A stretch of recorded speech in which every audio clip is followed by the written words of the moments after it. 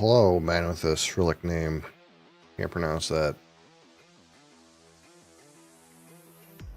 But hi.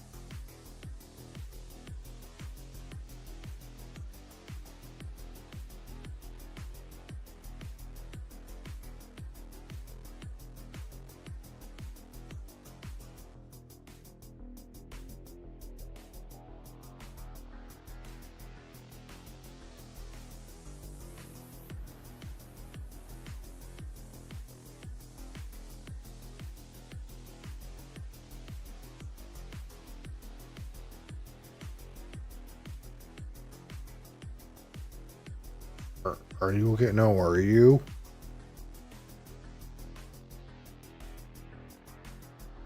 Is anyone truly okay?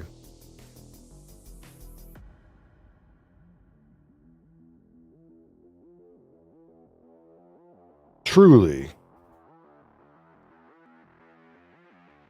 Truly.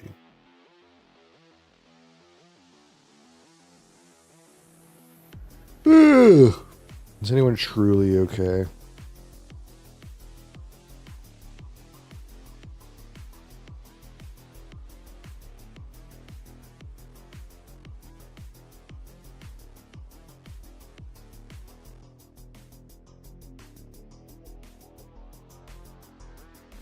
Friggin' sleepy.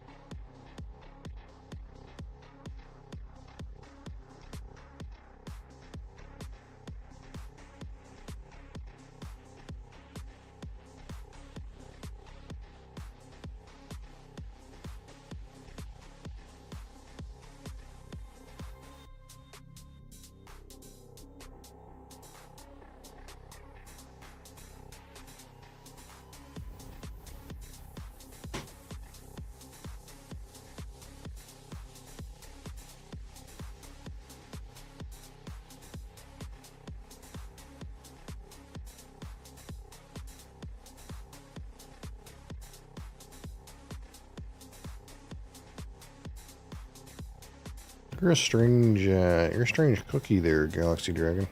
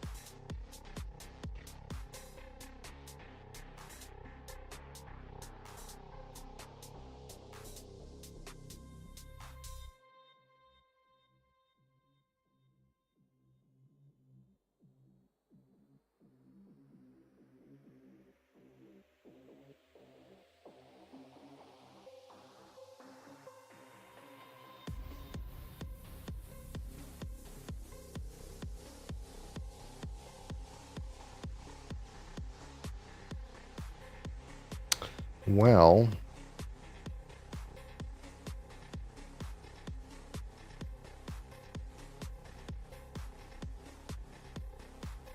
think we're just gonna boot the game up. That's what's happening.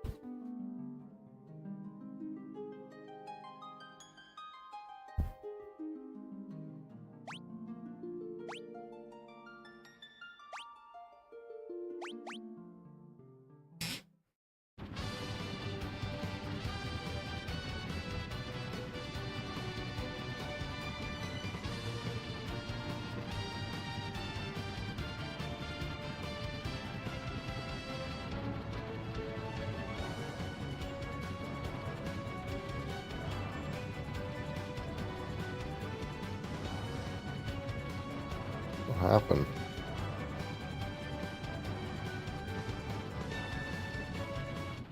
Game blew up.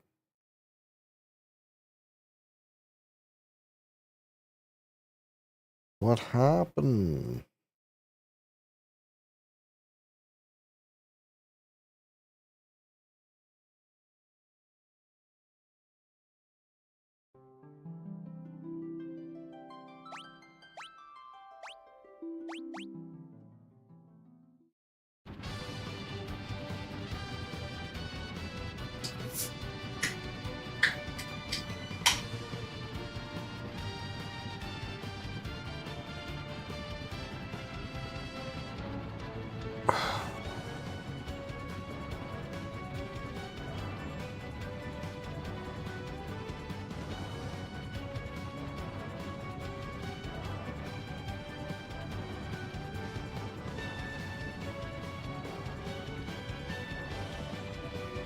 I'm supposed to do something with this to get a fang.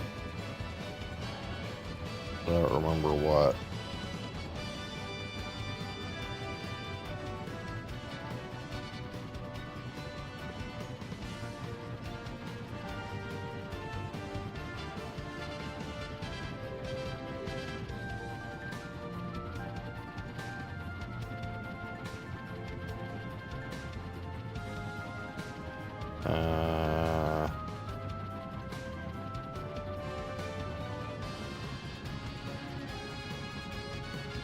I don't remember what's happening.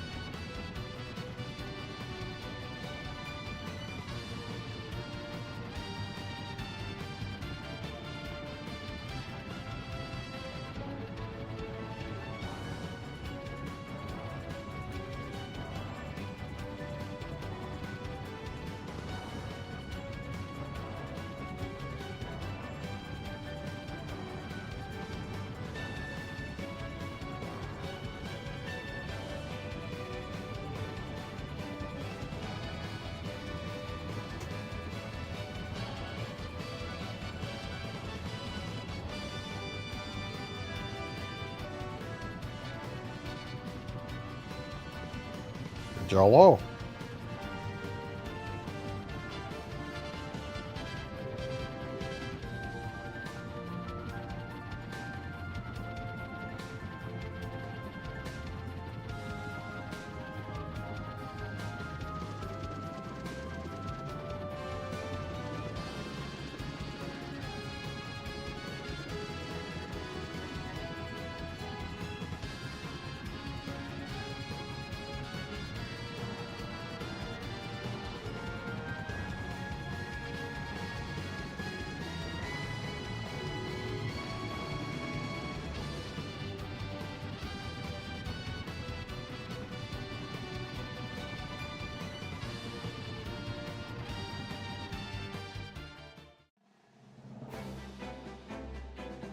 Okay.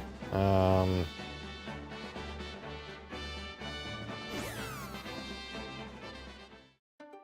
trying to say hi. I don't.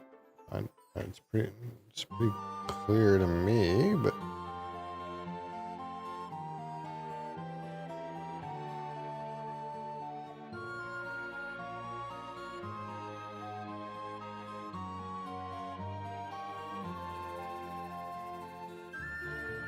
it's a strange request considering I already did say hi. You're an odd cookie, you know that?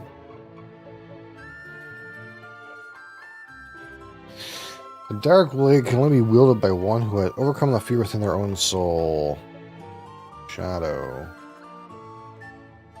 No, you're a shadow.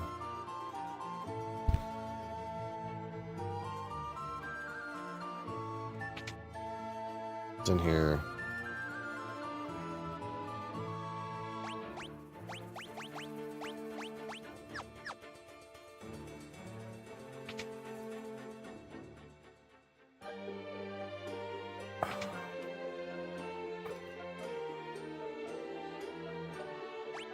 These seem like Dark Knight items. I don't have one of those.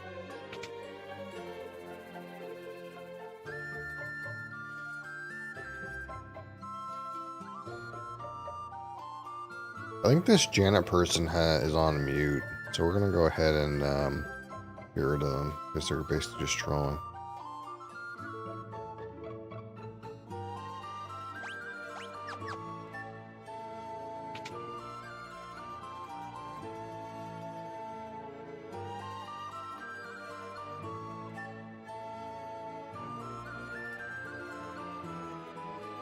Nothing but a dark blade can defeat the monsters in the cave. You should give up now.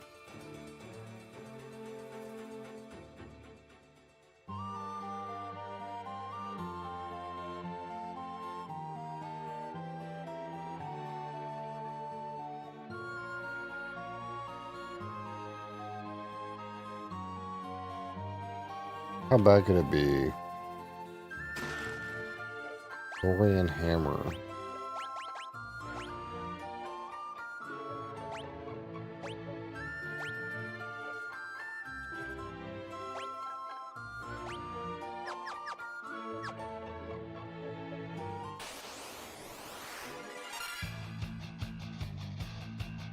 All these things, I mean...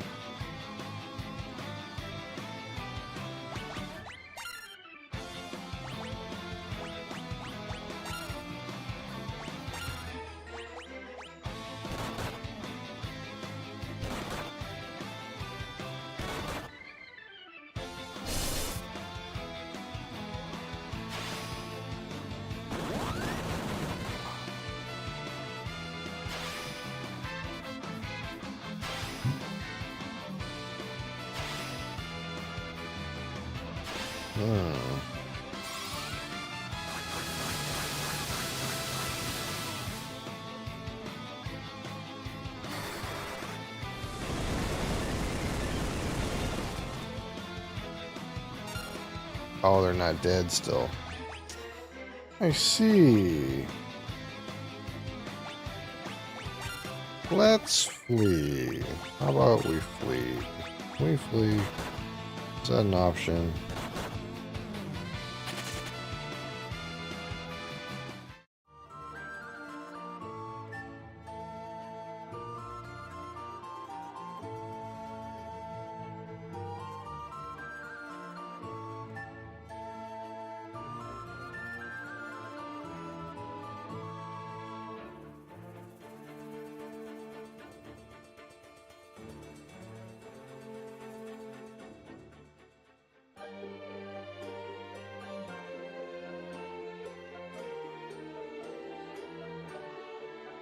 I kind of remember, like, my party doesn't really have a tank. That's not the problem right now.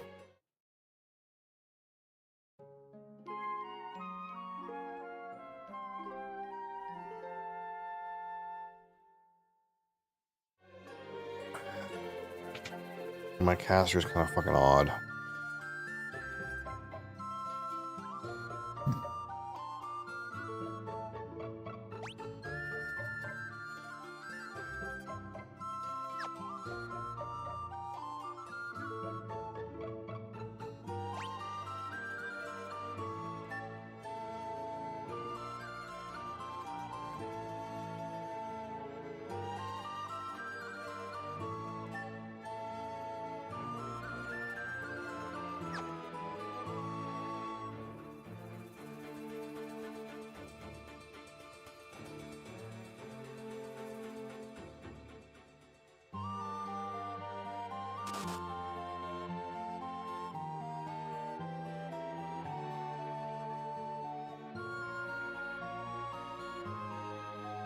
I seek one who is worthy of the Kiku Ichimonji.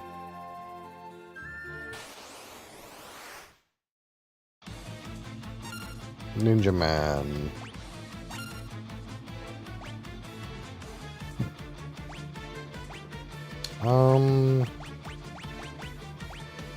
I have haste now. Single person, eh?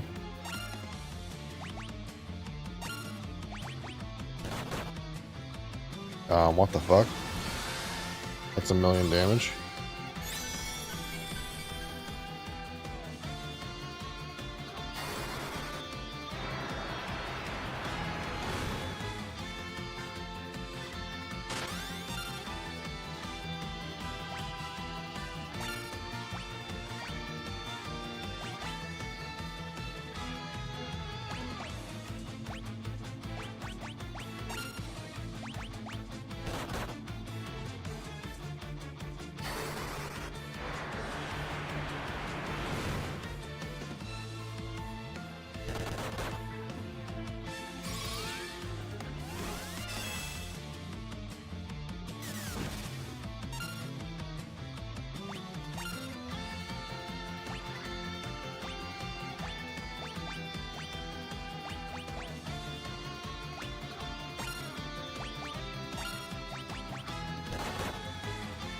What the fuck?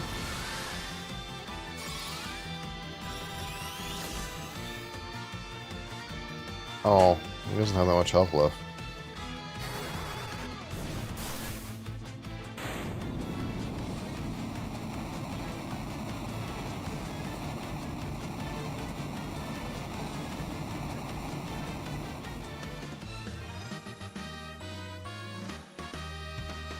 Bom, bom, bom. See, Kiku Ichimonji. Or Dark Knight. The blade emblazoned with chrysanthemums on the scabbard. 115 attack. Respectable weapon.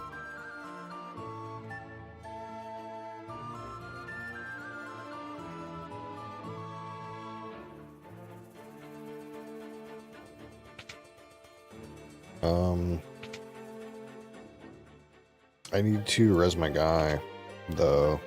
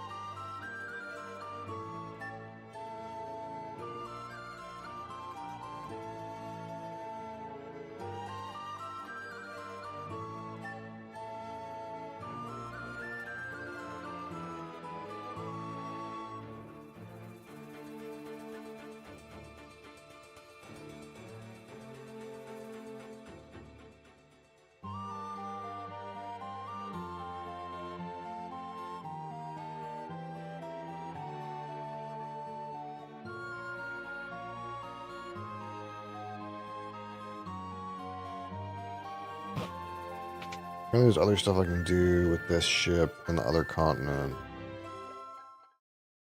We could try. Seems, that cave's fucked. Let's have a Dark Knight.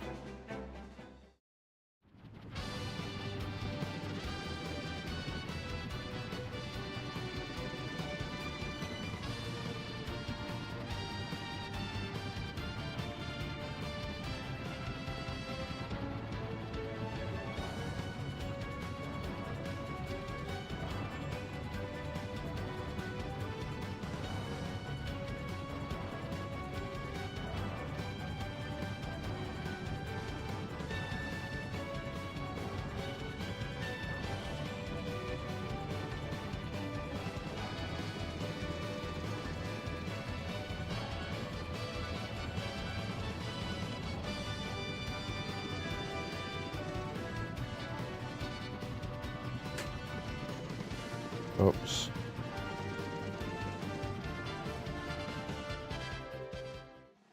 I don't know what this thing is. Guess we'll find out. Teamy Tupperware. How's it going?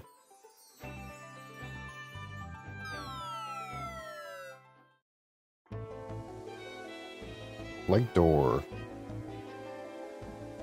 I thought I was going to be a monster to fight. Phoenix down, Arctic Wind, Heavenly Wrath, Earth and Drums.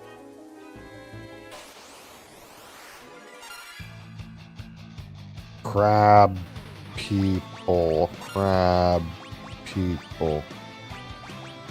Look like crab. Crab-like people. Uh-oh. Can you just stop hitting that monk?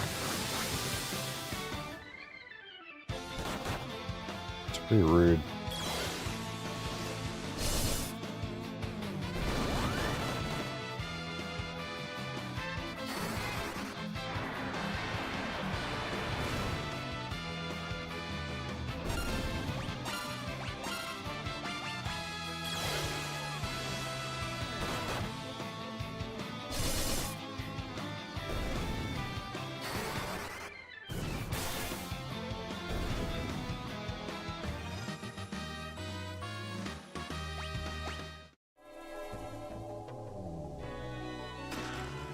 High potion, high potion, high potion, elixir. Big loot.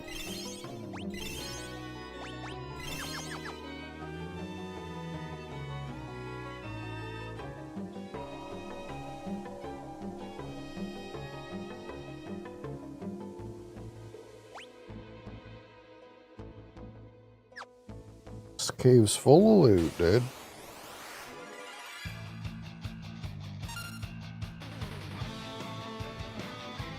It's a sea lion. Literally. Holy fuck. I can't tell if that's awesome or cringe.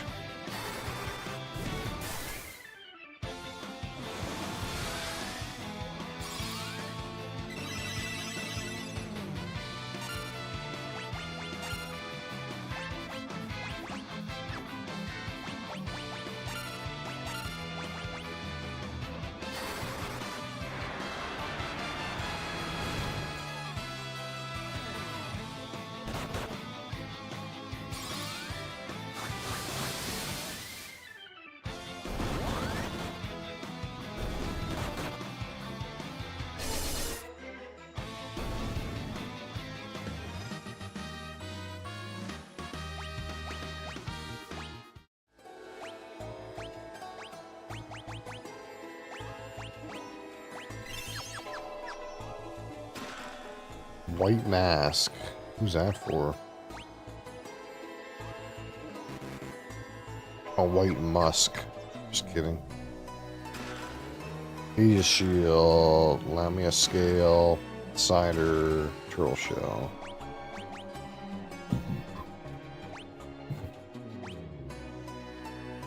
Dragoon can use this.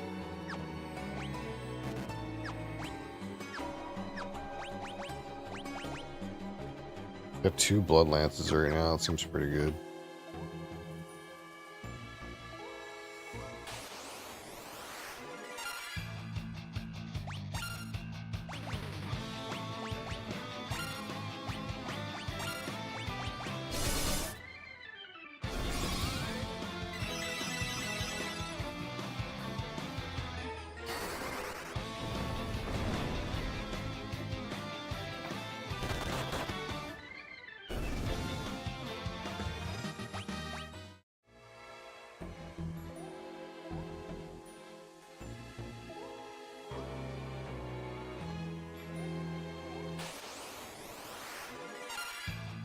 Ouroboros.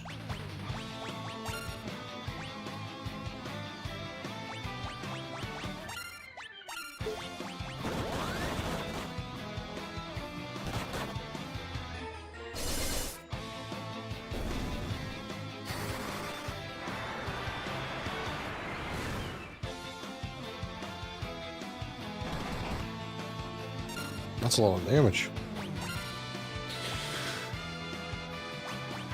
Our white mage just turned us down. That's fun.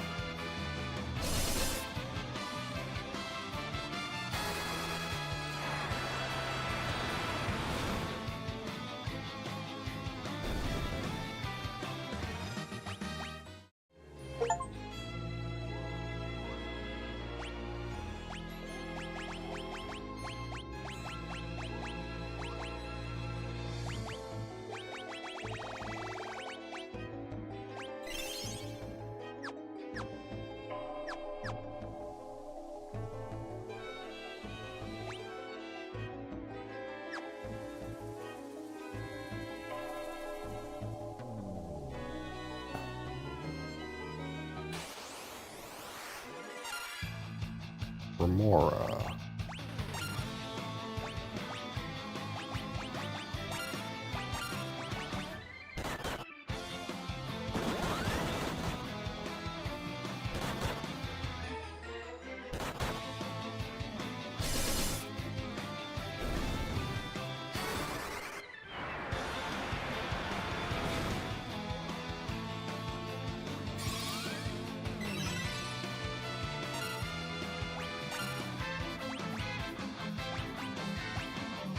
damage output in this game just seems like really high.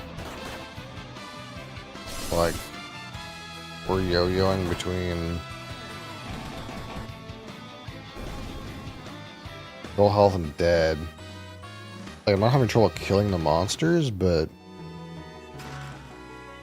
black hole. But like the damage output seems really high.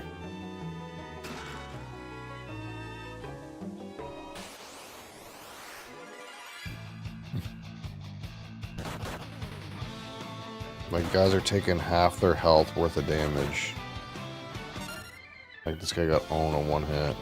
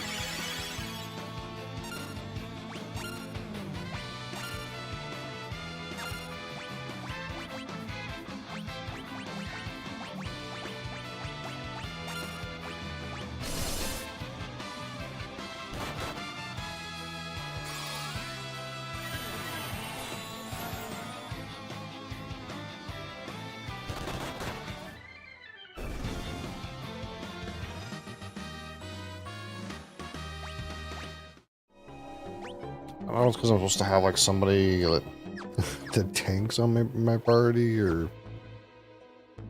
like maybe like I got two. I guess I got two physical damage dealers and two magic users, and I don't have a tank. Is that what's happening? Can't actually tell.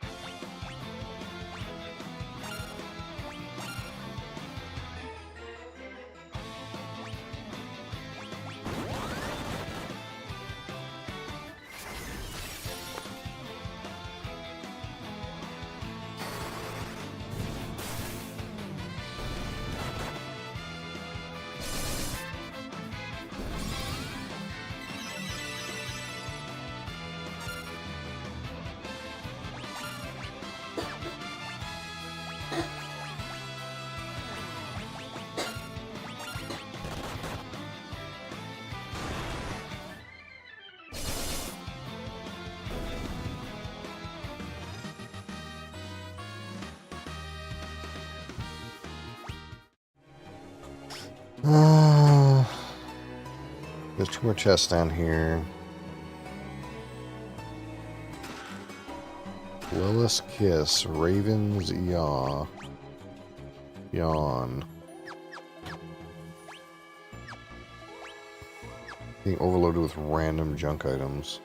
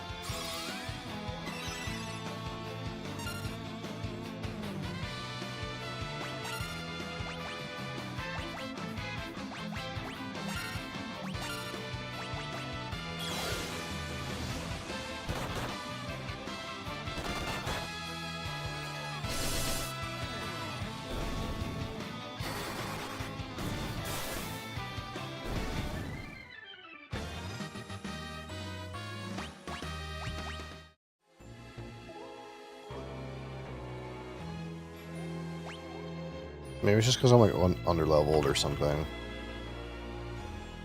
Oh, it's like some boss here.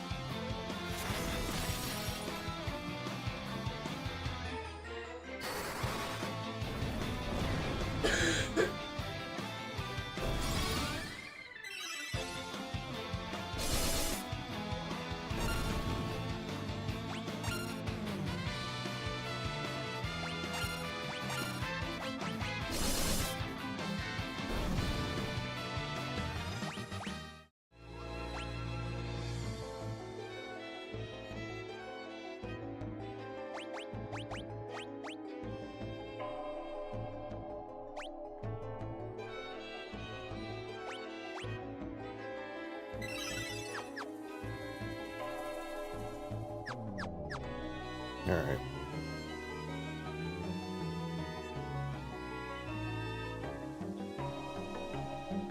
Let's save the game. I think that would be smart.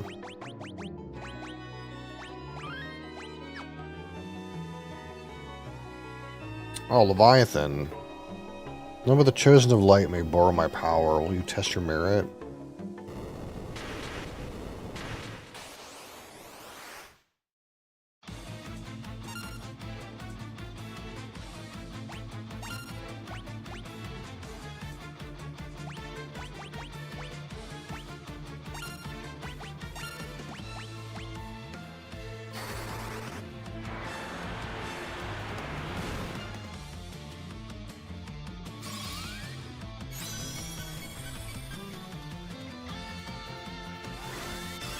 Protect.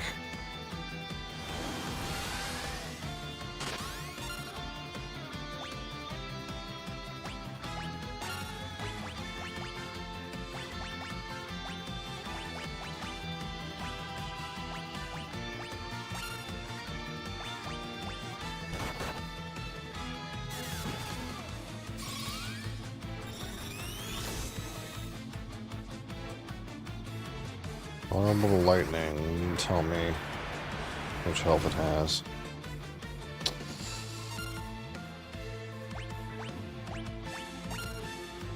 Oh, but he turned to stone.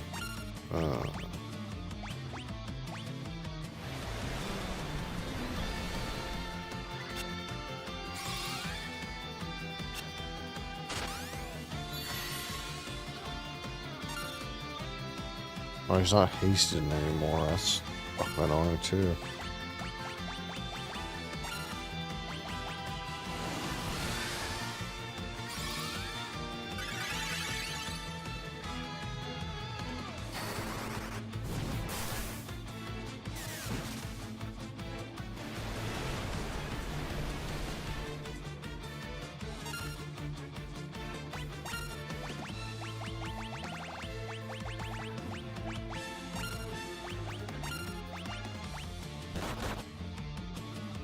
Oh my fuck, it's annoying.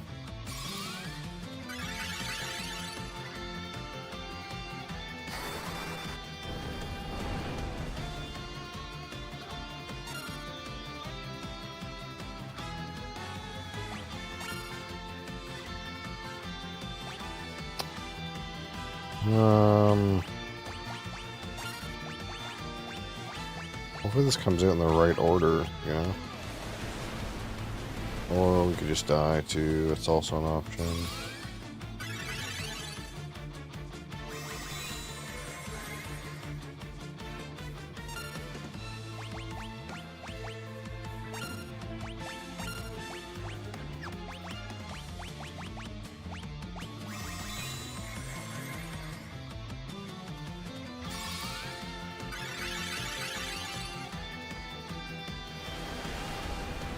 God damn it.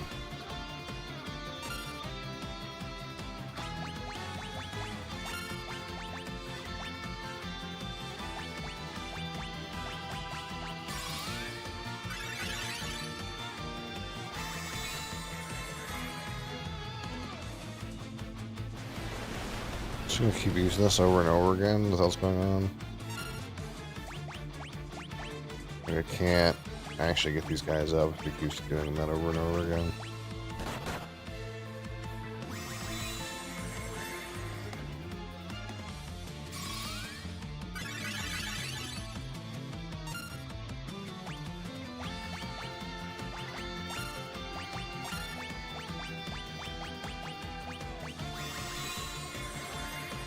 So the hope is now the heal goes off, or we could just die. Okay. So this is not quite happening. How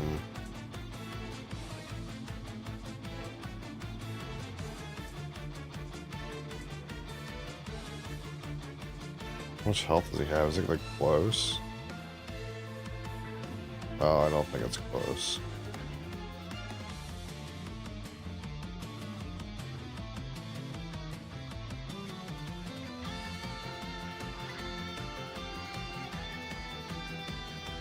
I need to come back with like a black mage.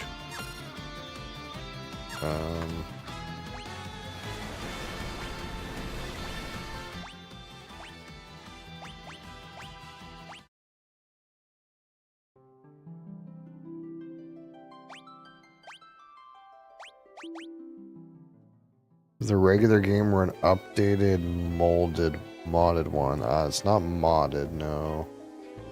This is the Pixel Remaster version. So, it is a newer version of the game, but it's not modded in any way.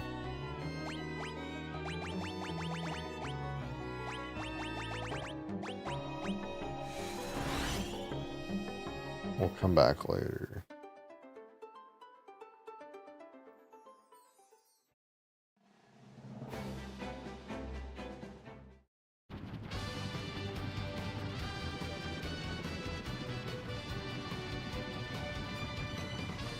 Played the OG one? You mean like 1? This is 3.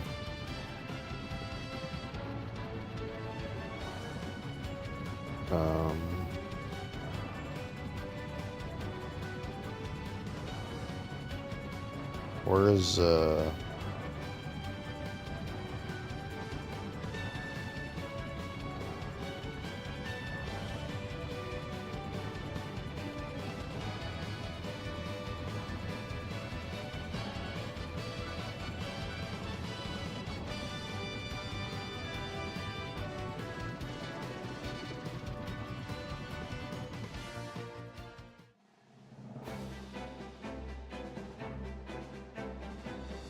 I don't know if I can do this guy either. We might have to come back later for all these optionals. Odin was pretty hard to do too. But I at least have a Dragoon for this, so it might not be so bad.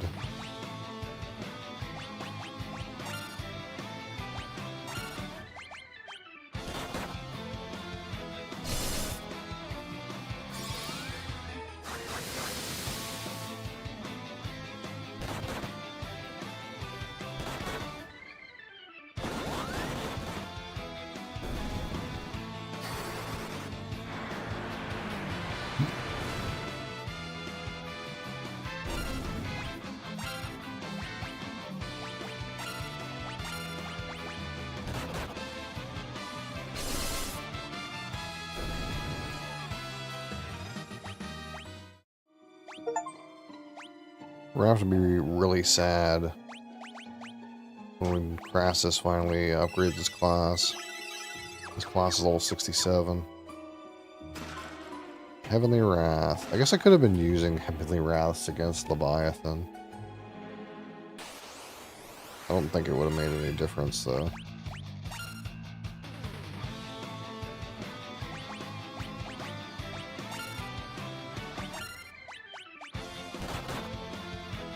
What the fuck was that?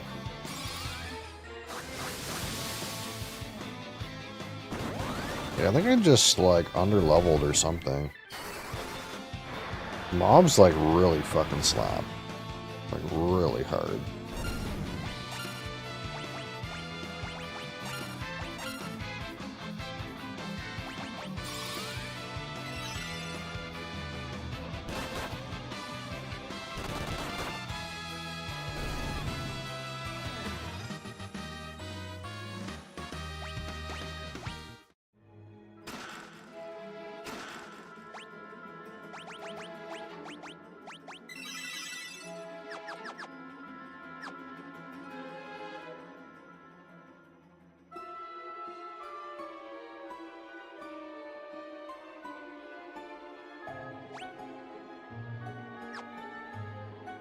There's lots of loot in these things, at least. Greater Boros.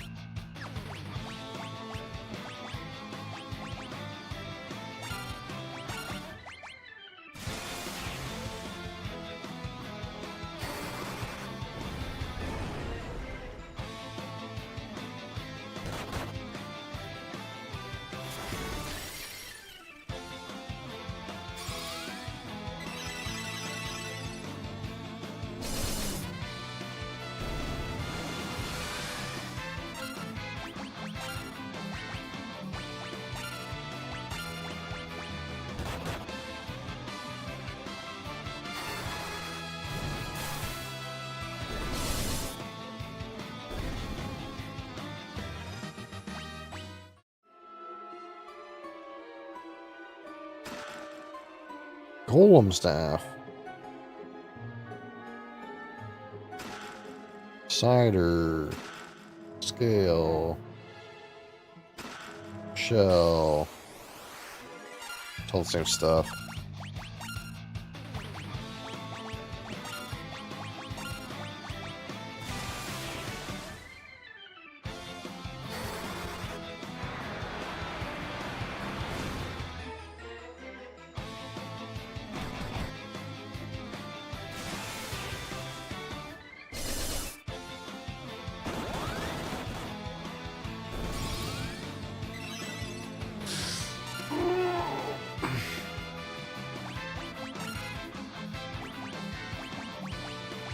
I have to get rid of this Geomancer too. He's kind of trash.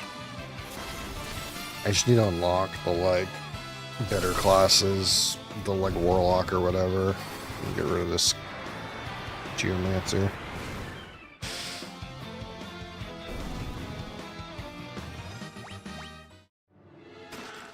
Chocobo's Wrath.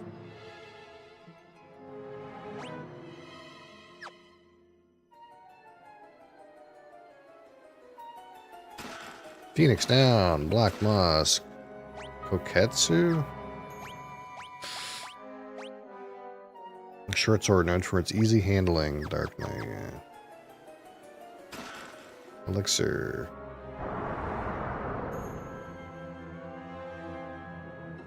The voice of Bahamut thunders from outside the cave. Test yourselves in battle. Okay, let's save the game. Don't know if, like, maybe, like, with a Dragoon we can kill this guy. Maybe it's wishful thinking.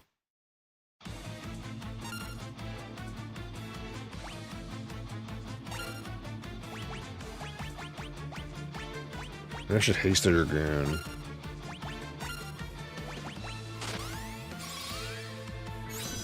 No, can't haste him anymore. Fuck, that's weird.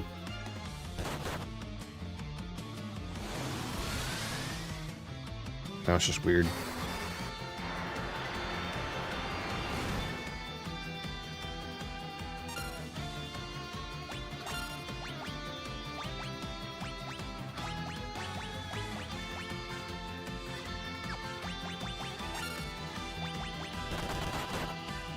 Boom.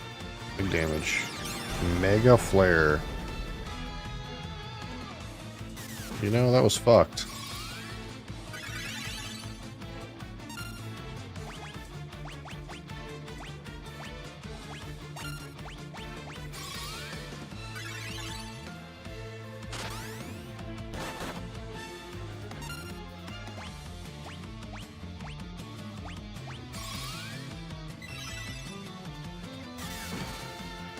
I mean,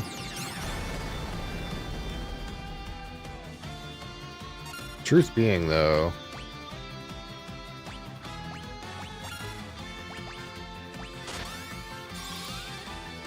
if we just sit here and yump on him over and over again, do you think it'll be okay?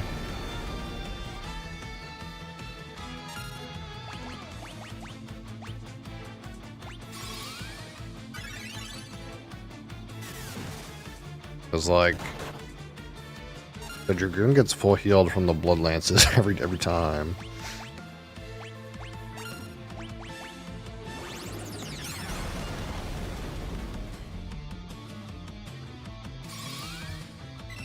There's a chance this just turns into like a 1v1. Actually, I'm not sure it can. I'm not sure Brahma can actually kill my Dragoon. If we're being honest. Actually, unless he one hits with Mega Flare, I don't think he can kill it because he just yumps. Oh no, yeah, he's dead. Yeah, he went first. Unlucky. Okay. We can't kill Bahamut. It might be close. I'm actually not sure. Do you think there's a world where we could res this guy and then he'll do an auto attack?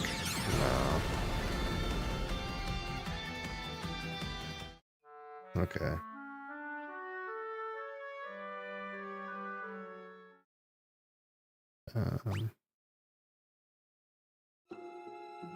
Alright, so I don't know what level you gotta be to do these things, but clearly we're not quite there yet.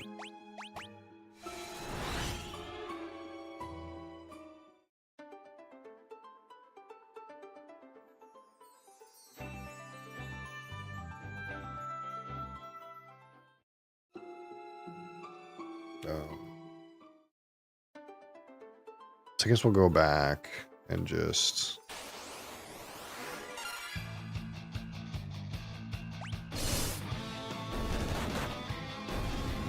do the normal stuff, you know. We'll come back when we're more powerful.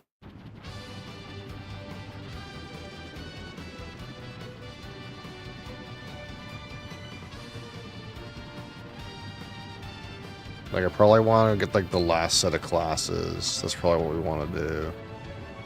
Before we do, like, Odin, Leviathan, and Bahamut.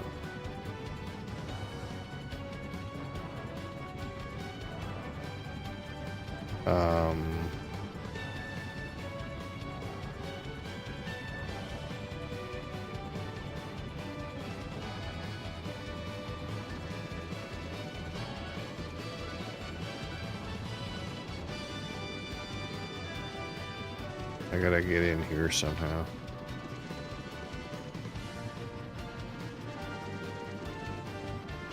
I was wondering why this continent was made so weird.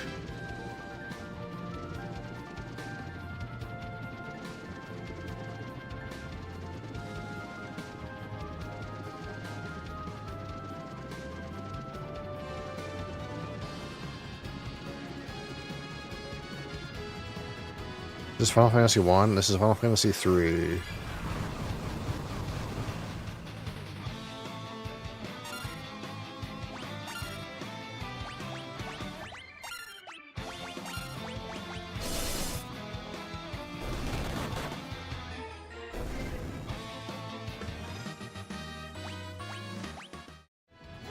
So it's still in the early days. I think this is 1991. 1991, I think.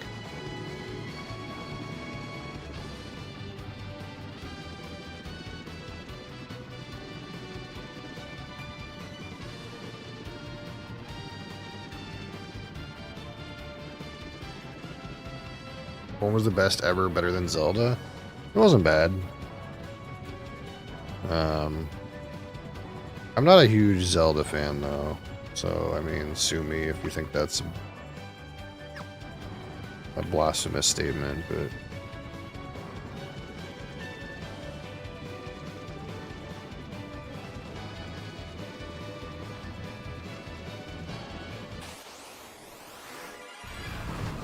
Three would have been around 95? No, I don't think so.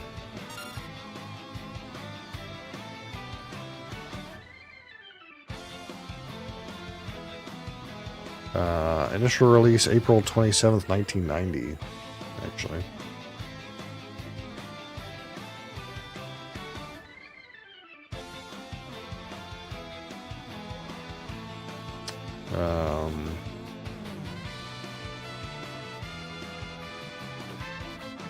In 95, It depends on where we're talking, but for example, Final Fantasy V was released in Japan in '92. So we're talking about Japanese dates. Final Fantasy VI was released in '94. So these games are actually older probably than you realize. I was surprised too when I read that Final Fantasy I was released in 1989. So the games are older than it seems.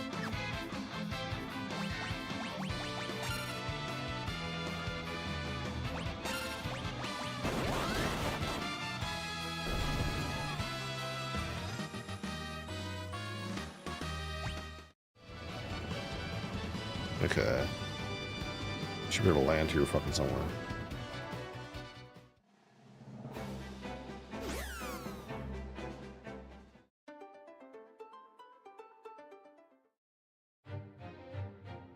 Cave of Shadows, B1. I've come here from Falgabar to further my training. Be careful of the monsters in this cave. They multiply when attacked with normal swords. Do I need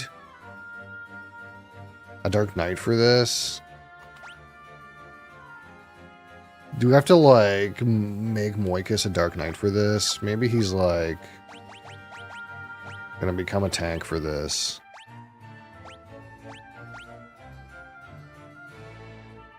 The problem is, I didn't go buy the gear for this class.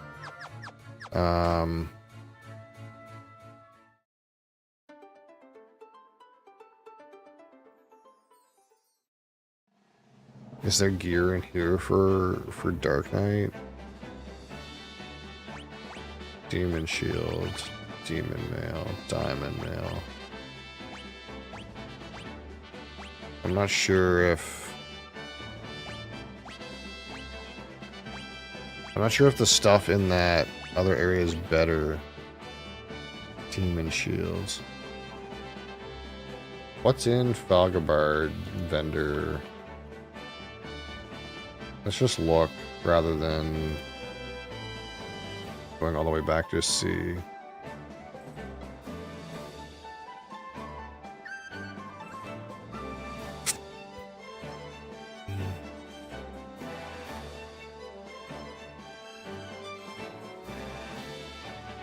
It's the same stuff that I have. Have access to here, I guess is what I mean to say.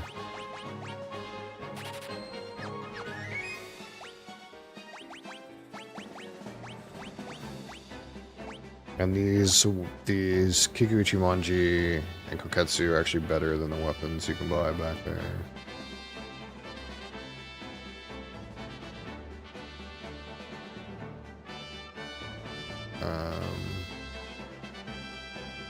So... Wait, should I use 2 weapons? Or should I use a shield? I guess we'll just use 2 weapons for now and see.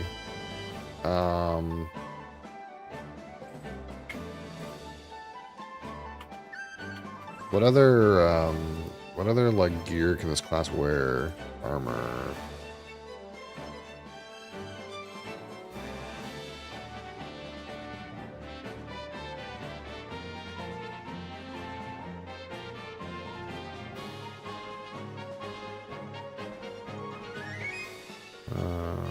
There's some stuff that drops in here that he can wear. Okay.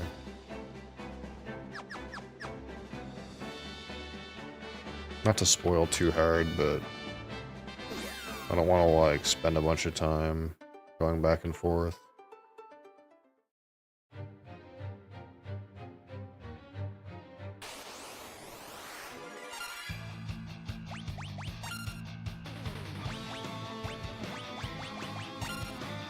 Blade Blitz. Let's see what that's about.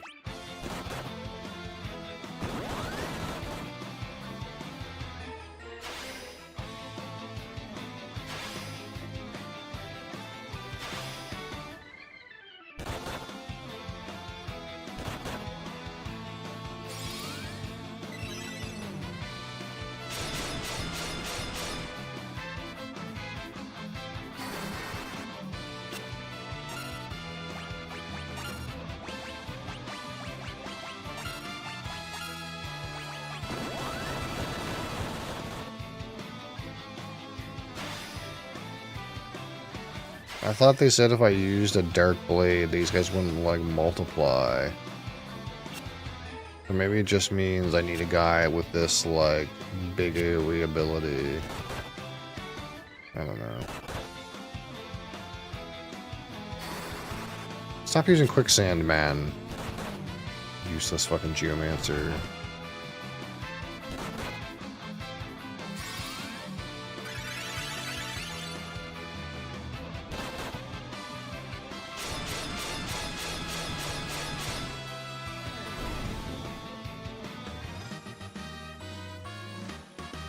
Crash is level 70. Holy shit.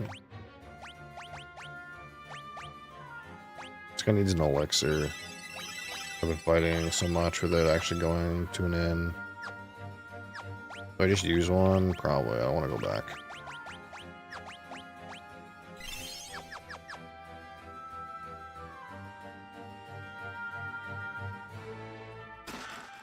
Cider. Sir, are you alright? I thought I had mastered the Dark Blade. I was wrong, but perhaps it was fate that brought us together. Here, take this sword. Kokatsu, I already have one of those.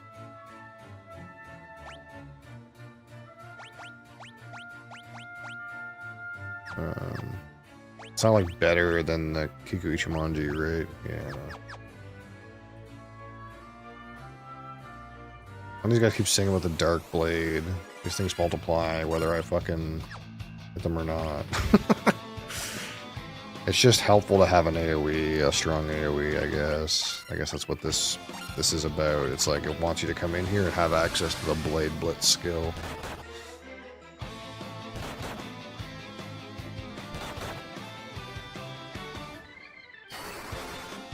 Even though Earthquake is like just as good. If he would fucking use it. Instead he keeps using goddamn quicksand.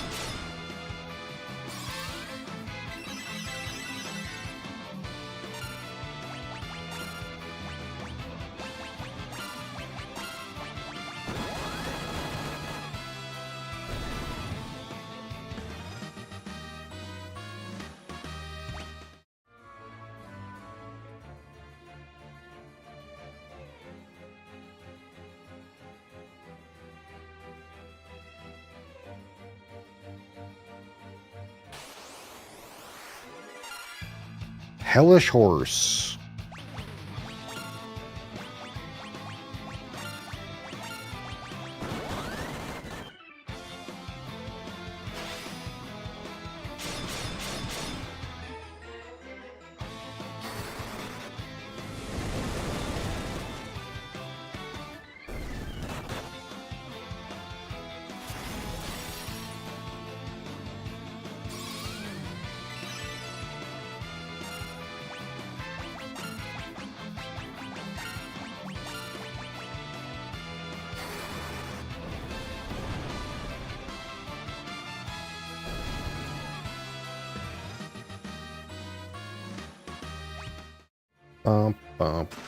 But tranquilizer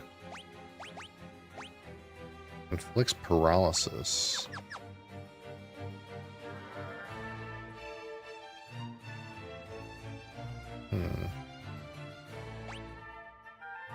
Loot this way.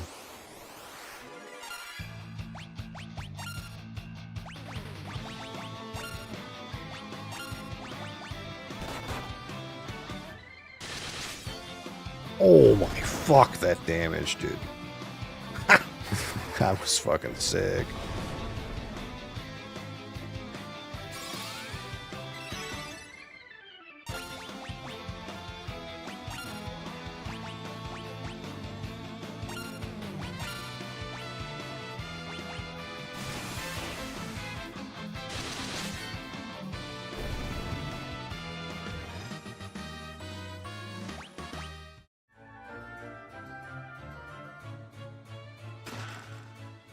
Lola's Kiss.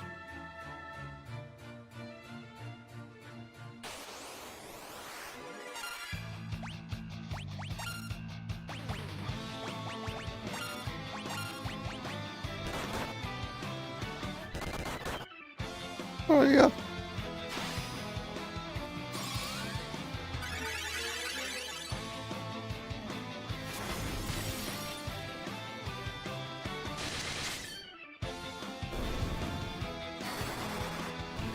Quicksand that fucker.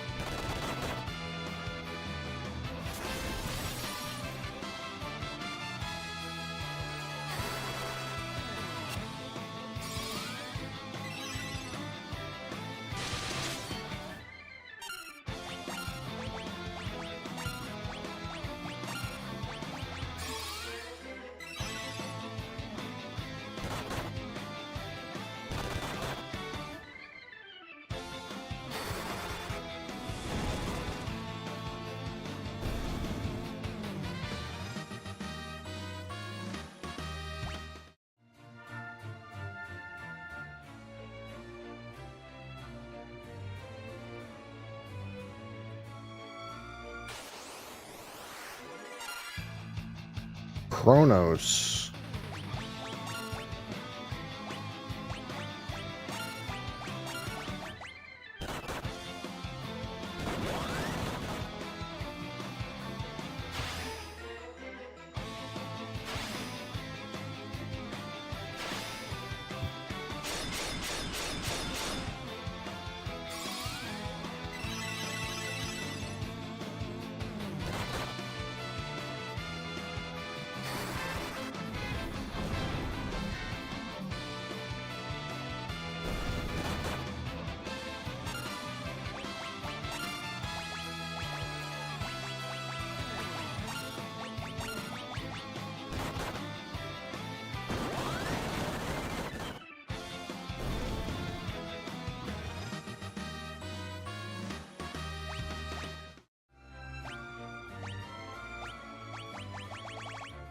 Do I have any, like, random potions? No.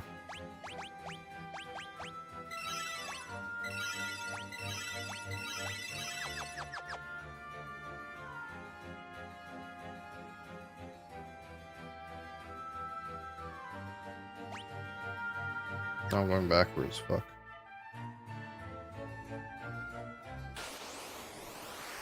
Dang it. Back attack. Shack-a-rack.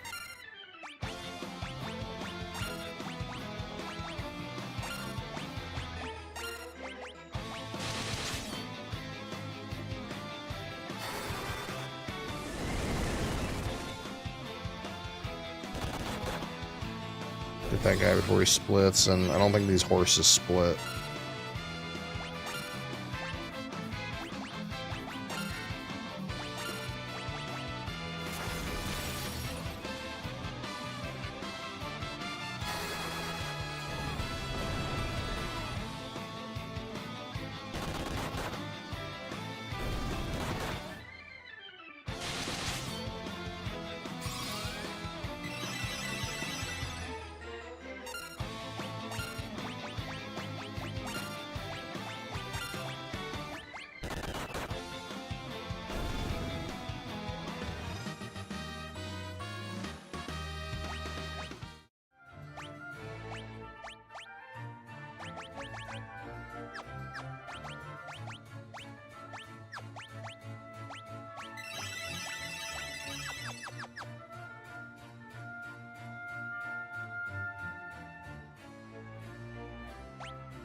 Let's see.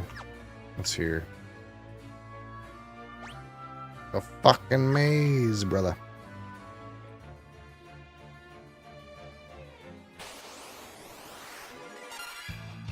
Gap.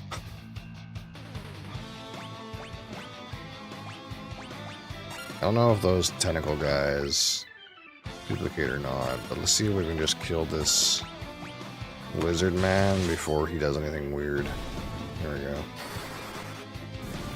It might be these gap guys duplicate too, but I think it makes sense to try to get the one that splits for sure.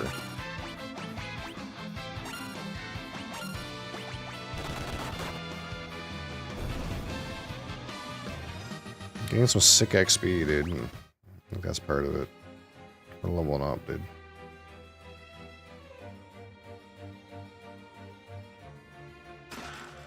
Genji gloves.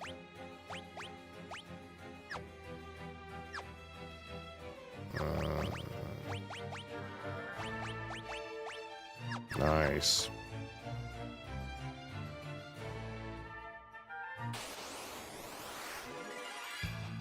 Preemptive strike.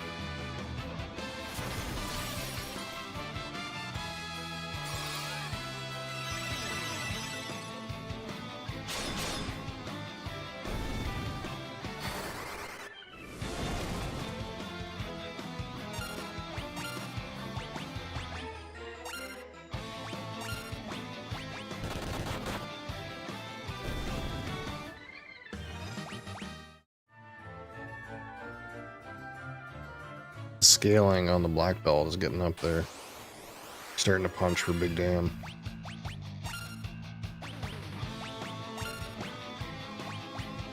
And that's the way the black belt is. This, like, as the more he levels up, the more damage his fists do. So it's like a, you gotta like commit to scaling. At first, it's kind of like dog shit, but he's starting to believe, dude. He's not even level 40 yet.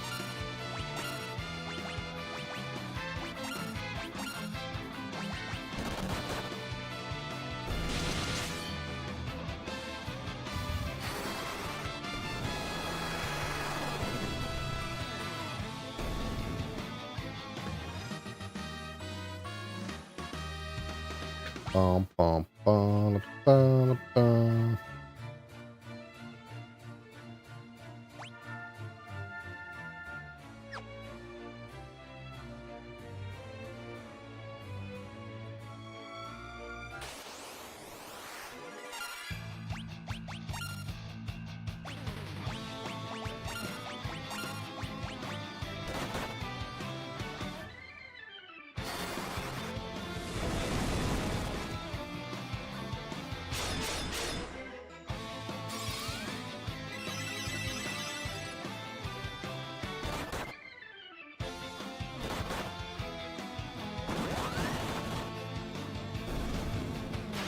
Divide. Divide.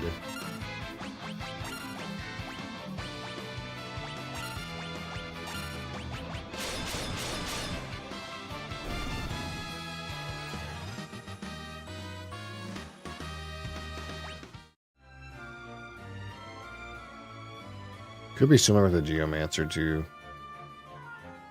Like, I bet you his damage is entirely based off of what level his job is.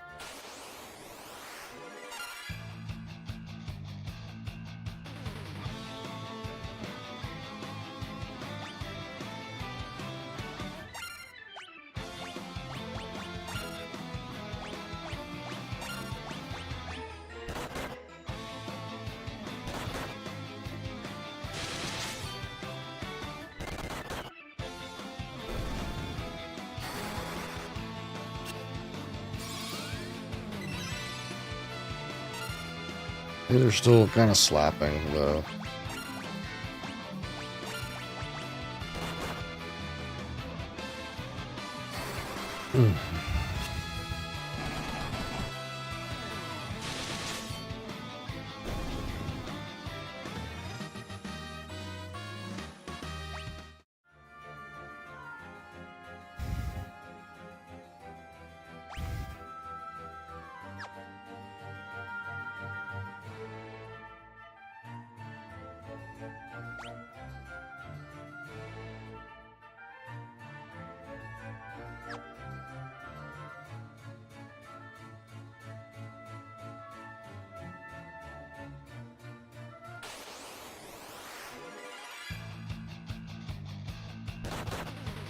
Ooh.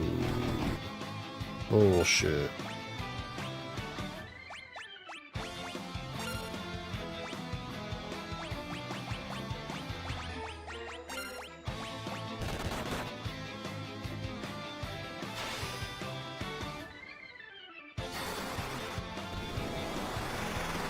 That kind of worked out, though.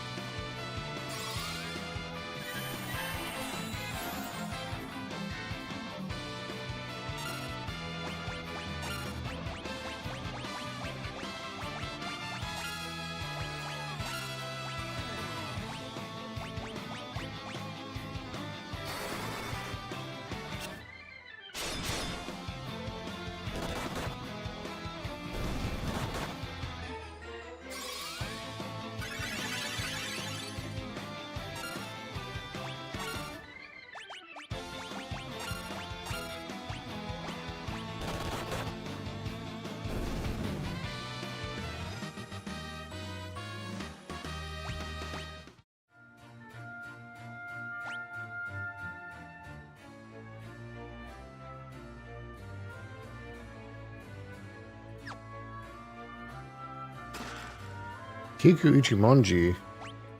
I use 2.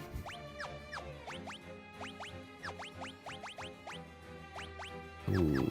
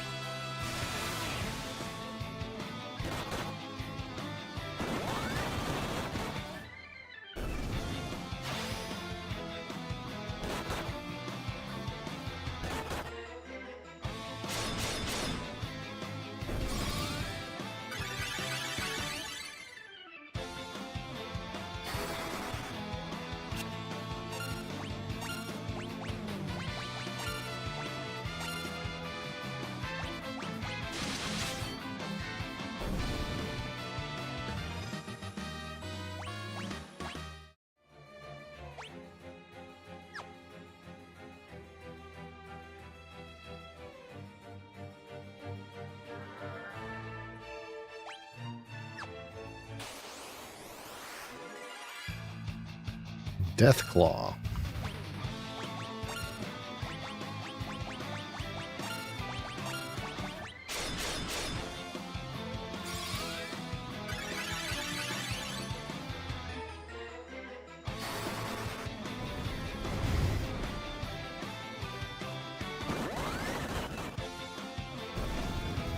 Really? That thing's not dead?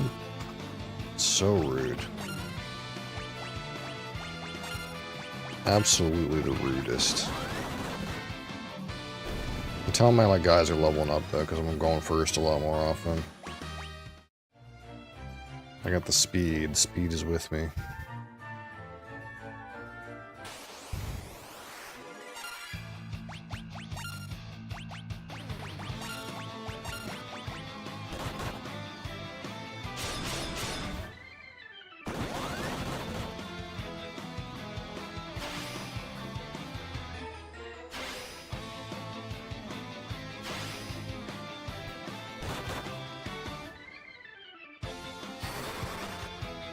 Stop using quicksand, you piece of shit.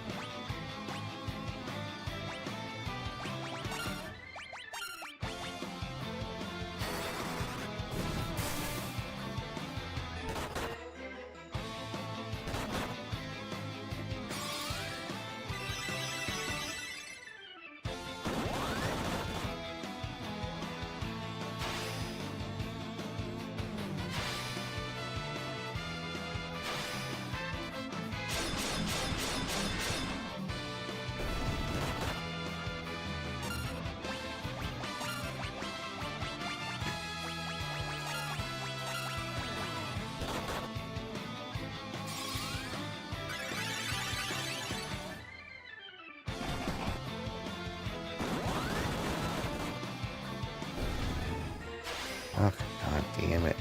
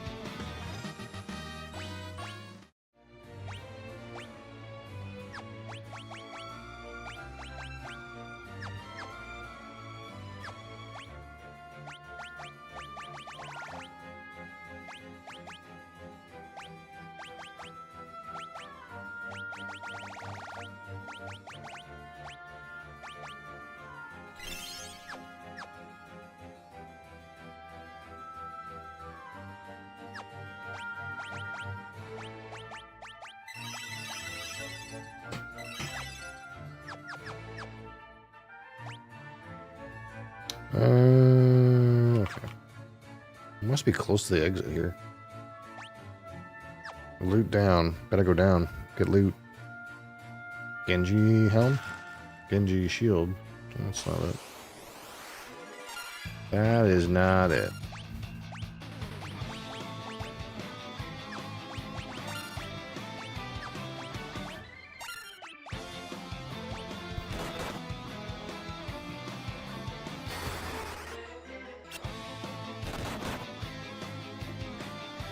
No.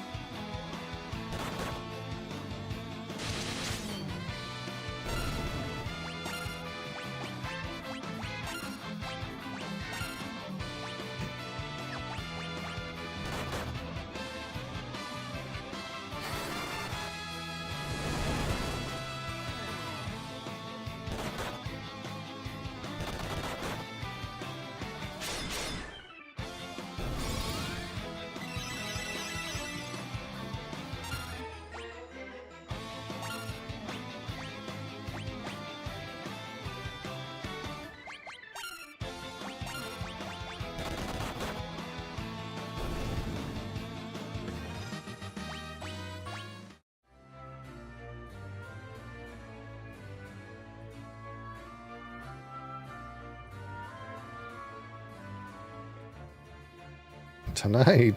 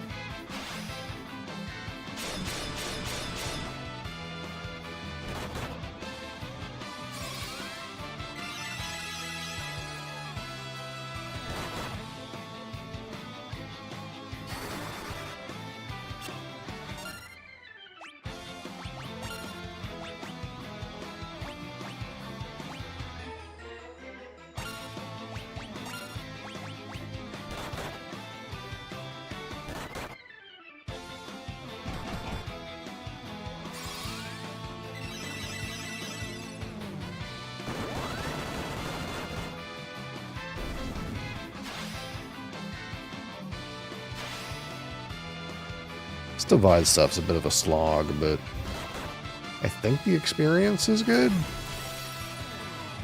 Hard to tell.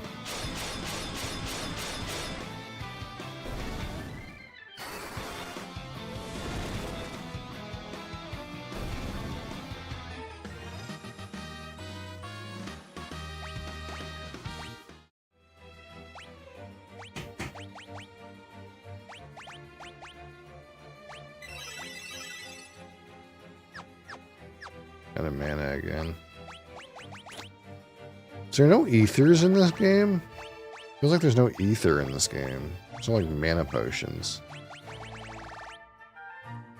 I don't want to use elixir again, but What am I supposed to do? A man's in a mana. And I feel like there's a boss at the end of this fucking tunnel. What's a man supposed to do?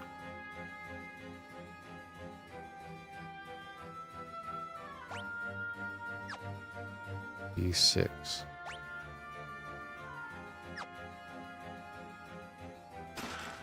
Here's the helmet.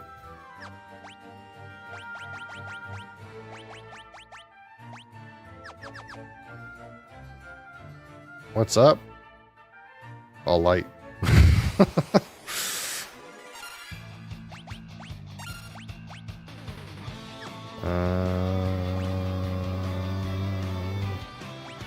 Arrow?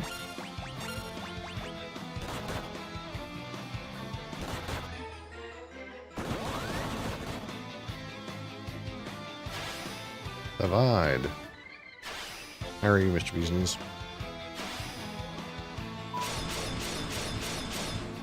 What the fuck was that? Why is it doing that? I don't understand. Don't do that, phone. Beep, beep, beep, beep, beep.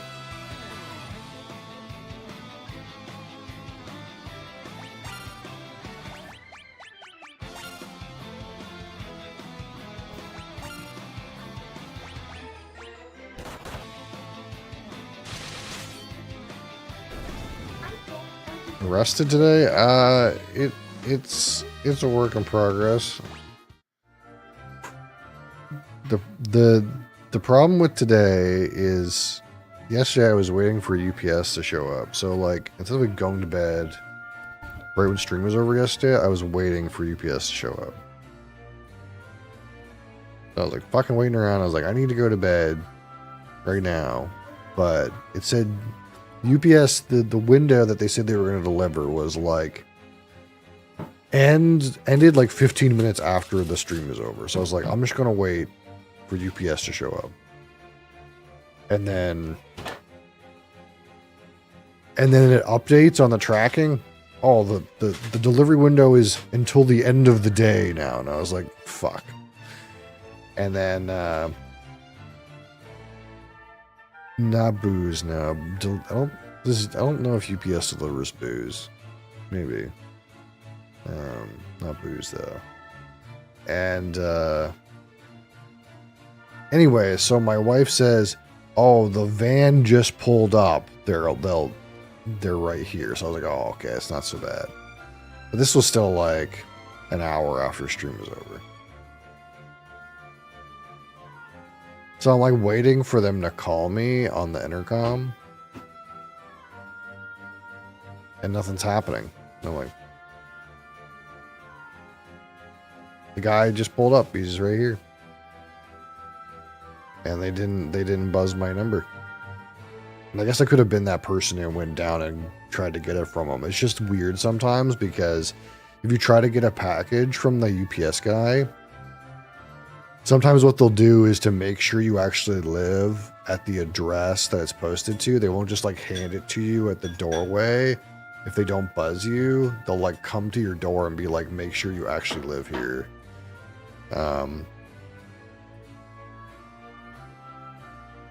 And then tracking updates. Oh, delivery attempt failed. Sending package to access point. Fucker. So I went down there and the guy clearly was behind because his delivery, he arrived after the delivery window. So clearly the guy's running late and he was like, fuck it. And just wrote failed delivery notices for like 3 people and just posted them in the lobby and fucked off. Piece of shit. So now we got to go down there and pick that thing up.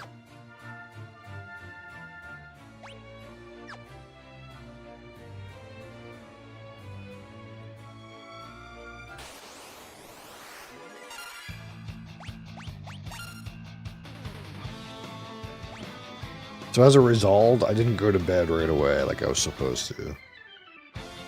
The other thing too is like I got a bit of a sleep, but like I was like kind of groggy when I got up. So I think I actually have to like get up half an hour earlier. Because I'm like doing okay now, but like the first half hour was rough.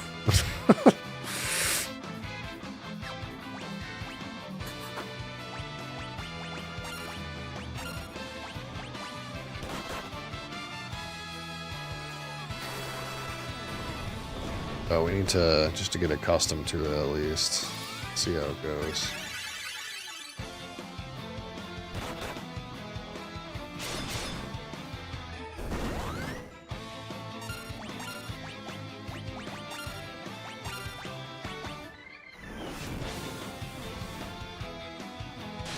$86. Hopefully. Hopefully, yeah. Because like so like the other thing too is like I've only just started going back to 4 days a week again, so I'm not even adjusted to that schedule either. So it's like hopefully with a few things it'll get sorted out. But the next like nuclear option is to like stream one less day, and I don't want to do that.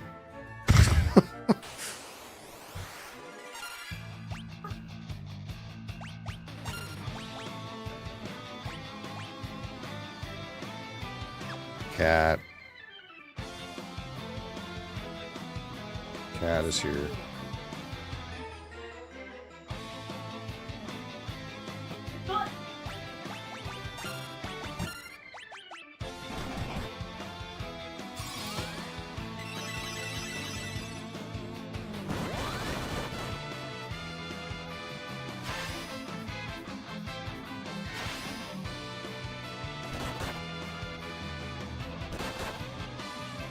Oof, doctors.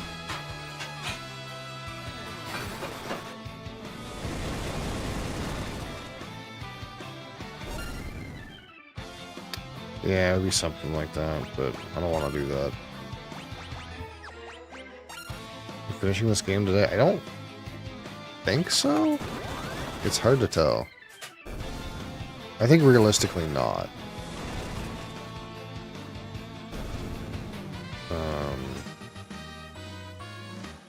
Last time I played it, I kind of felt like maybe I was close to the end, but this is like been a bit of a slog so far. And also I kind of like learned that there's like a bunch of like optional bosses to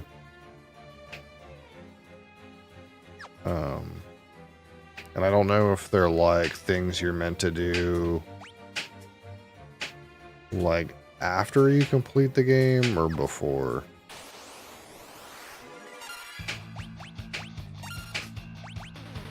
But I tried some of them earlier and I probably can't do them at the level my characters are right now. There's a chance I could do Bahamut, but that's because like with a Dragoon and blood lances, there's a chance that like Bahamut will just never kill a Dragoon and he'll always be at full health. So long as Bahamut doesn't take 2 turns in a row, he can't kill the Dragoon. So there's a reasonable chance, I guess, you could keep running Bahamut with a Dragoon and hope to never get unlucky. But the rest of my party was dead.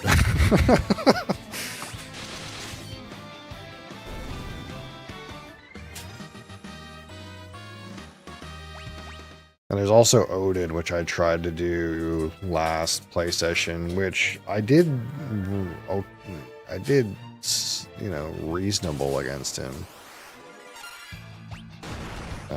Oops, I didn't mean to do that. But,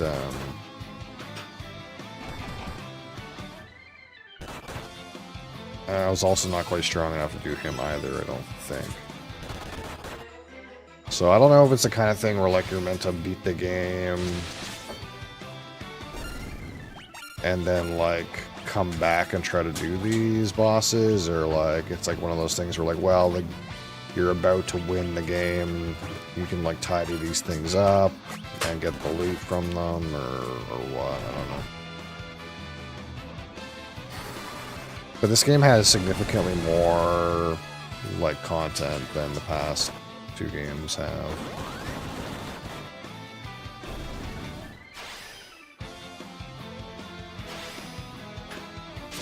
Maybe I don't want to say content, but maybe content is the right word. There's more like stuff to like do and explore, especially compared to the last 2 games.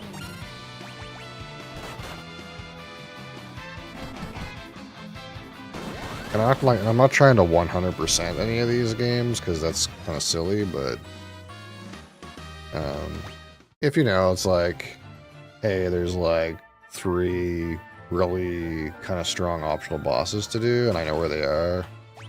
You know, we might just go do them, knock them out, you know.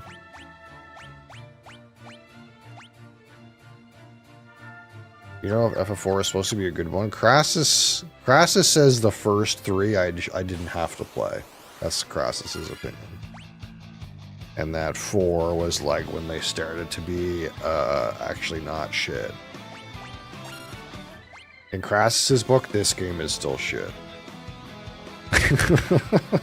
Like not worth playing kind of shit.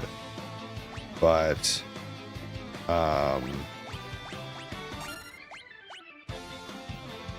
But one was pretty good, and 2 was terrible, and this one is like probably better than 1. You just finished the first 6 and you're starting 7. It's just not the same. What do you mean by it's just not the same? Basically, I've been running this game every Friday, Elza, and I've played through 1 and 2, and we're at this point in 3. Only good times ahead? I think so. There are definitely, like, other shit ones in the series, though.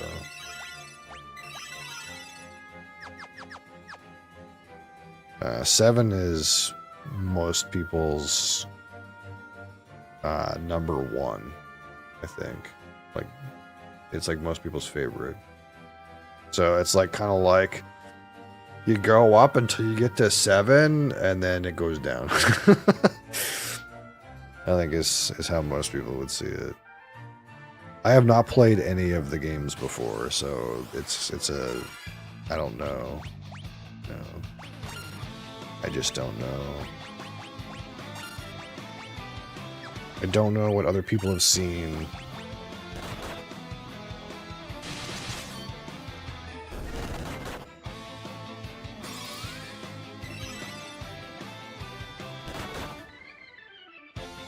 Adriana, baby. We got Cat here. For you guys on Vertical, Cat is here. She's being very good. She's being a good girl. She's just sitting here. What a good girl.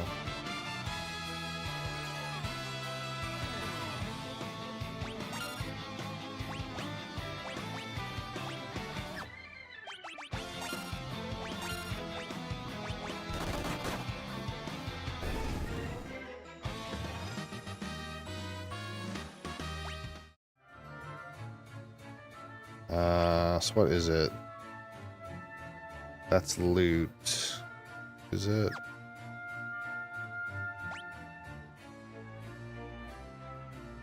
This goes to the back? Oh, I bet you I gotta go through this one. At first.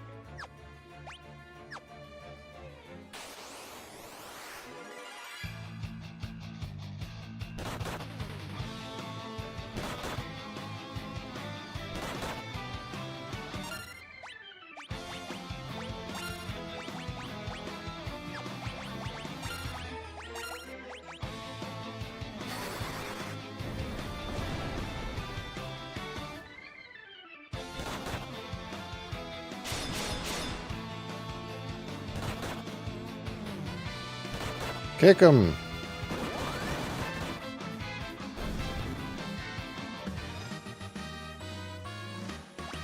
I think no amount of levels is going to make this Geomancer good. That's what I'm feeling about him.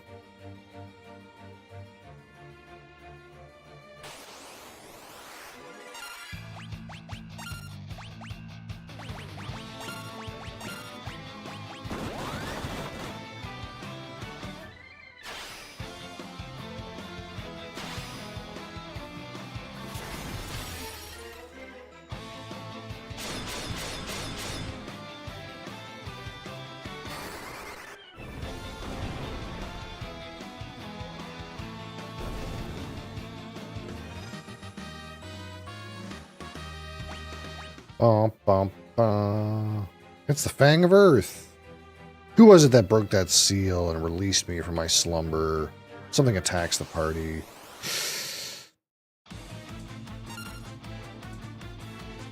Hecatoncheir. I'm not familiar with this guy. Hecatoncheir. Boosts. Okay, we gotta get a fat heal out real quick. Big damage, big damage. Uh-oh. Fuck. I kind of started this fight with no health. It was kind of a bad idea. I didn't really. I was like, there's just an item right there. I'll go pick it up. Let's see if we can salvage this. Let's see if it's salvageable.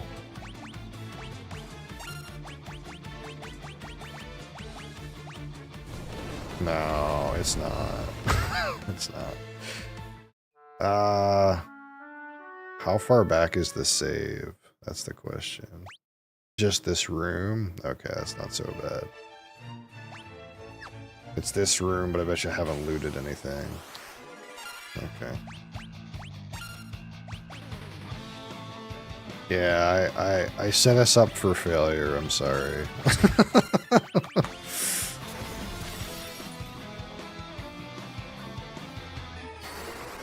I kind of knew in the back of my mind that there was going to be a boss as soon as I clicked on that thing, but I didn't physically see a boss, so I was like, it'll be fine.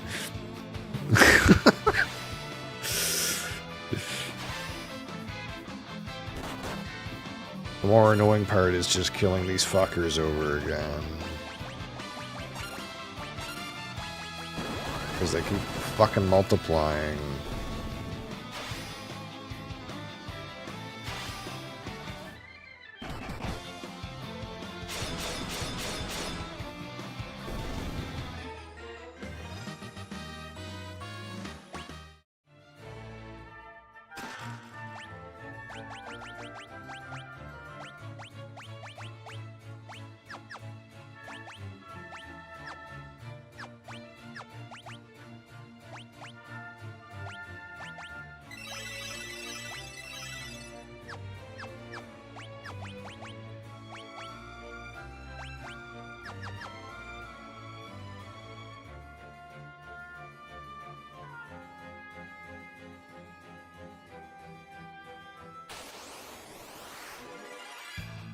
Back attack. 9 hits. That's fucking rude.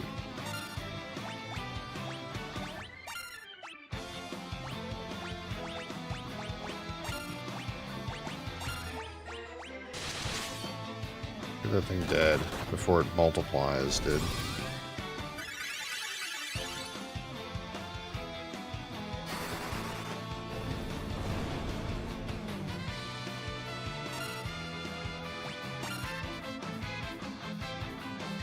I'm trying to decide if this thing that's called a Deathclaw had any kind of influence on the Fallout Deathclaw. Because it kind of looks like one, but not really.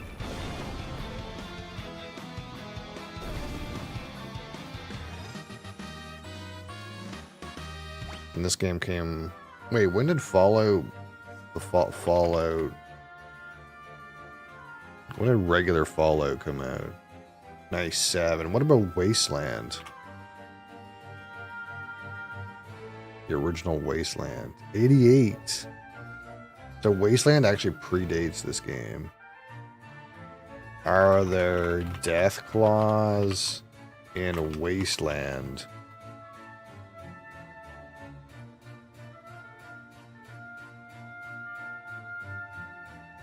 In the original Wasteland.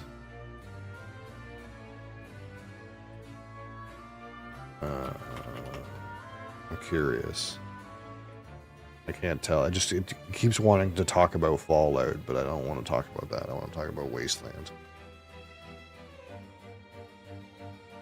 Because Wasteland's actually the original thing.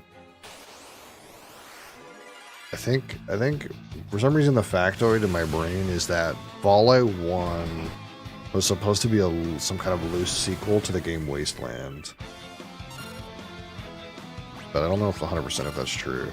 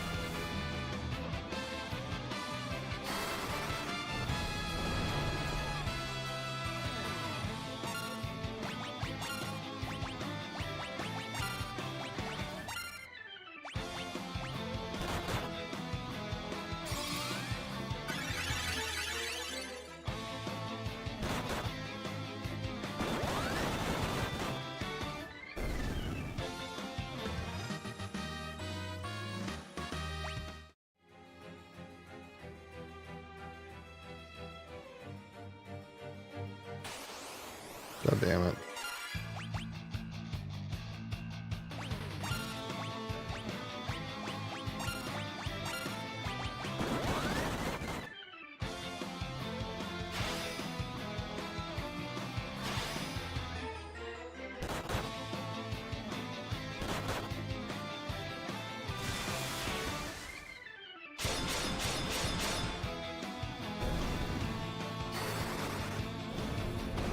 At least he's using Earthquake and not using Quicksand and missing.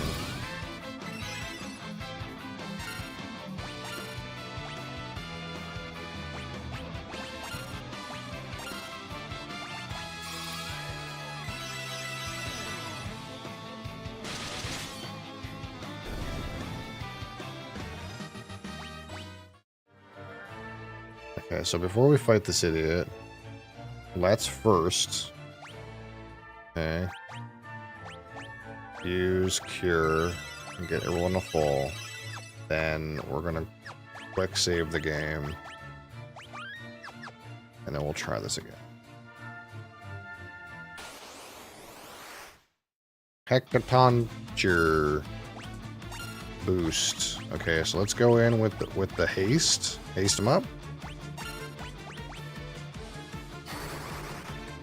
Rock slide, great job.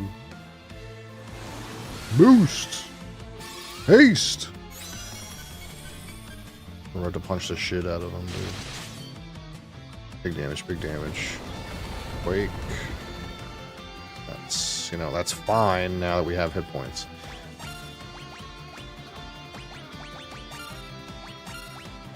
Alright, let's see this big fat bee's knee knuckle sandwich. Coming. He's boosted and hasted. Oh, 1750.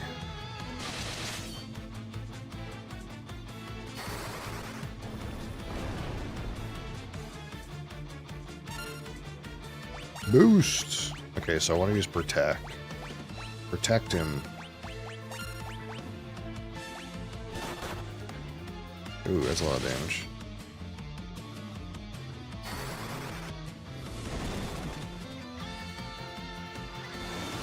Boost!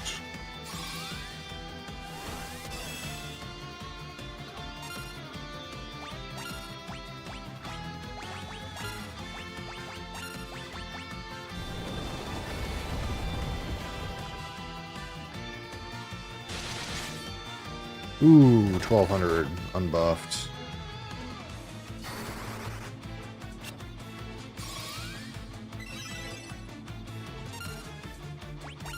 Alright, let's get out a fat heal. Let's bust out a fat heal just to get us back in a comfortable place, you know?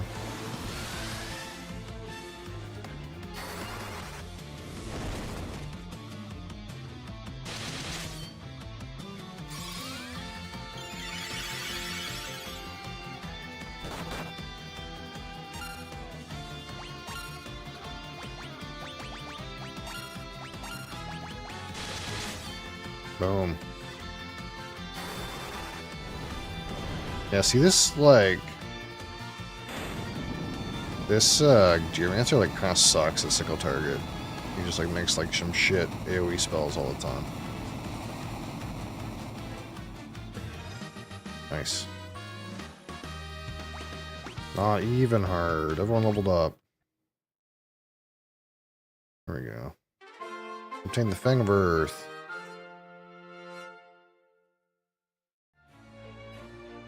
Come on, let's go back to the manor. Doga and Yunai are waiting for us. Yunai. Unicorn.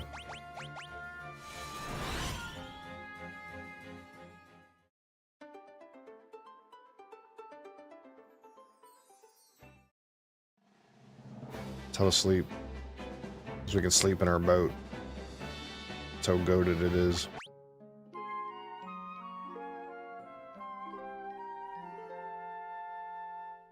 Boom.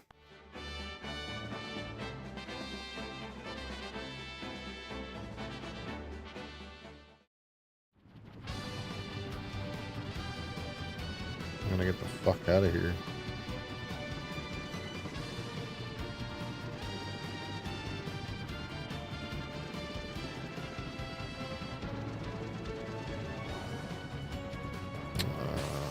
Shit.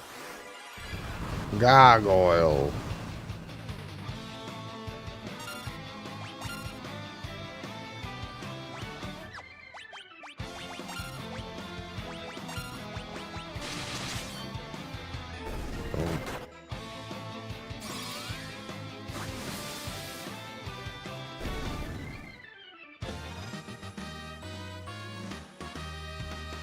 Boom, boom, boom, boom, boom.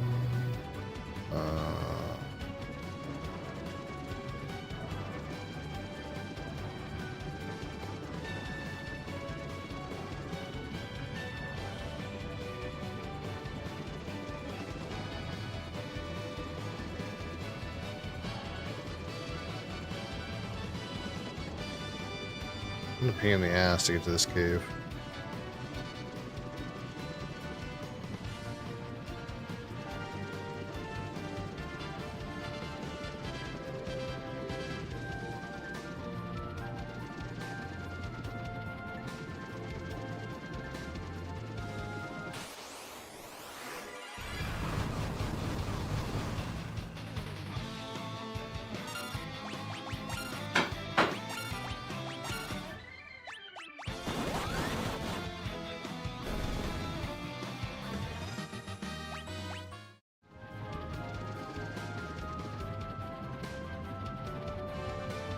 Assuming we're going all the way back to this cave.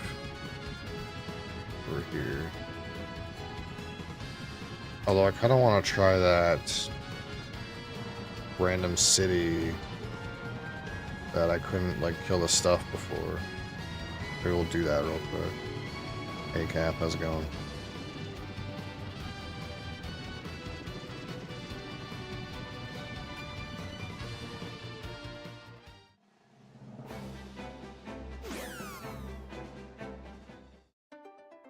There was like a cave in here that I went into, and I was like, oh fuck, it was shit. So I can play Battlefield, I'm hooked. Fred posted something in his Discord about how, like, he had to do something in his BIOS in order to play that game. Does it have some, like, cracked anti-cheat? Like, some really, like, nutto anti-cheat going on?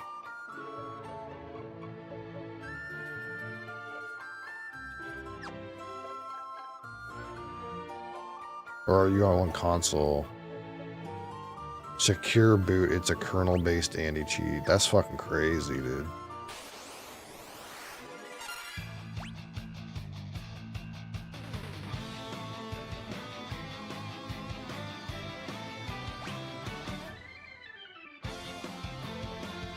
Should be enabled by a fault on Windows 11? Oh, huh. I don't know anything about it, because I don't typically play the type of games that require any cheat, but...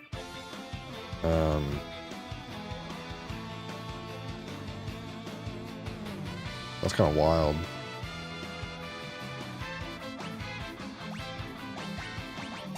Oh shit, that's error of the party. Yeah, like I said, the last Battlefield that I played that I really enjoyed was Battlefield 1, I think. And it would probably take a lot more work to play a Battlefield game than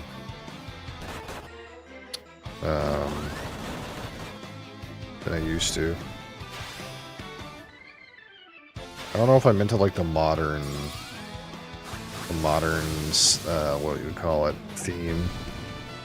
I kind of like that it was like earlier weapons. Demon Mail, I already got that.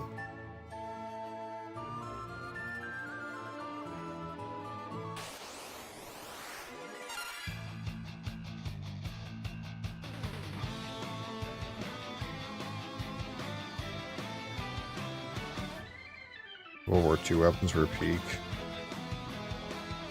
Yeah, I heard a lot of people didn't like 5.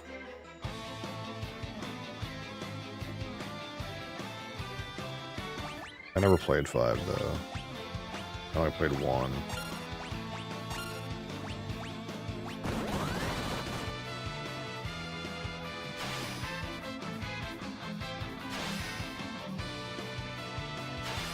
But it seems like it's getting a lot of traction. Like 6 seems like it's... a lot of people are talking about it.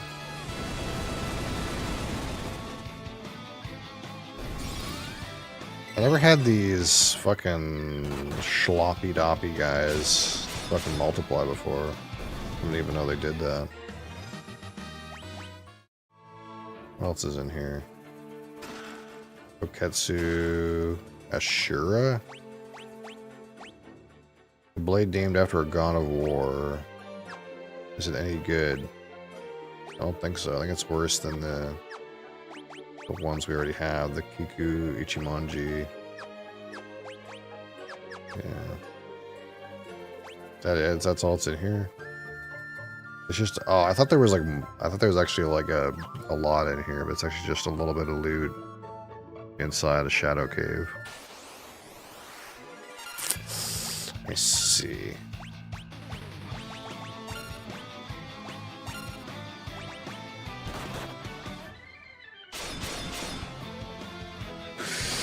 Ooh.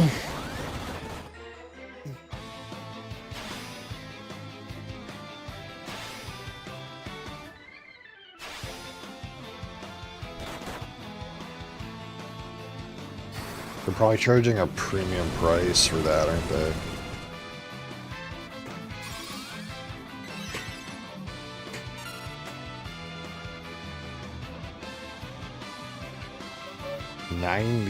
$90.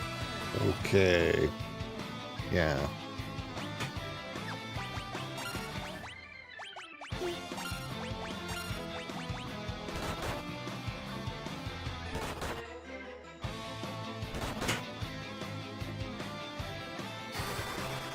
What time frame is it?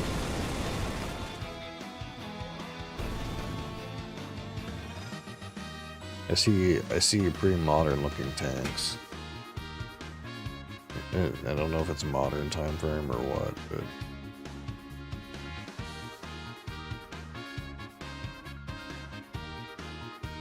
it looks like it's modern. 6, yeah. I can't ever tell because like modern military equipment is like so advanced that like Even like stuff that's like 10 years old feels really modern, you know what I mean? When you think non-modern warfare, you think of like the guy's got fucking musket balls, you know? Hi, can I help you? Modern but not futuristic. The future is now, though. That's what I'm trying to say. The future is now.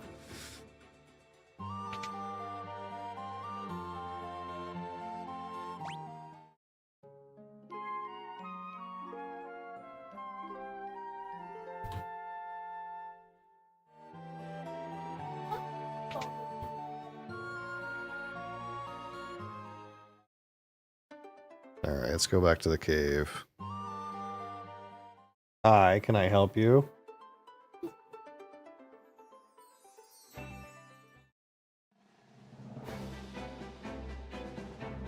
Are you feeling a little needy?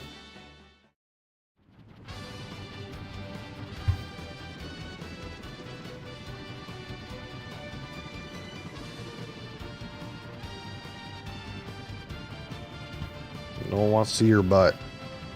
Well, that's probably not true. Probably some people want to see a cat butt, but those people are kind of a little weird.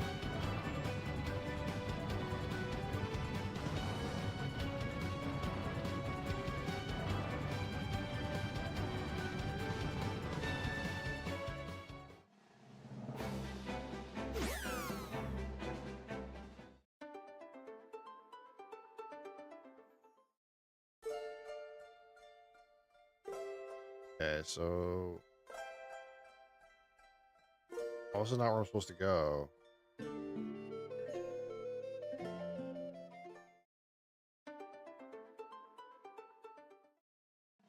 supposed to go to some cave. I thought that was the cave. Oh no, I bet you it's this cave.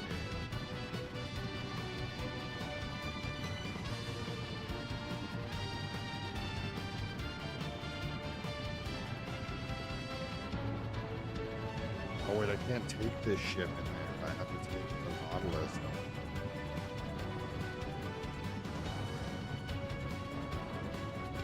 You are so cute.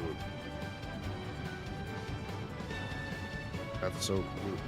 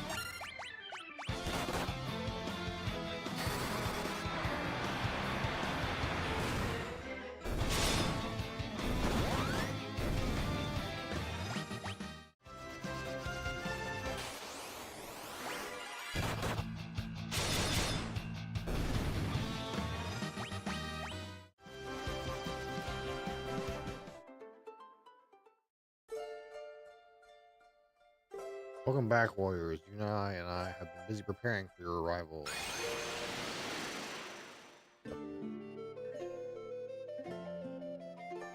Toga's voice echoed down the hall. Make your way through the tunnel. We await you at the end.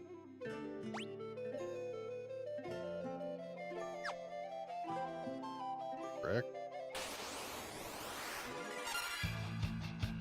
There's fucking spooky monsters in here.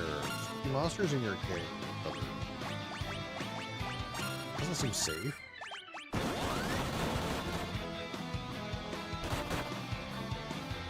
Kind of slap a little bit. I can mind control my guy. I paralyzed my other guy. I can paralyze that guy. Like, I'm not a super astrophysiologist, but this doesn't seem safe.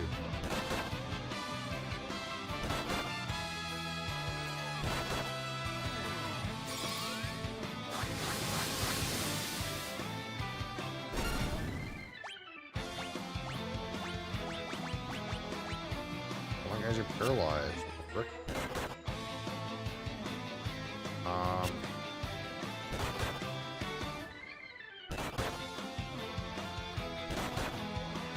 Okay. Guess I can play the game. Oh, these things woke up. I just brought it up. Save the day. Thought we were dead for sure.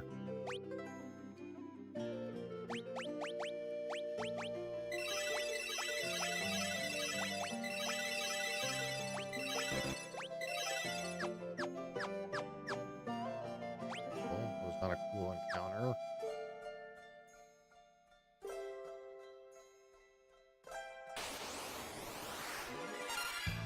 Cyclops.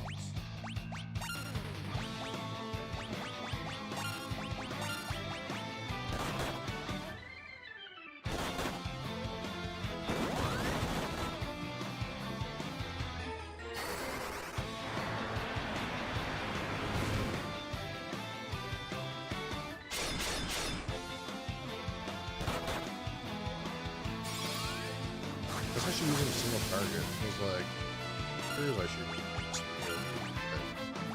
Oh, God. Like, so bad. You stop me. This, like, hit the other guy.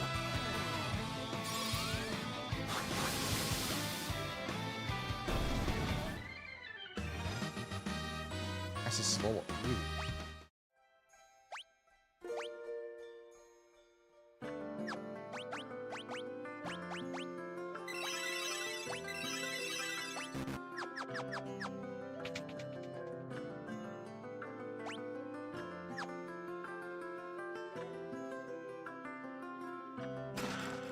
20,000 gil. Guy just has fucking 20k sitting in a boxes. Hurry. I wish I had a.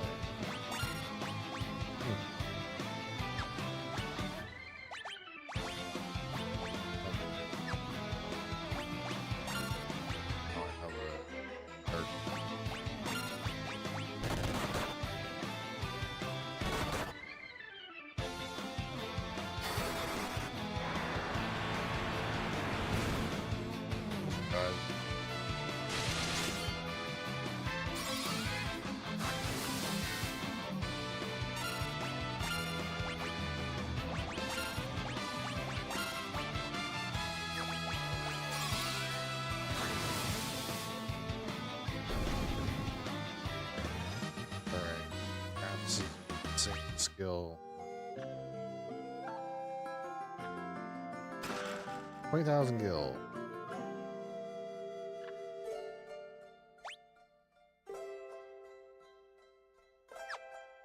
Three doors.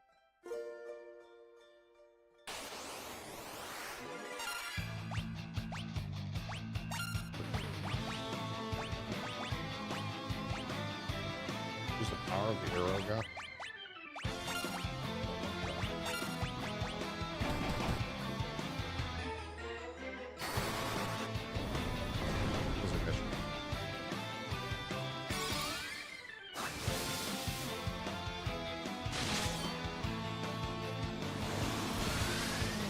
Well, the Dark Knight does really shit.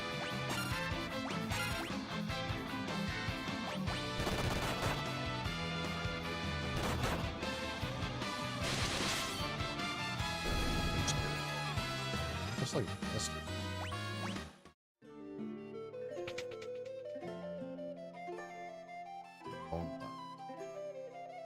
This is some Final Fantasy II vibes. 3 doors and one of them just has nothing. Especially this one has nothing in it. Humbubba. Two humbubbas there.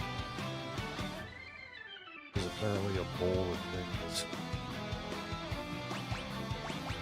I think we're just gonna hit them.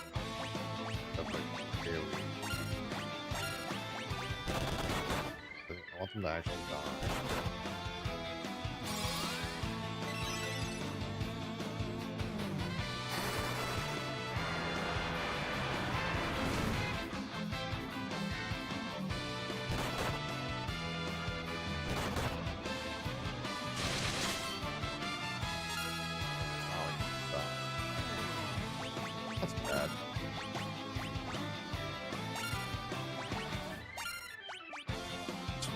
Bubba's almost gone. Holy shit.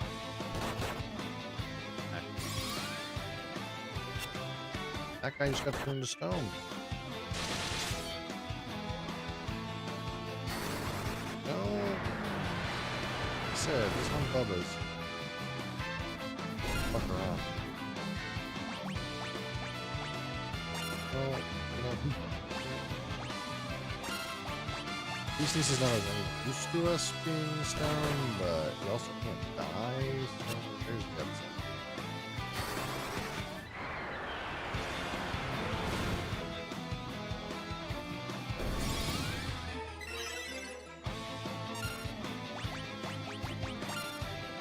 Push that over.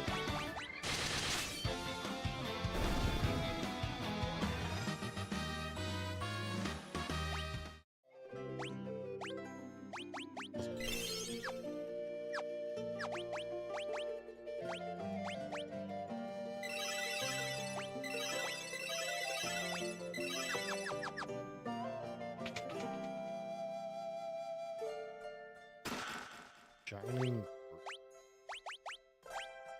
ass.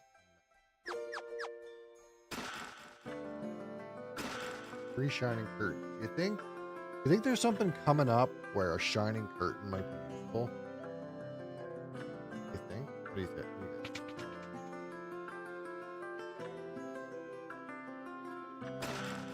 Another shining curtain.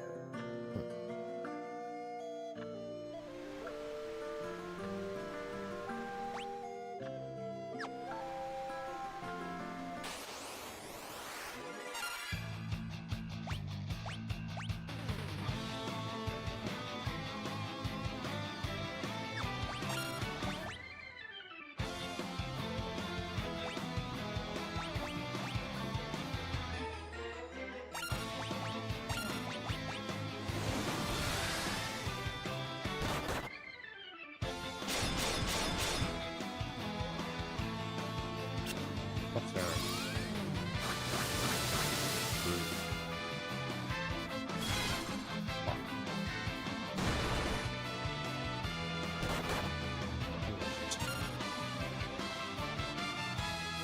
Red flap bells.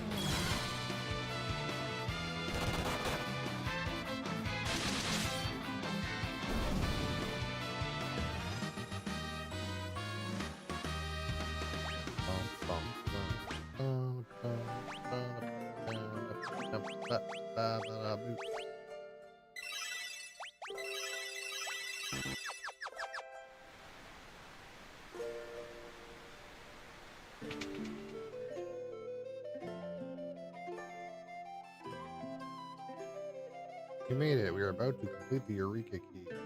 Eureka. But first, you must defeat both Unai and me in battle. Right. Bless.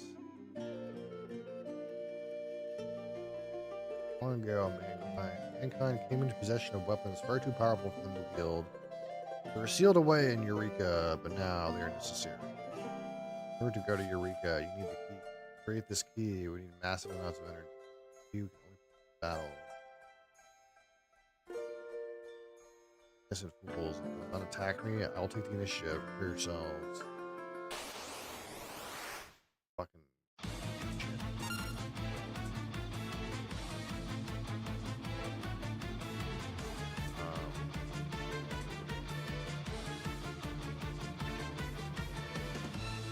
Go get turned into some kind of like weird yucky monster.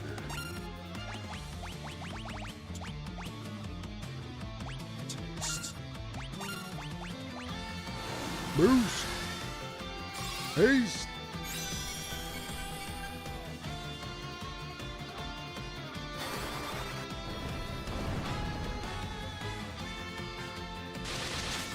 Ooh, fat.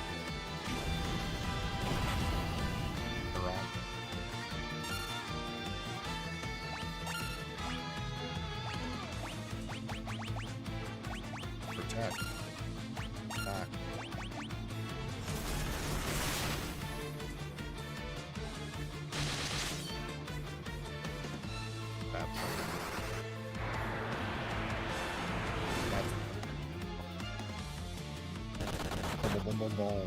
2,000.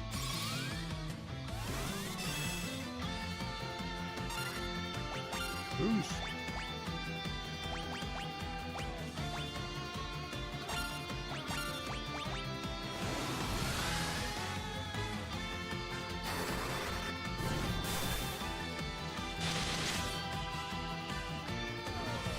Player.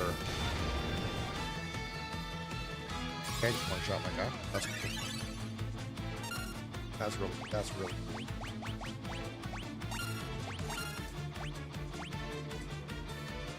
He had Protect on him. He wasn't supposed to get one shot. He's Protect. Not that good. Oh, oh. Okay.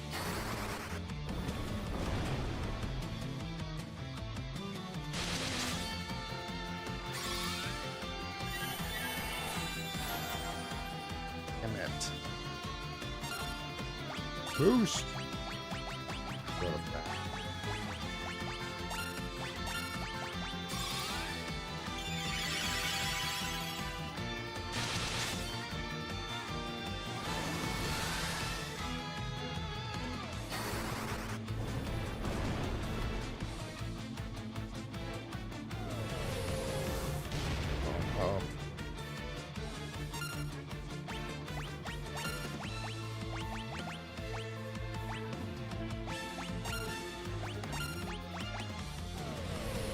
Man, fucking sonic booms, dude. Why did one hit these really else in there? Set back so much.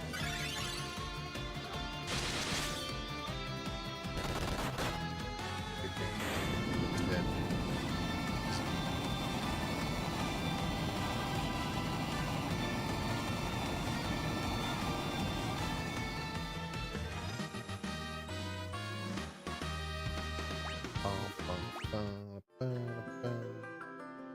Please don't die. Next will face me. You ready? Now's not the time to chit chat. Don't worry. Even if our bodies perish, our spirits can't be destroyed. Now fight. Bran turned into some fucking purple.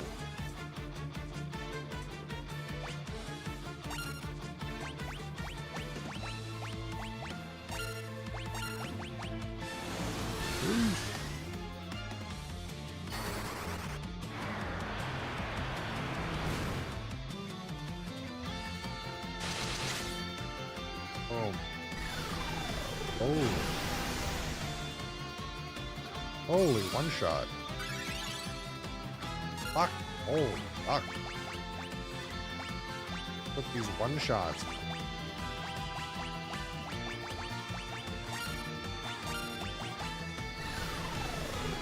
Oh.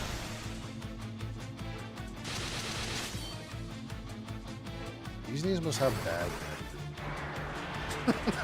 That's what I'm learning.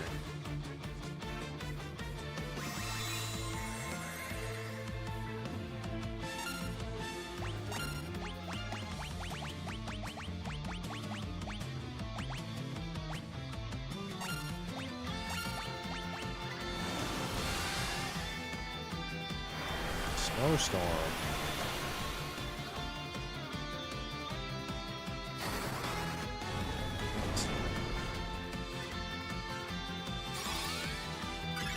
About it.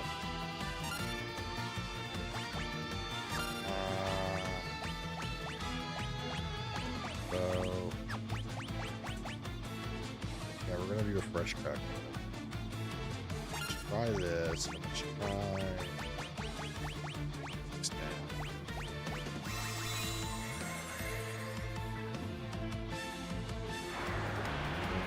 It's okay.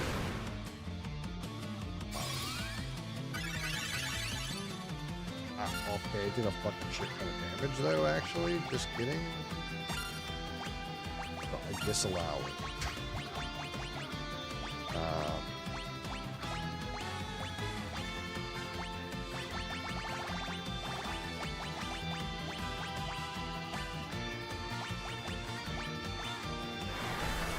damn it. Oh. You can make a recovery. That boost.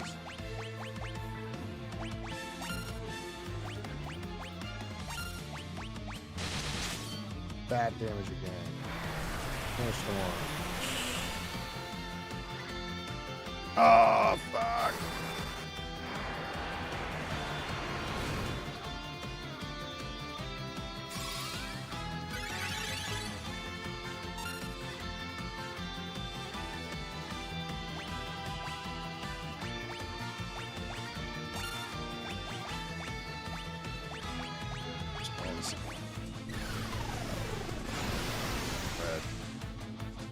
Okay.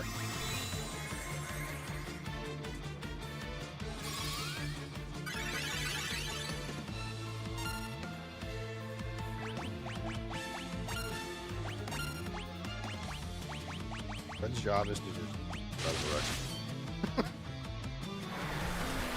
think they're okay for this.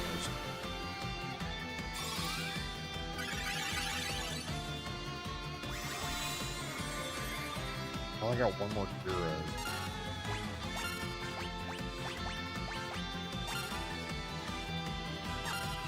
If I use the whole Kira.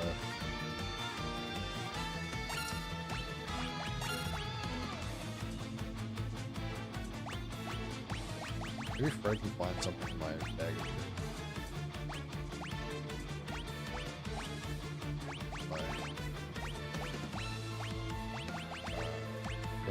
Yes or something. Fuck.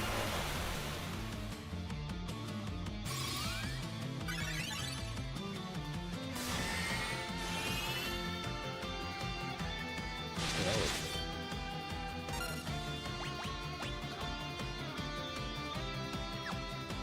These are little.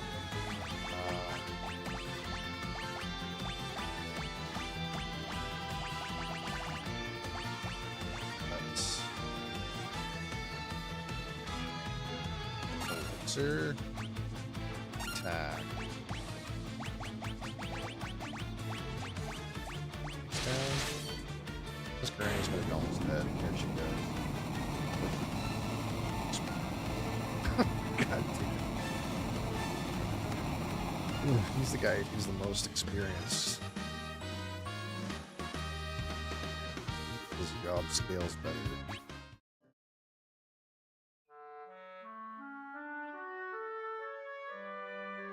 Now the Eureka key.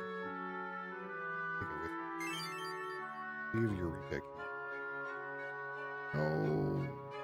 Don't fret. My spirit will live on no matter what state my body is in. It is now up to you. Go to Circus Tower beyond the statue. Dante is attempting to call forth the darkness of this world. You must be stopped. You must go get Circus Tower. Just go to Circus Tower to enter Eureka. Do I have all the fangs? Take this. It is the circus key. I'll need to open the door. Not alone. You need to watch over you. Please stop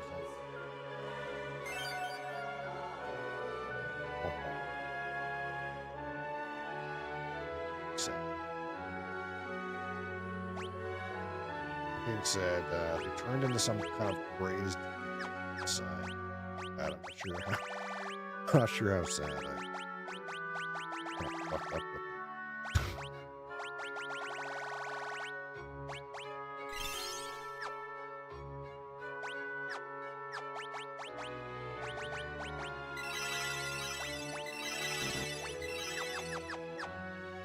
Okay. Give me a... Just kidding. I don't have a teleport. I don't have mushrooms. I don't want to walk out, man. Walk out. I gotta walk out.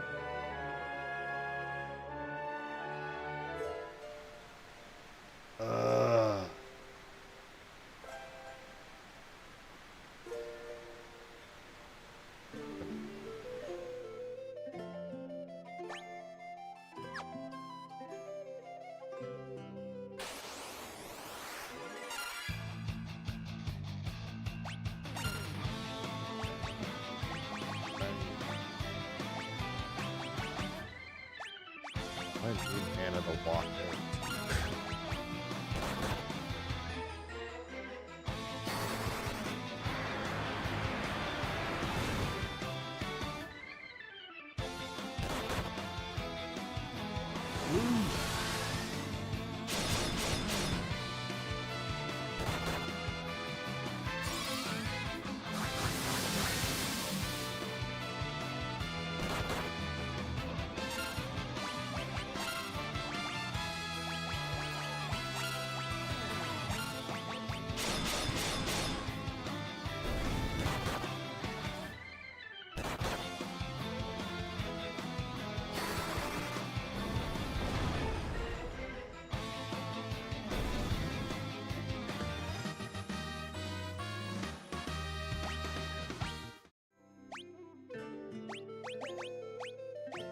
Got cures and everything.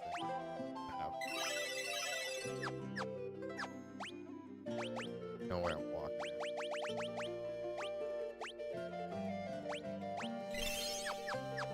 Where's the? Why is there no ethers? That's the one thing that I'm. Where are the ethers?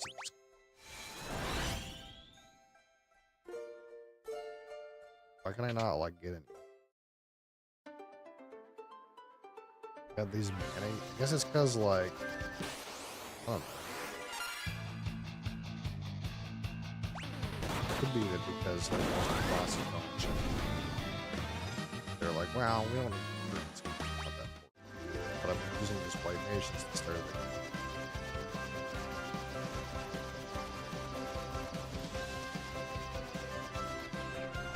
And like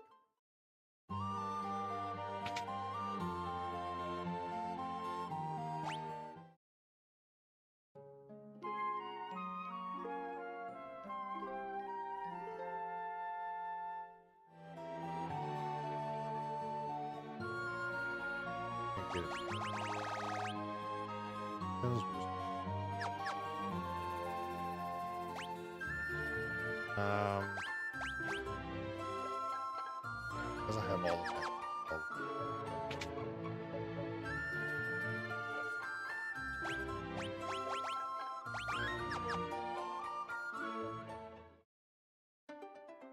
I think I'm like, I think I'm at the point where I'm pretty close to doing Xander, but I still don't think my guys are ready to do something like that.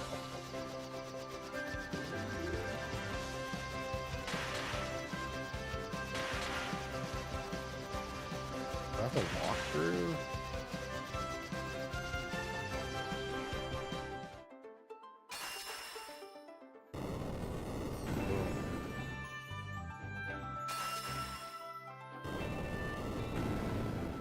No win.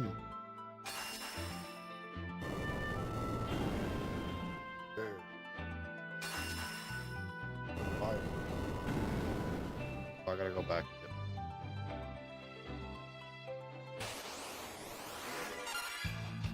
Oh, last time we were in here, the mob fucking murdered. Just you. Okay.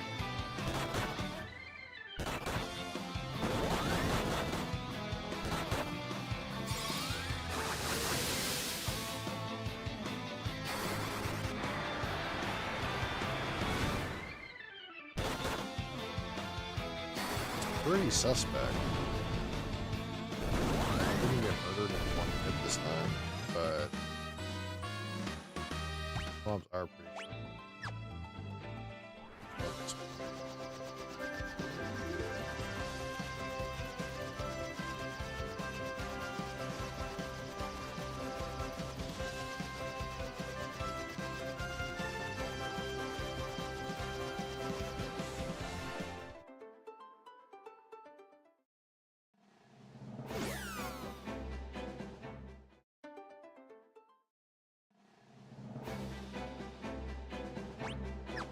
There's no... Why is there no ethers?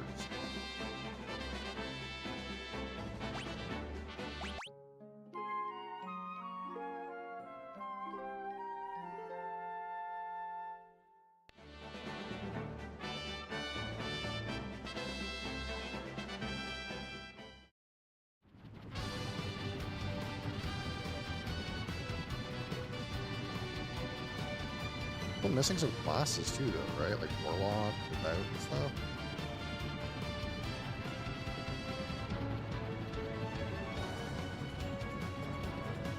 Maybe there's like a lot. Maybe there's more.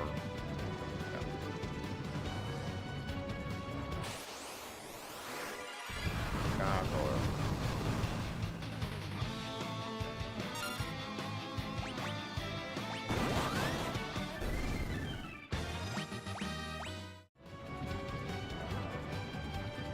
The Crystal Tower.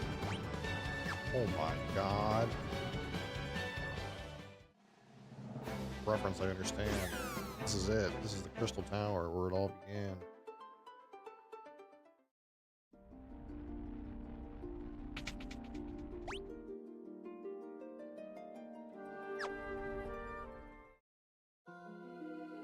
Where's Crystal? Oh. Something attacks. Master Zandy's orders, you'll all be swallowed by darkness. Doesn't count the boss. It looks exactly like the other guy.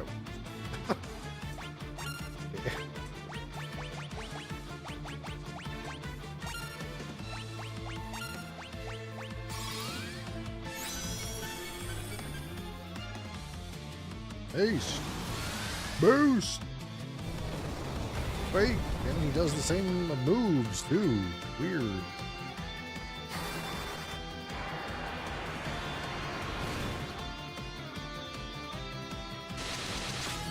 Oh.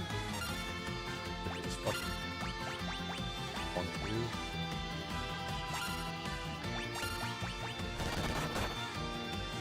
2. All 66.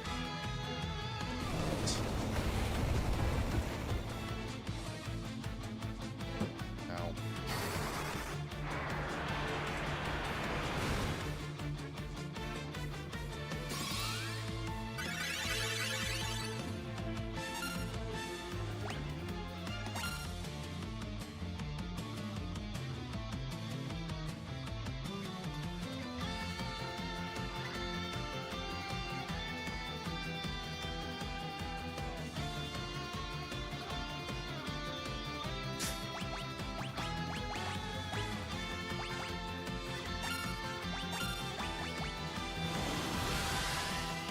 Boost! Oh, goodness.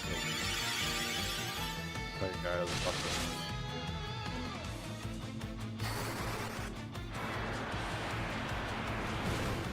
Oh shit, when did my volume get lowered? I'm sorry. Must have been the cat.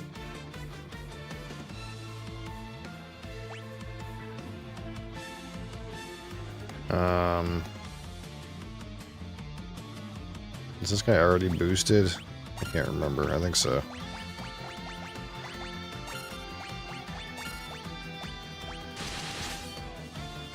Oh shit, damage. 1460, not bad.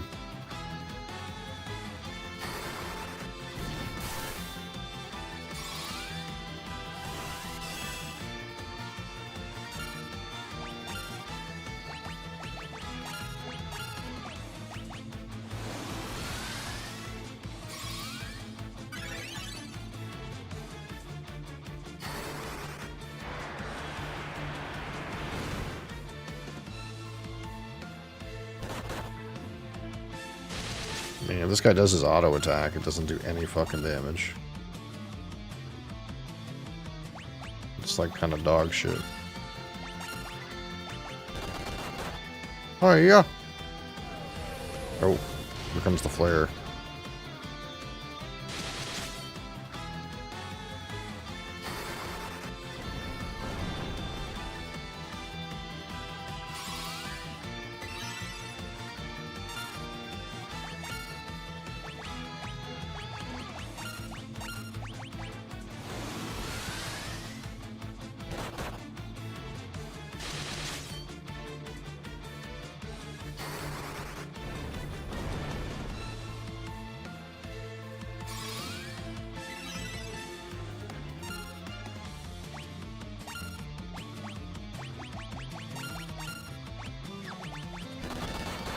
There you go.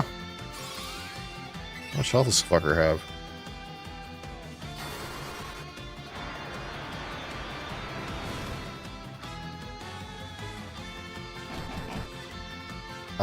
Excuse me? What in the fuck was that?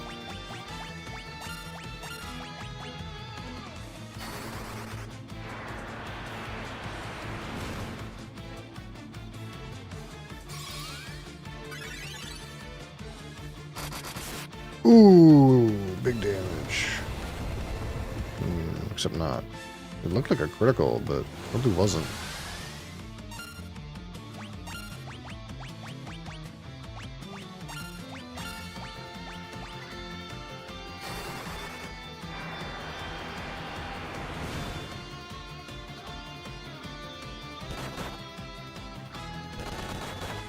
Boom. That's still not enough.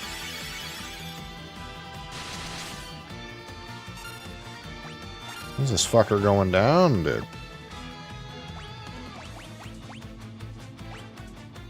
This guy doesn't seem like he's hasted anymore. Did he die? I don't think so.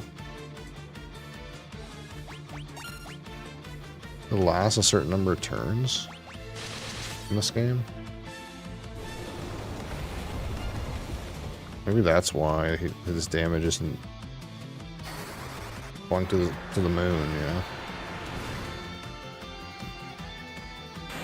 Oh, he's dead. Okay.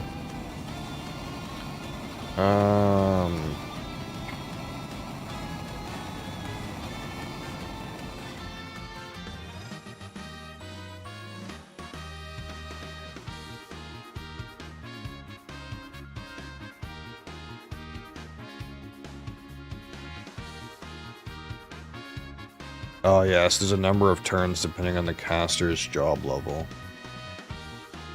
Okay.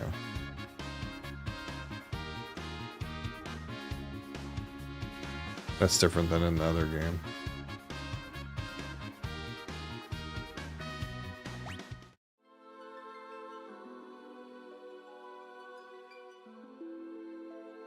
The fourth and final crystal, the Earth Crystal.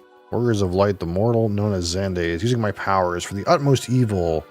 He plans to drown the world in darkness. You must use the power within me to cast away the cloud of darkness.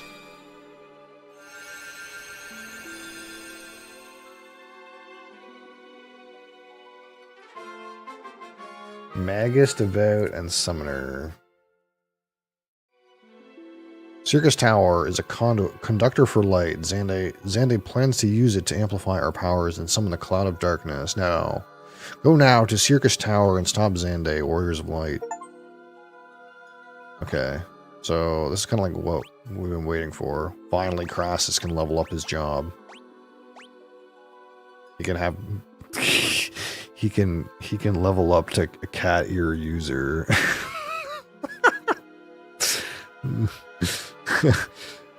He's trained for many, many days to become an anime cat girl. And here, we'll get rid of our Geomancer too. Fred can become the Magus. Which, for some reason, he has no fucking items he can use. Why?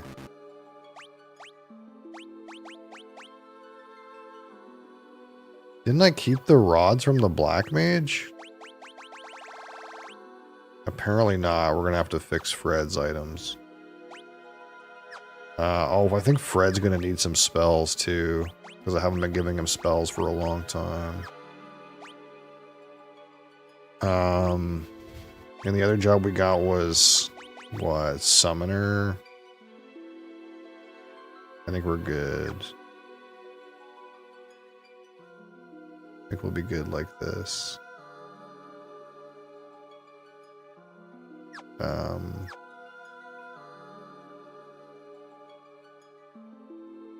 We probably have to leave.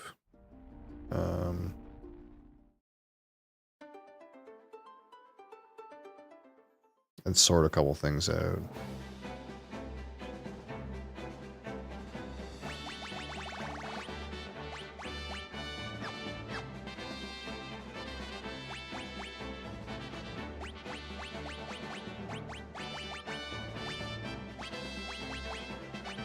Okay, get a black robe.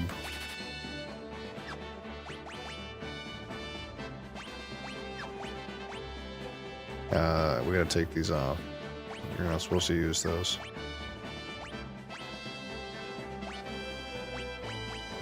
Okay, black robes on, but he doesn't have any weapons.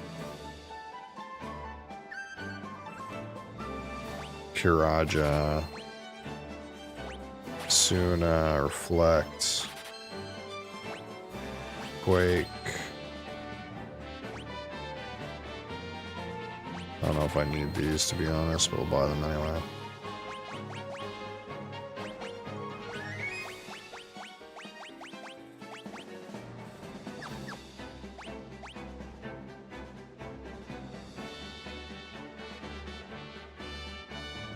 Ooh, so that's interesting. Crassus gained way more spell points for like really high level spells, but gained less spell points for low level spells. It's kind of weird. It's the same for Fred. So we gotta go to that island or whatever and get Fred some spells because his situation's fucked up.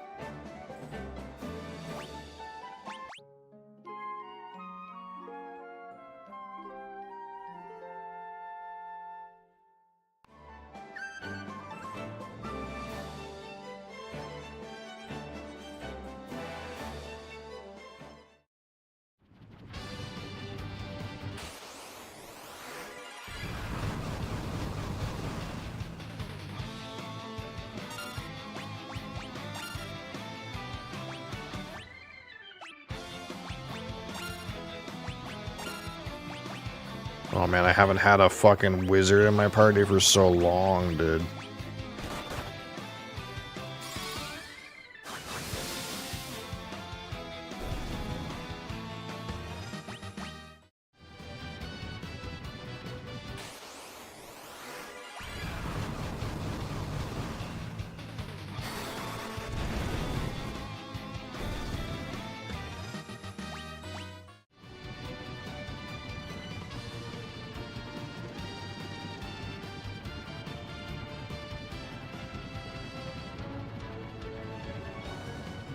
Oh, I need the Nautilus to do this too. Shit. Hold on. Because you have to go underwater to get to the place.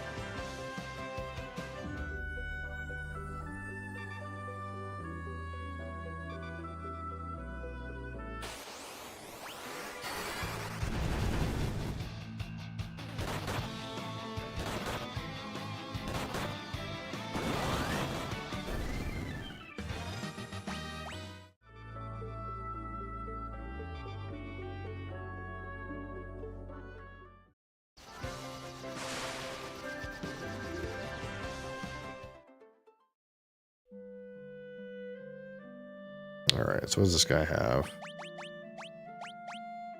Yeah, Fred has all those spells.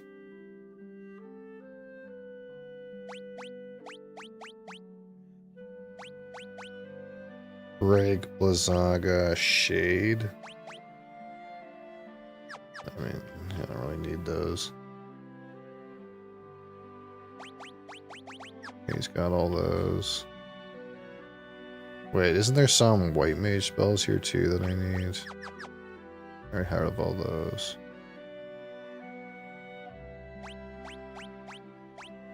Stona. Viraga. Bio.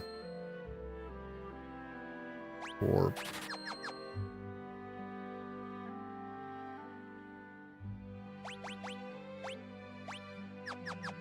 I guess he has most of the stuff. And these are for Summoner, which we kind of don't give a fuck about.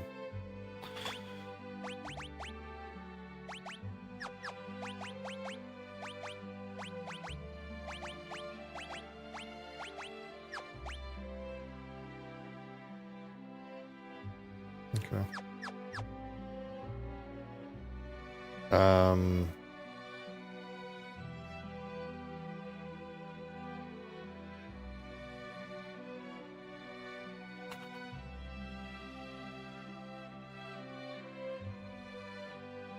We gotta figure out what items can we give this guy? Because he's got no weapons right now.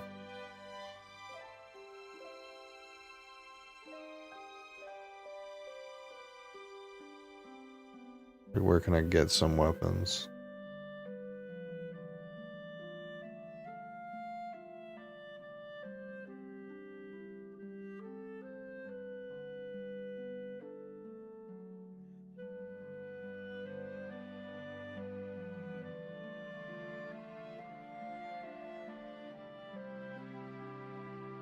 I can buy some in Saronia, I guess.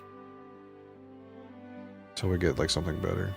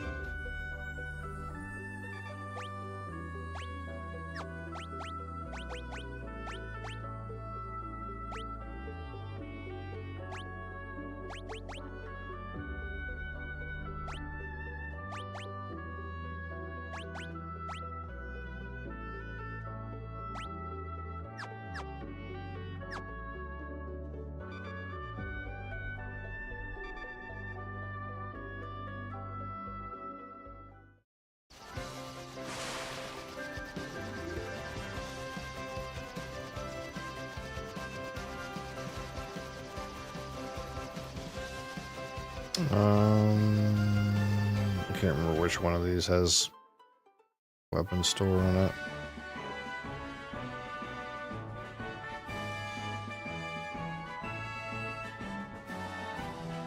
I think this is the one that just has spears. Yeah.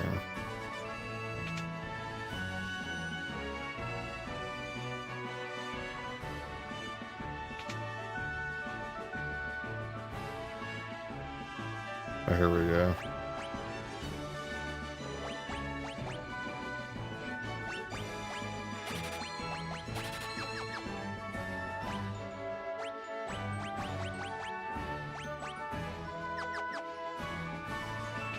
That should be good for him.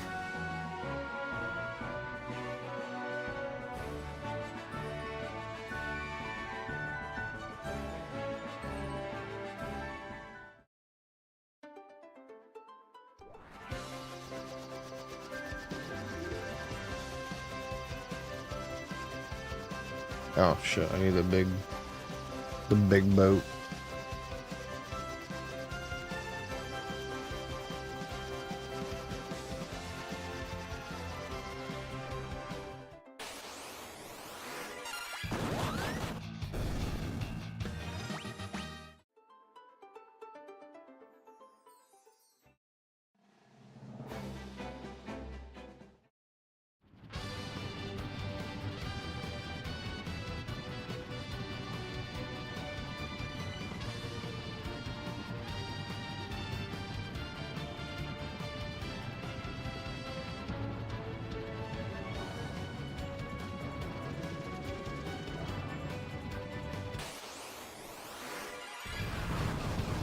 Trying to decide if I should switch back to a Dragoon or not.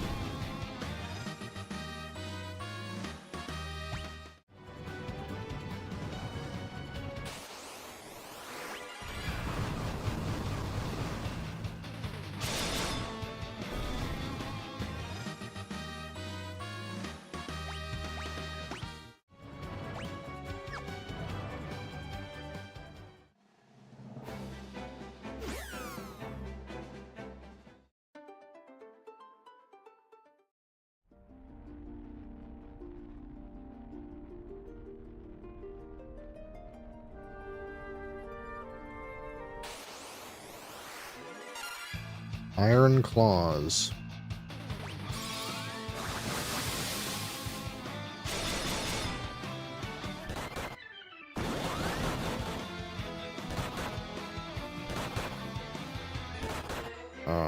What the hell?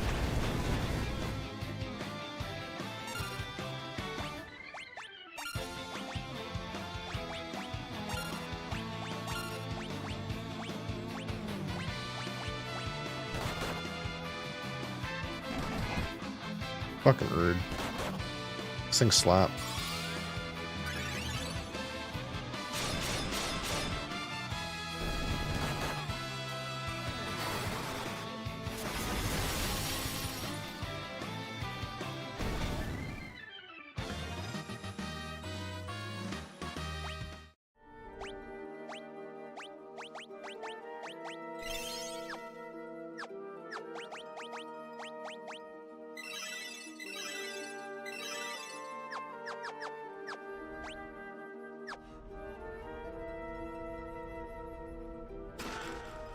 Elixir.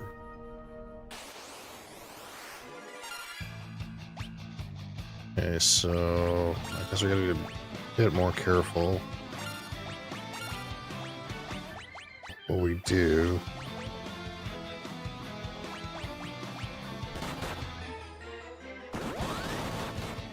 Great.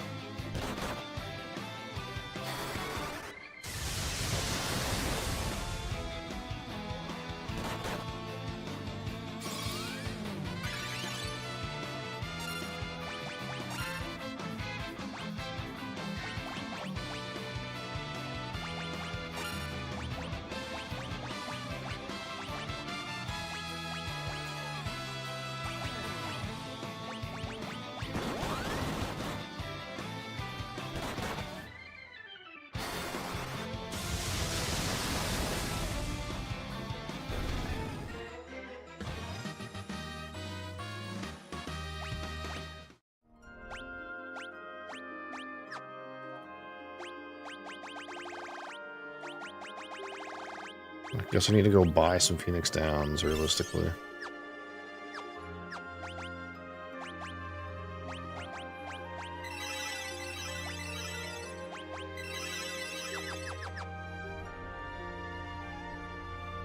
Part of it is, like, I just switched two guys' jobs, so they have a level 1 job now. That's probably, like, part of the issue. But these monsters are actually quite hard as well.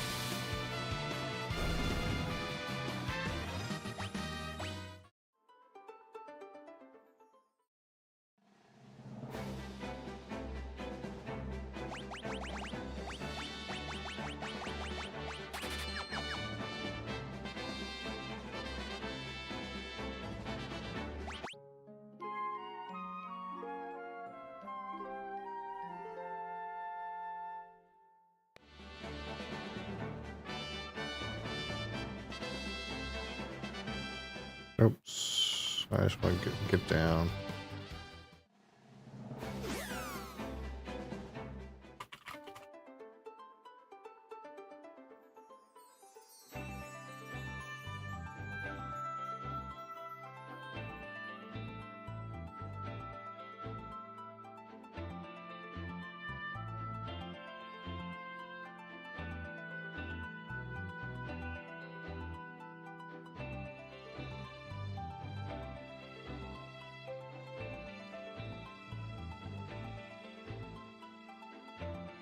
Hi.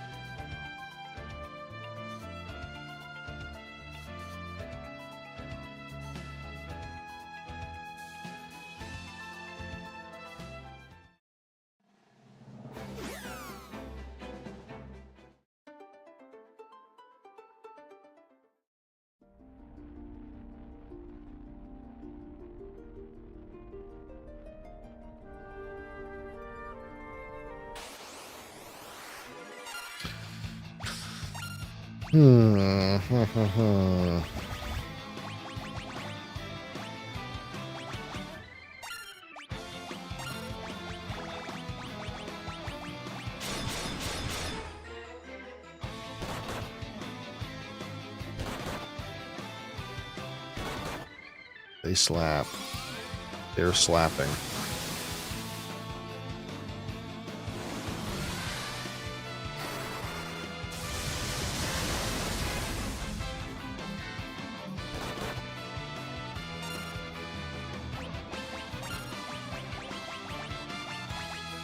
Yeah, I could use some XP, I think. XP is actually playing some kind of a role here, I think. Like my guys are like low level right from the job change, and these monsters are becoming hard as a result.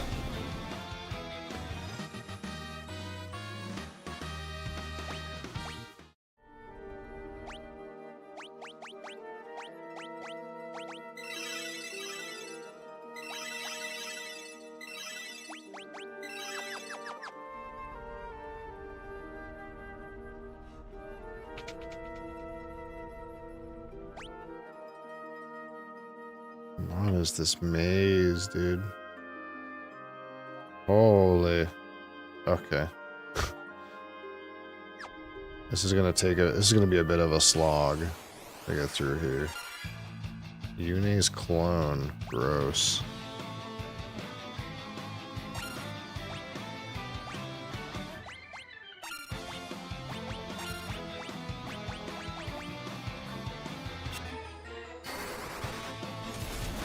See what a single target Blizzaga can do. Ooh, that's fat damage. Fred does some fat damage, man.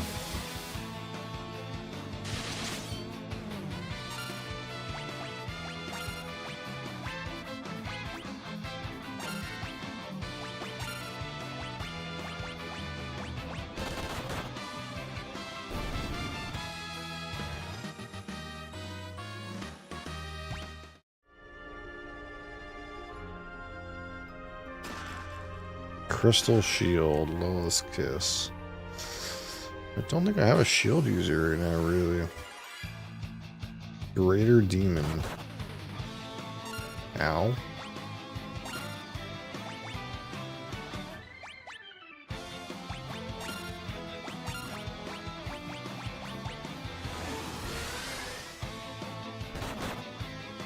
Okay, just murder him. Why not?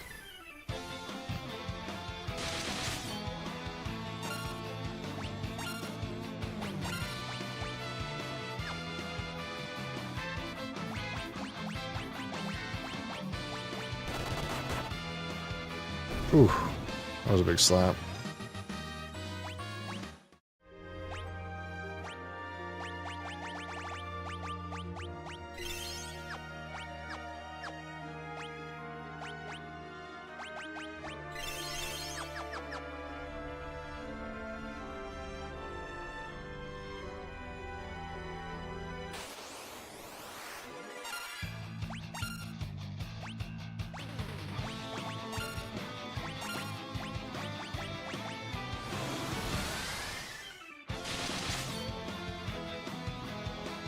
Summon. Oh, gross.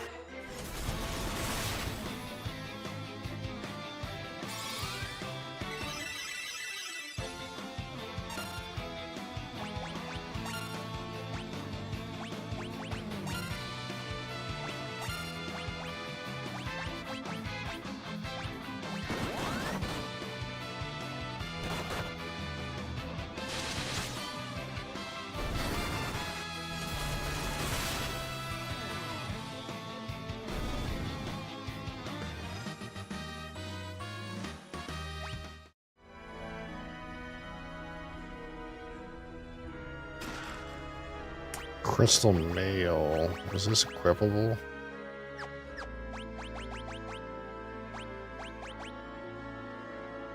Only upside to wearing the crystal mail.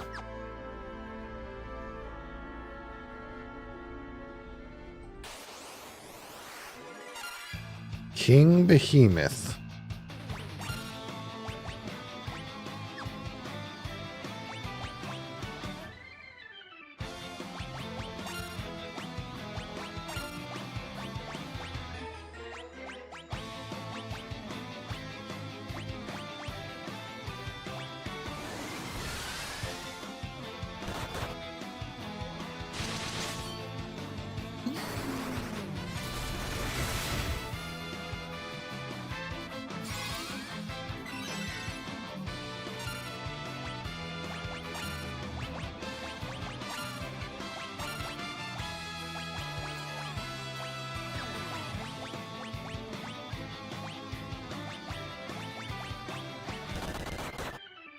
Boom.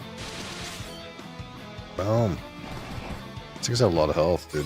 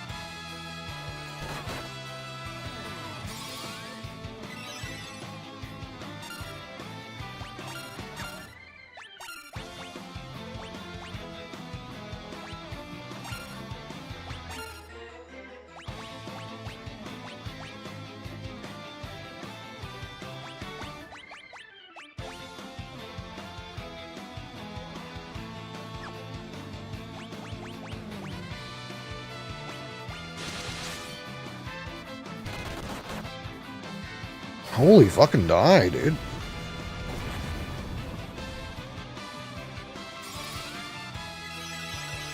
Is this a boss? What's happening?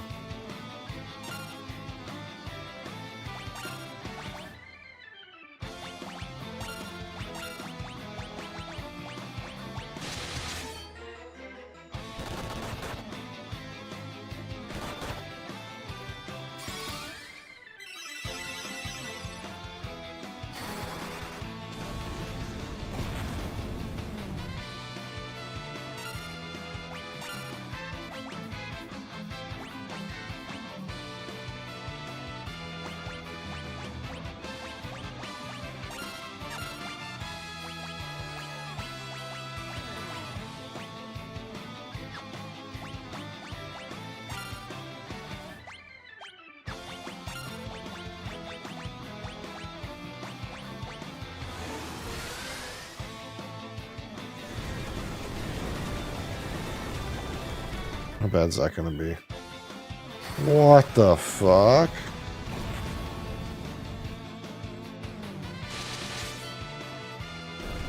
Holy shit.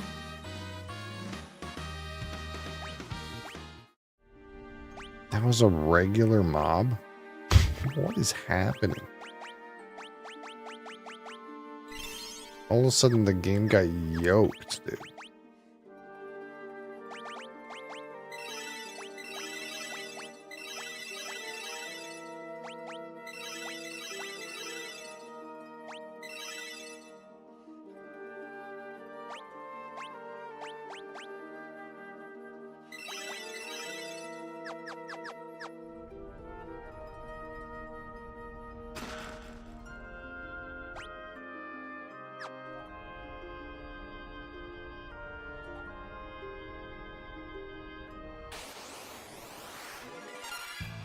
Bone Dragon.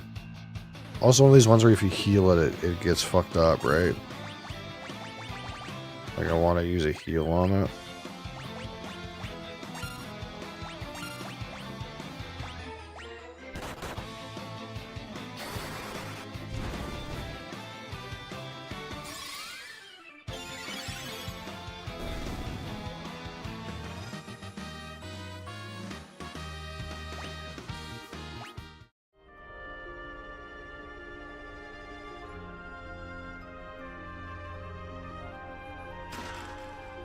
Crystal gloves. Who can use that? I guess Dark Knight can use it.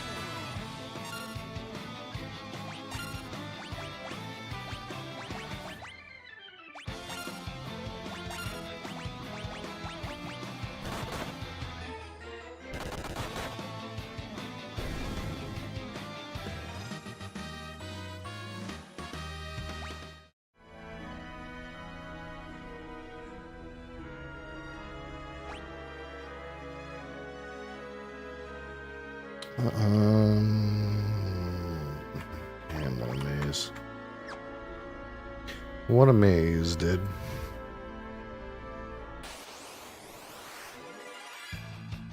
Thanatos? Is there just random bosses in here?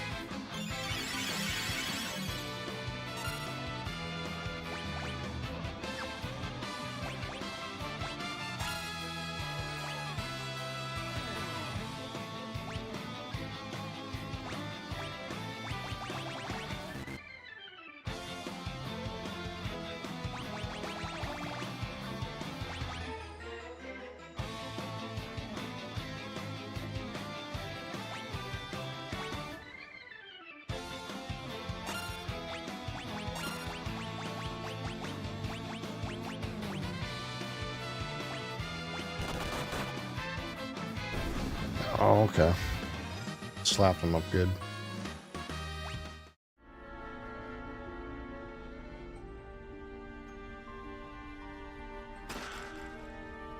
Crystal Helm.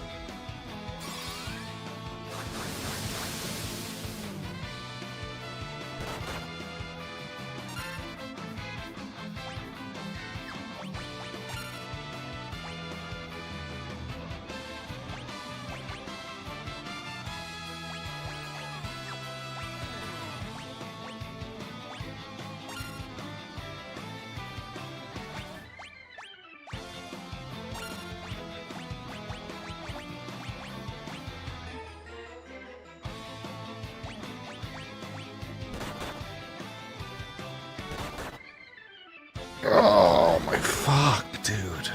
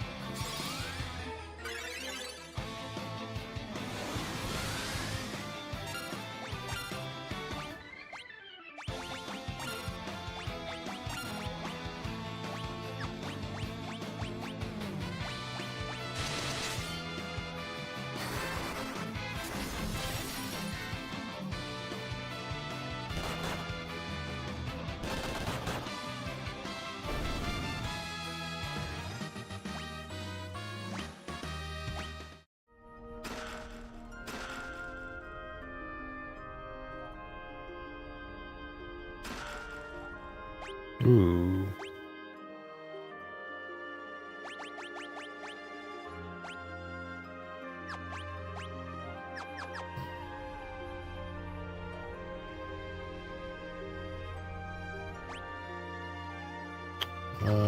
One more.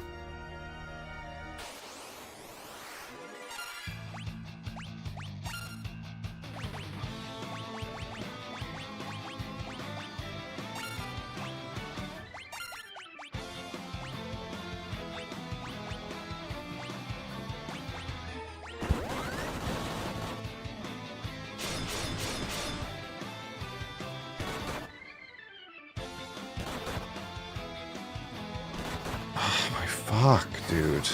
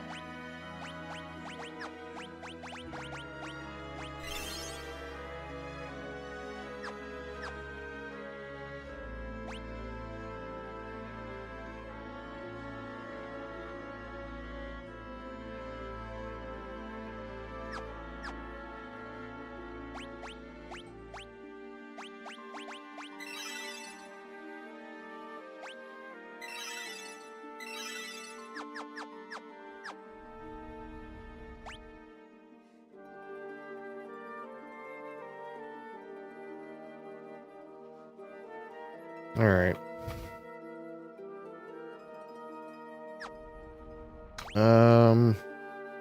Maybe we'll try to get to the next floor, and we'll cut it there.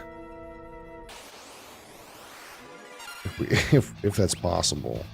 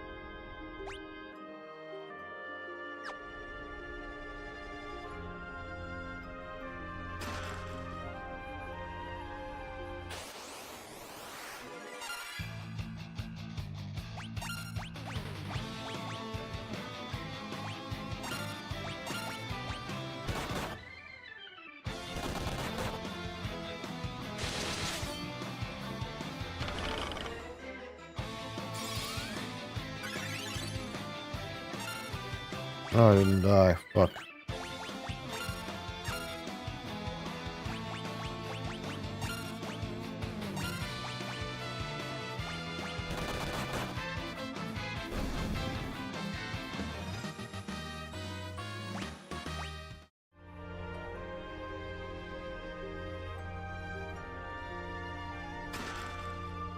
Protect ring?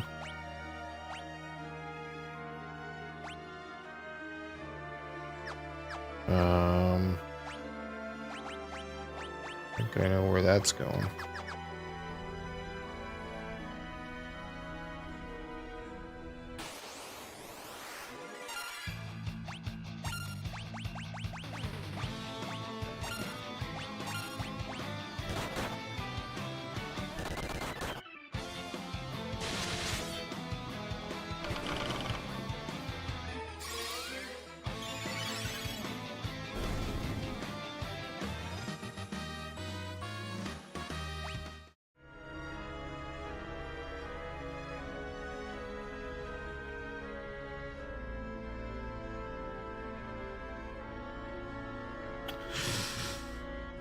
Still slip. Oh no.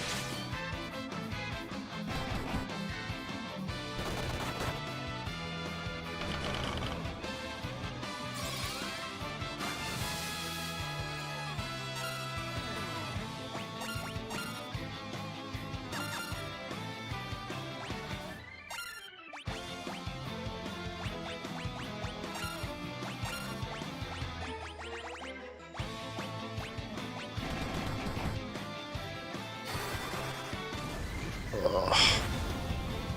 This fucker.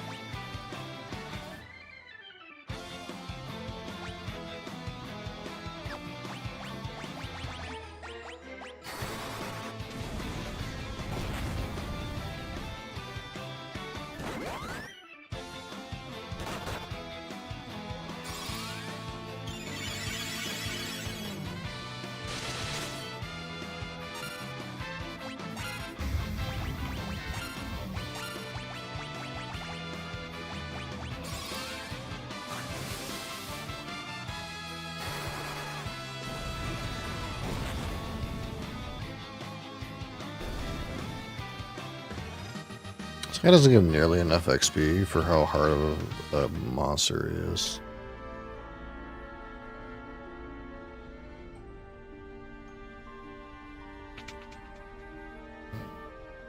How does this look? Do we just go up? Okay. Maybe we'll go up. Holy Lance. Thanatos. I don't have a lot of mana, realistically.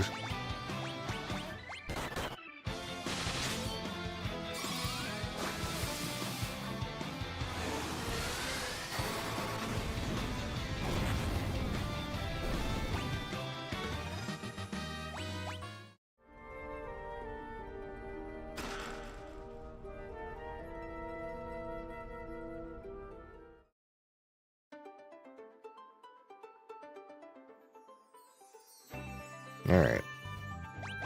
I'll save it there for now.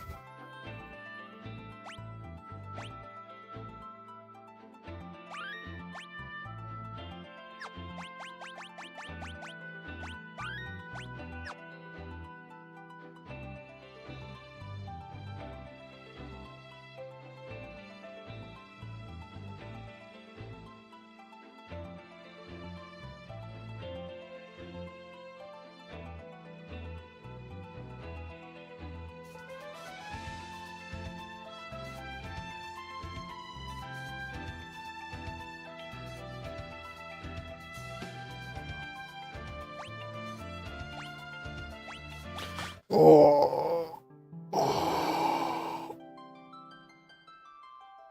Surely tomorrow's the last, or not tomorrow, but next week's the last week for this, right? Surely. Surely.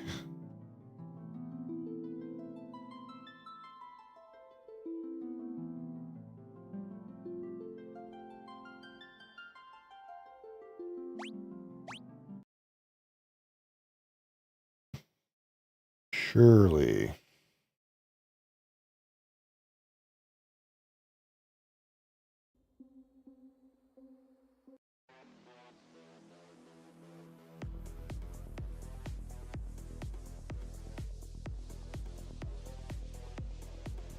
Did I end up drinking yesterday? What did I drink? Oh, I had that, I don't know if I still have the can. I had that Flying Monkey blueberry sour. It was okay. My wife hated it. I thought it was okay. It was pretty sour, but you could still taste like the blueberry and like the citrus, like the lemon flavor and like the malty character. You couldn't taste any hops in it, but you know, you still got the fruit even though it was pretty sour. Unlike that lambic I had, which was just fucking straight blood and tomato juice.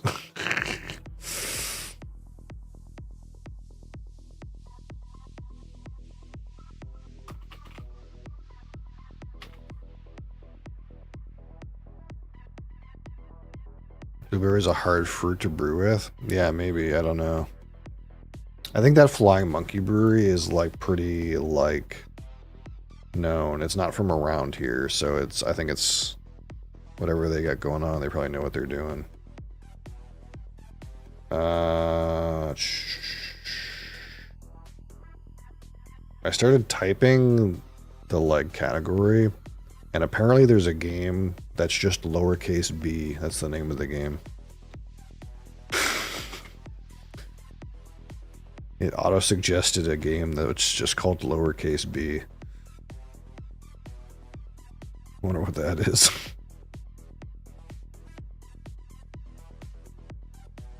Alright, so what's down here? Let's get a poll for everyone that's here. For all of you in the audience.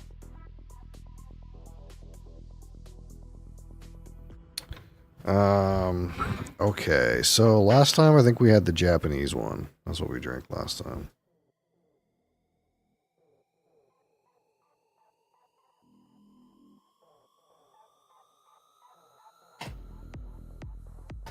So we still have this Milton Duff 13-year-old canasta butt. 50% alcohol. That's one.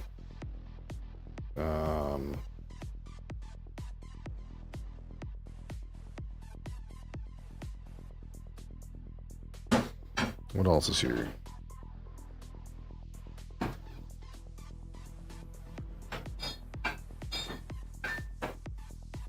We still have this 14-year-old Linkwood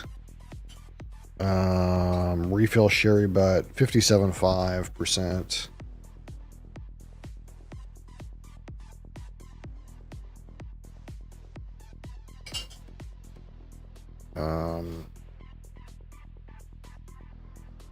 There's still the Springbank Long Road non-age statement.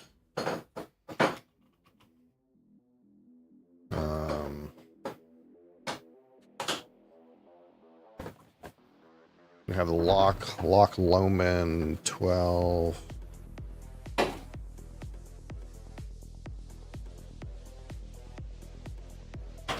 And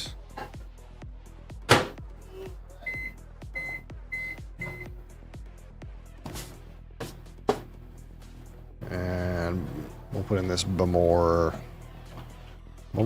15. Boom.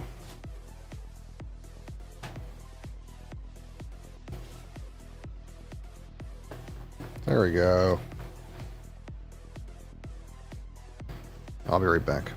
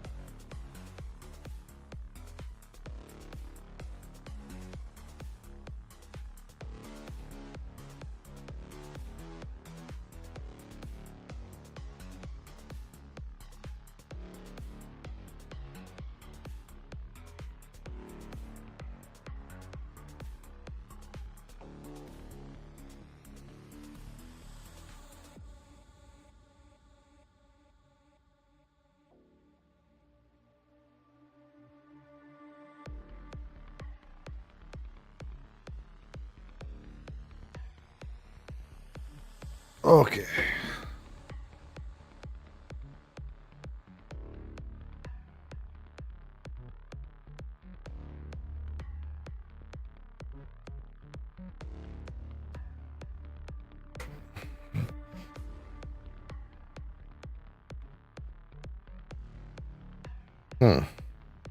This says imported to the EU on it.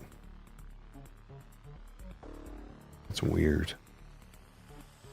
Some of this stuff that comes through Alberta, clearly they buy it from some distributor in the Netherlands. Because this was exported to the Netherlands and then ended up in Canada. That's kind of weird. Bamar. A Bamar, a 15? Okay, Bamar 15.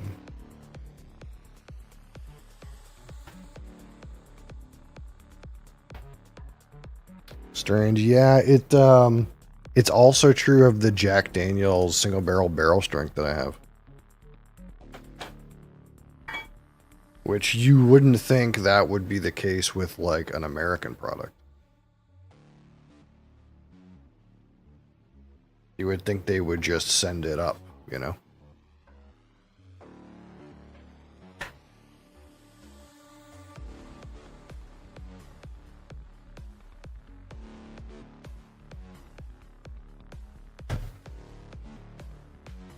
And I talked about this before, but it's just weird, right? Like this this Jack Daniel's single barrel strength. It's in centiliters.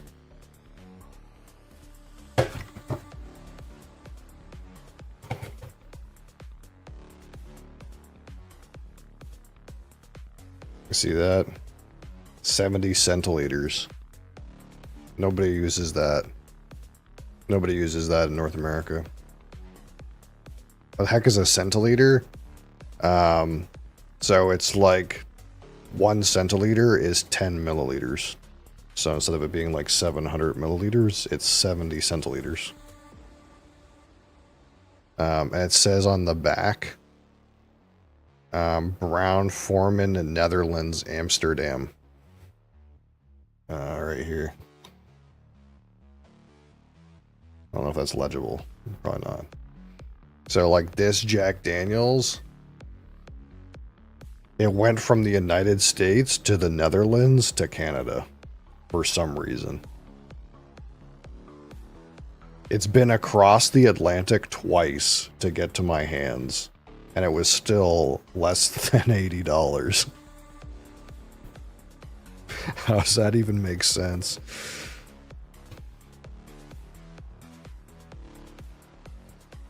This is why Europe haven't won a Super Bowl. Yeah, exactly.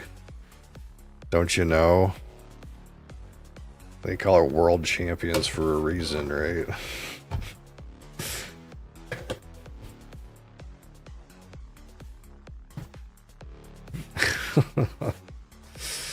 All right.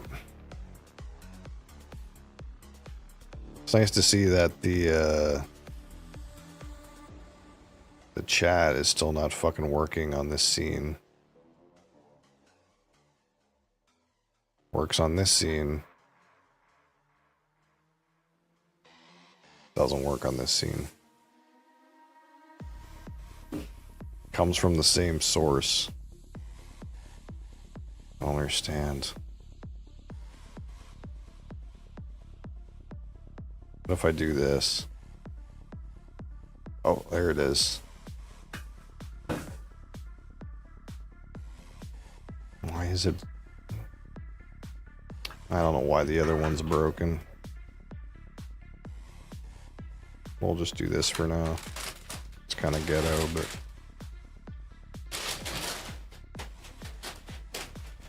it's not the right, like, dimensions I had set up before.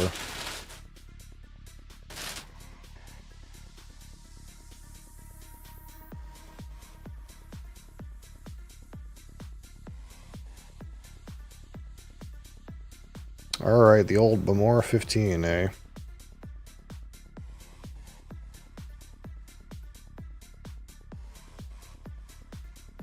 This is all in French. This one definitely didn't come from Europe.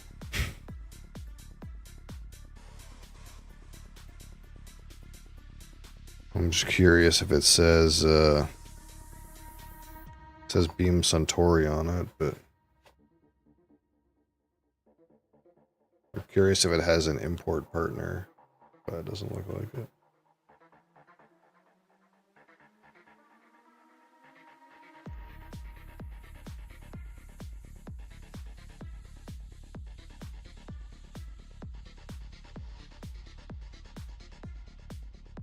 So this one's different than the 12. How come I don't have notes for this? What happened? This one is a 12-year bourbon that was finished 3 years in Oloroso, right?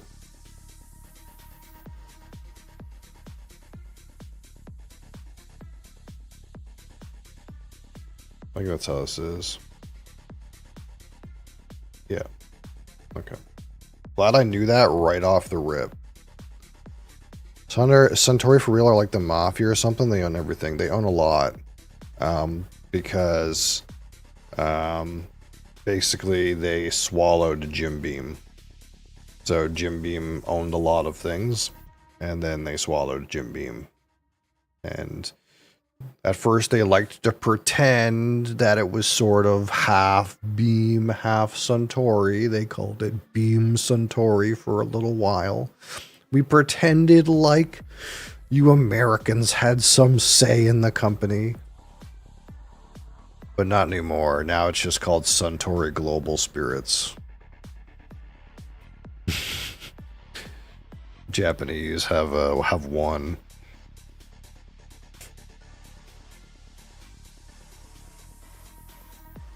I wonder actually who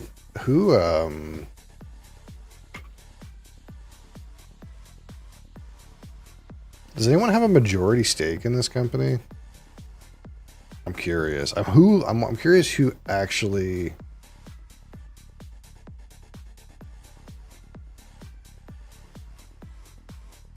I know it's a private company, but I'm curious who actually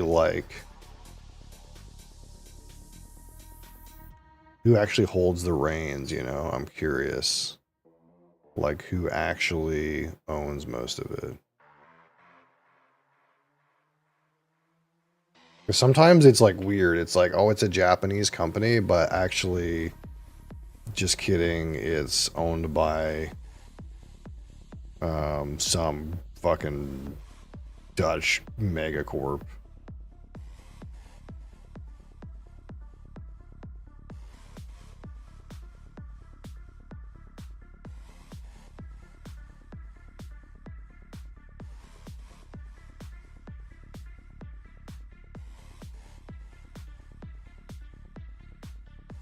This says that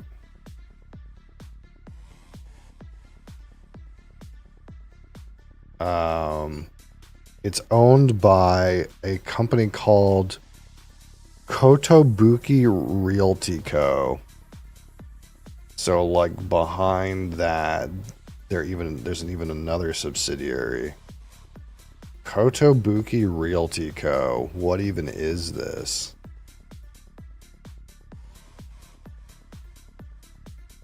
Owns 100% of Suntory. What else do they do?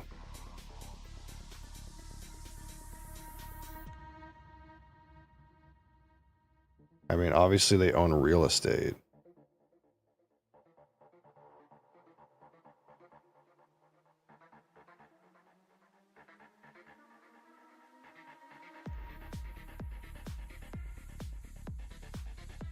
But I can't find much else about it. They seem like they're actually Japanese, though, so that's nice. But yeah, apparently it's owned by some Japanese real estate company that it does not have a lot of information out about it. Interesting. That's very interesting.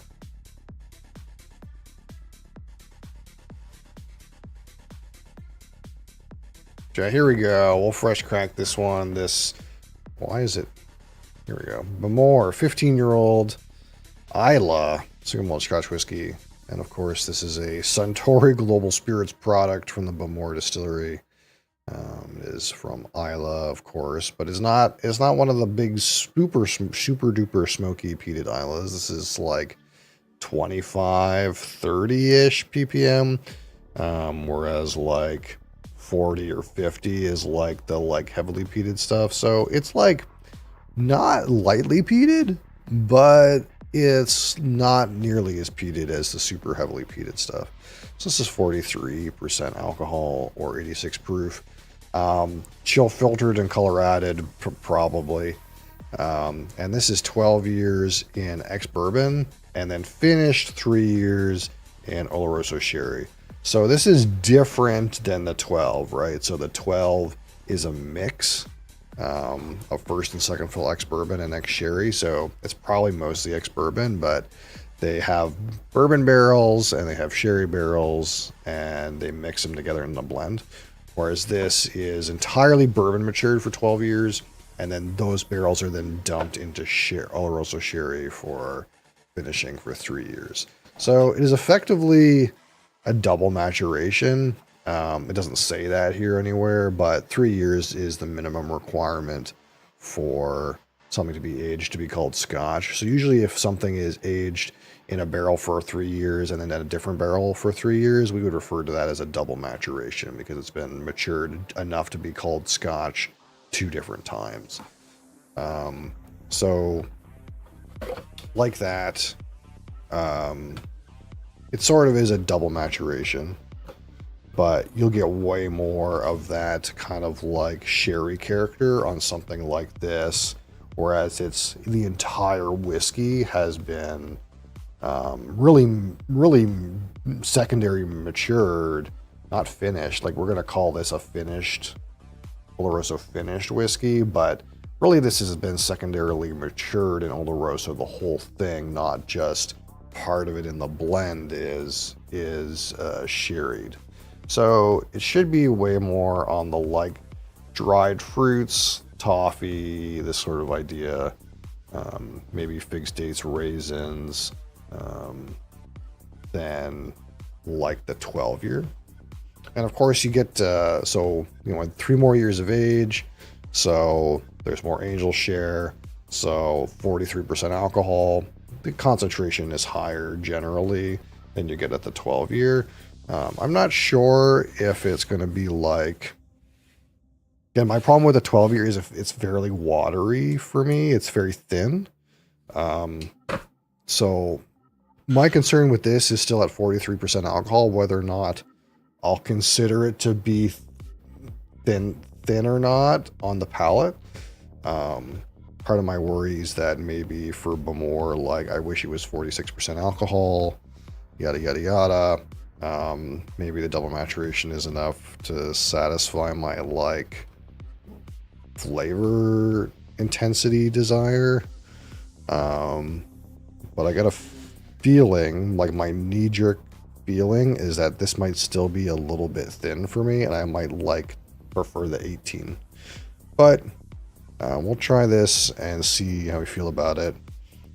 We could compare it to the 12, but there's probably not a whole lot of sense comparing it to the 12. It'll have the same smoke profile, but it's been matured in an entirely different way. So it'll be clear that it'll be not taste similar really. But if you want to know what you get different, I can almost already tell you that it's just going to be way more sherried and a little bit more potent. ABV was the weakest point of it for me, but I really enjoyed everything else. Yeah. Like I said, I'm getting the feeling, especially with Bamor, like I just haven't had the best experiences. So my knee-jerk thought is going to be like, hey, this is probably going to be a little bit thin for my taste. Like probably way less thin than the 12, right? Nice. But maybe still a little too thin or my preference. I have a strong kind of like feeling that the 18 might be where like we finally meet a good kind of medium between the age, concentration, and ABV. But we'll see. All right, here we go. Fairly deep in color, but I could tell you it's because it's double matured in sherry, or I could tell you that Bomor is addicted to E150. And I'll let you be the judge. But that looks like bourbon. Just saying.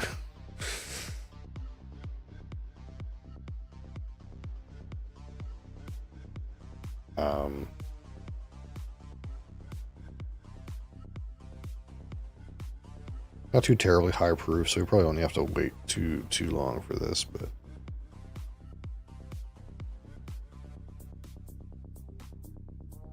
now if I think back to my kind of like initial impression of the 12, just the notes, not the intensity.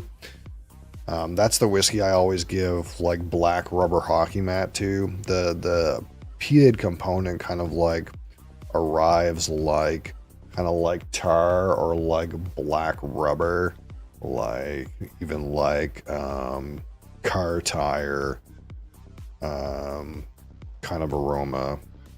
Not so much campfirey, but more like really rubbery, burning rubber, black top patch, pitch, this kind of idea.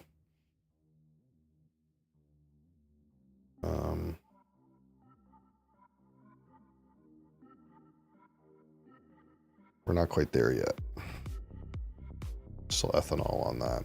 That being said, my initial impression with that is kind of something a little bit chocolatey, but I know that ethanol note kind of like hits me like cocoa, so that makes sense.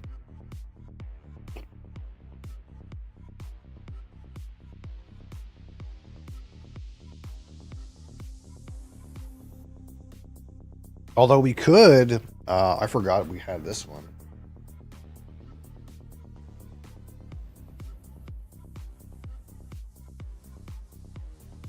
We could see how we feel about it comparing to like the 12 Sherry Oak, because this is again,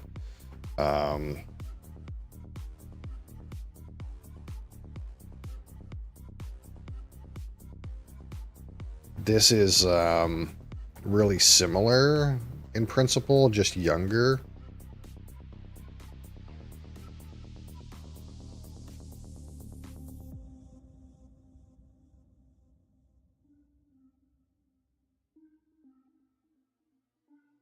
So this is that 12 year that's mix of bourbon and sherry and then finished in X sherry, but it's not double matured in X sherry. This is, I think it's, I couldn't find the number, but it's probably like 6 to 12 months in sherry.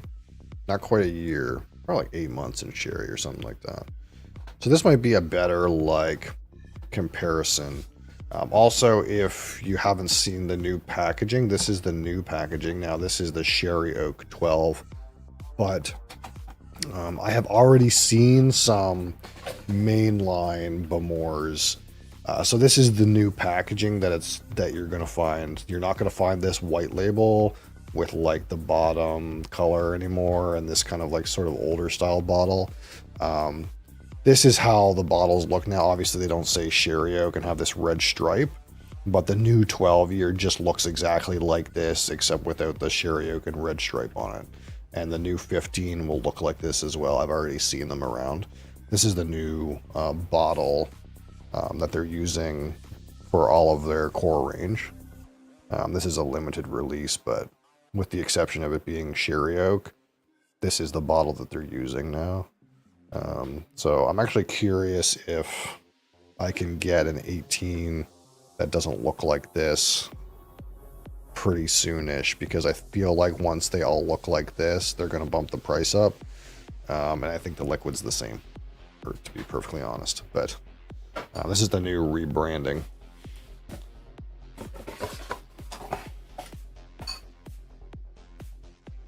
Which, you know, it's kind of cool. I mean, you know me, black is better than not black. I like them both. Yeah, there's something to be said for like an old school appeal too, though, right? Like some of the more modern bottles, to me, they look way too like trying to be a luxury, hip new luxury brand kind of idea, rather than like an old school bottle of scotch that some old grognard would drink from. You know what I mean? So I somewhat like I've said this before, but I somewhat just like these like regular ass looking bottles, you know? Because it's like, if you got a bottle that's just regular like this, you know you're in it for the liquid and not for the packaging.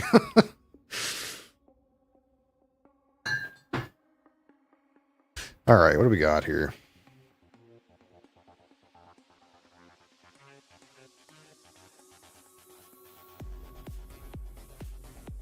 I just want corked bottles. I'm both ways about it. I like corks.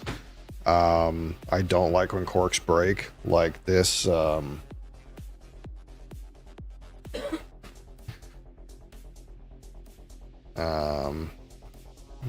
this cork fucking is breaking right now, and it's like, so it's a double-edged sword.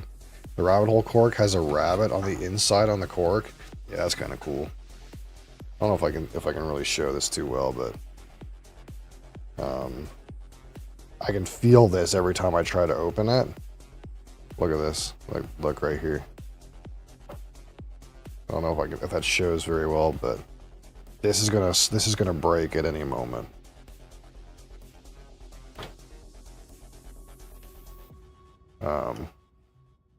That thing's toast. Yeah. Every time I open it, I try it very gingerly, and it's still together right now. So I'm kind of like cool with it, but that's the problem with corks. So that's one of the things I love about. Does this one have a synthetic? I love synthetic corks. That's where I've gone with it. Yeah. So here's again, here's our 40 Creek Art of the Blend. This is what I want. Is these here. Because you still get a pop. They still work for the popping part. You can do anything with these. And they don't fucking break. These things are like, I've never had one of these like crack or some shit. Right? Now it's like less, I don't know, old school, I guess. But I don't really give that much of a shit about it being made with real cork, I guess. I just want it to be a cork and not a screw top. And I want it to not break, because corks breaking is just shit.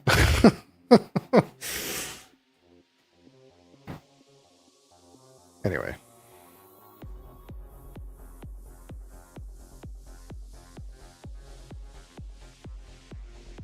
Well, there's a nice sherry bit to this.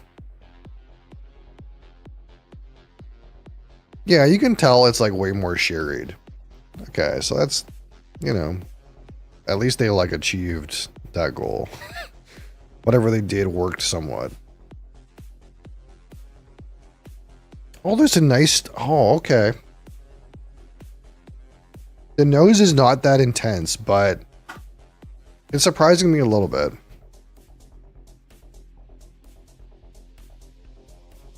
Like, you still have that, like, but more like rubber smoke, kind of like burning tire thing. But you get like that like, it's, man, it's not even like necessarily like dried raisin. But there's a little bit of like a nice fruity, like a nice red fruit component. And I want to call it like more alive than a raisin, but like to me, it's not as dry and shriveled up as a date. It's a little bit more red and juicy than, like, not quite an Pedro Menez kind of tier, but feels like it's a very lively sherry touch. And again, 3 years in like a first fill Oloroso, you know, that might do that. But there's also like a nice kind of like sweet toffee thing underneath on the bottom, right? And a lot of times with these sherried ones, I feel like I kind of get the like raisin and fruit thing, or I kind of get like the toffee thing, but I don't normally often get both of them. And this kind of has like both things going on for me. Now, it could be that since it's spent so long exclusively in bourbon, some of that bourbon sweetness and like that finished sherry is kind of like really expressing very well on top of the fact that it feels fruity. It's not very complicated. Like, it's not like there's a whole lot of things or are super intense, but a little bit of malt in there.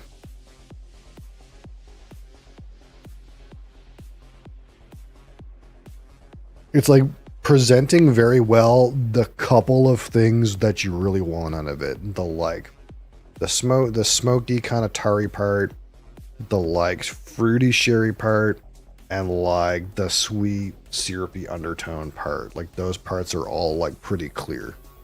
And again, that's one of those things that I've been talking about is, again, it's like complexity is one thing, and finding like new and interesting things is one thing, and having things recombinate into very interesting aromas is one thing. But there's a lot to be said for like very distinctly presenting very clear notes. They're not muddled together and hard to describe and stepping on each other.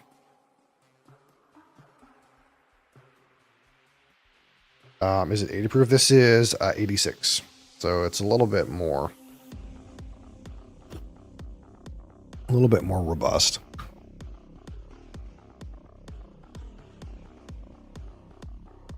There's a vanilla, like, you know, it's nice. On the aroma, it's nice. It's pretty. You know, it's kind of giving you a little bit of all the things. And it's not like confused at all. Kind of like that. I like that nose. It's not complicated. It's not intense. It's not complex. But it's doing the few things that you're looking for here really well. You're looking for like that bourbon barrel sweet kind of component. You're looking for the fruity component. You're looking for the smoky component. Not so much on the malt. Again, it's buried in a lot of barrel, right? Like I think there's probably like first fill bourbons in here, and there's probably like first fill Oloroso in here. It's hard to get malt notes 15 years in those kind of conditions. But you know, there's a little bit of that there. And it's pretty clear that like the smoky components, like that rubber, it's like toned down somewhat. There's a lot of active barrels here. So while it's all familiar and nothing like too new and interesting, but doing pretty well at the things that you expect and are familiar with.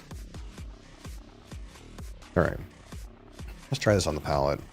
Cilantro.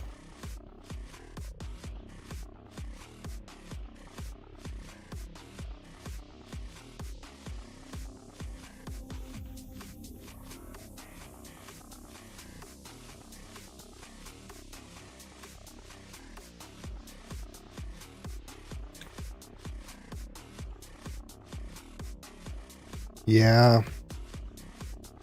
that's about what I expected. It's just still slightly too thin for me. It's just, man, good smoke on the back end. Actually get more of that campfire on the back end. But man, the palate suffers from the dilution.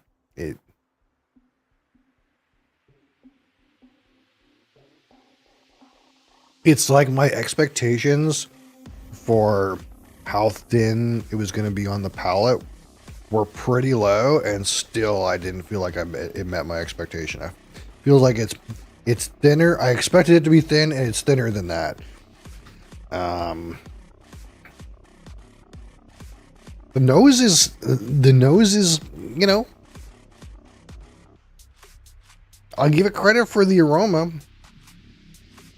but I want those notes on the palate.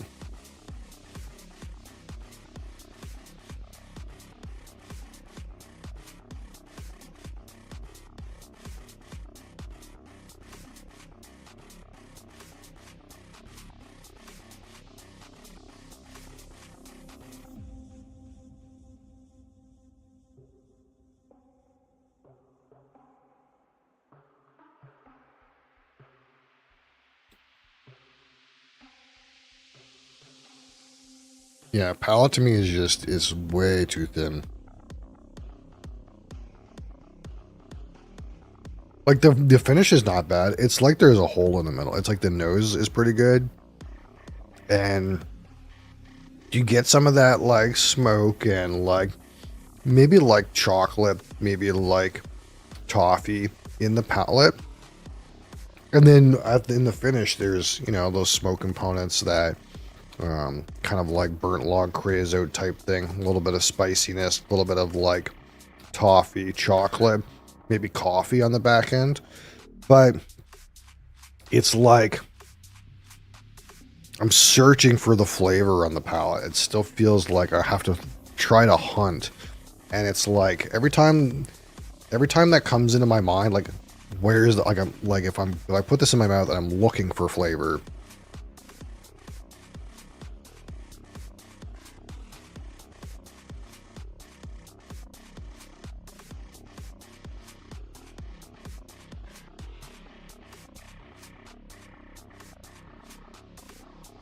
Like anytime I'm looking for flavor, I know it's because something's lacking in the whiskey. Because there's so many whiskeys that I drink, and I don't have to even think about trying to find a flavor to latch onto. It's slapping flavor in my face. It's like, here, have this. Whoosh. So when I come across the whiskey that's on the palate, it's like just I'm struggling to like get some notes out of it. I know there's something wrong with the whiskey, because there's other whiskeys that will just bring it. They really bring the flavor, and this is not it. And it's, to me, it's the ABV or something. Like, part of what I don't understand is like how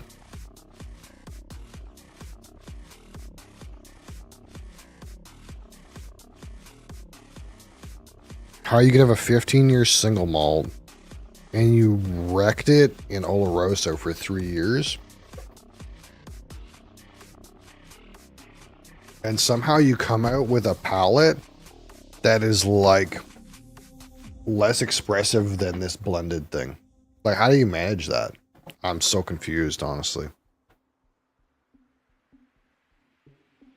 Because this is 40% alcohol blended malt whiskey, and somehow I can taste cognac on the palate for this, and I have a hard time getting much out of that. I don't understand.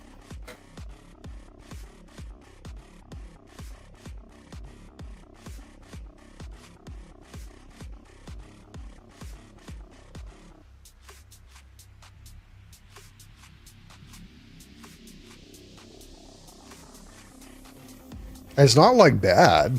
It's not like the worst, but I think like if you drink it quickly, like if you don't hold it for long and you're just, you know,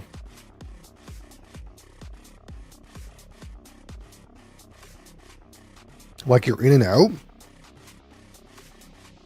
you can almost trick yourself into thinking the palate's okay, because like as soon as the air gets in your mouth from swallowing it, then you kind of get some of that finish going, and it tastes like something. But if you just sit there and hold it long on your tongue, there's just not a lot there. And somehow, the only reason I'm pouring this is because this is some blended thing at 40% alcohol that I did not have this problem with. It has a screw top.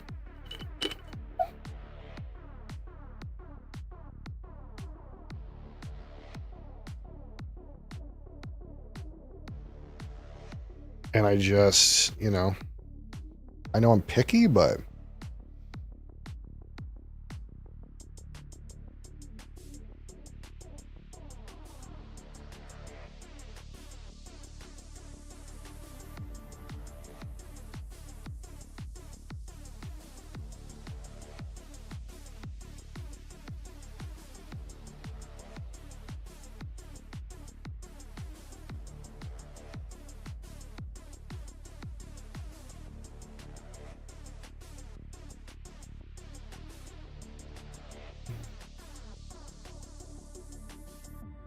look, I drink this blended thing. I don't have a problem getting some cognac notes, some like toffee notes, a little bit of maltiness. Flavor expression's better on this 40% alcohol, blended, somewhat cognac barrel thing than it is on this 15-year, like 30 ppm single malt that's been drenched in a first fill Oloroso sherry butt.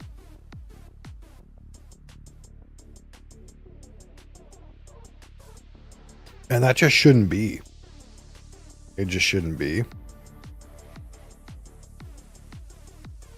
I just don't get it.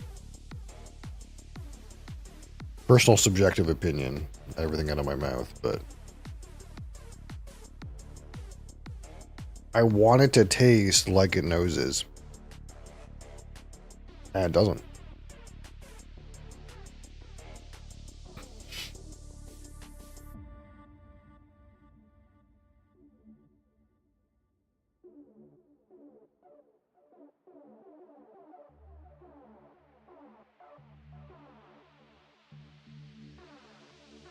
It's good in the finish. It's good in the nose. It's thin on the palate. And I wish for more, you know?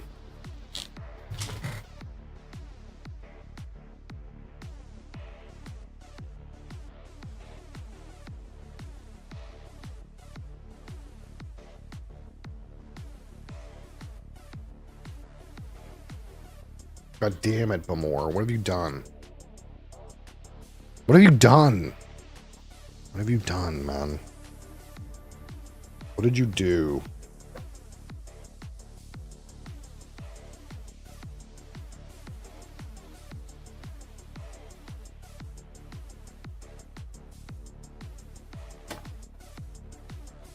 And it's the same with this thing. I'm gonna pour some of this anyways, but it's the same with this thing. It's just, I already feel like this cork is a little too stretchy.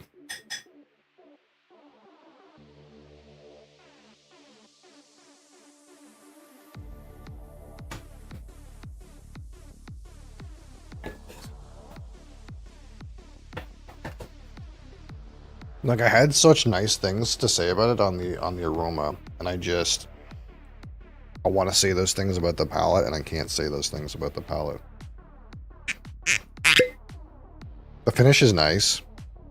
Again, you get the smoke, you get some like toffee, like chocolate coffee. Like, where's those fruits, you know? That like slightly luscious red fruit thing that you can get on the nose. Where is it on the palate, you know? Where is that raisin?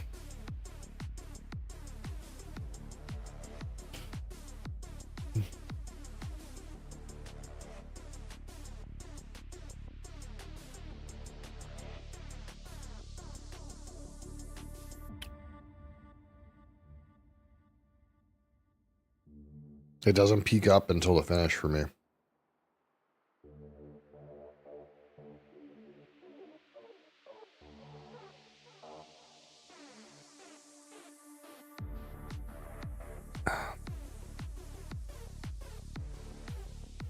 Oh, this 12 sherry oak way maltier. I like way maltier. Like, I smell the sherry on this, like I really do. But way maltier. A little bit of fruit, like apple.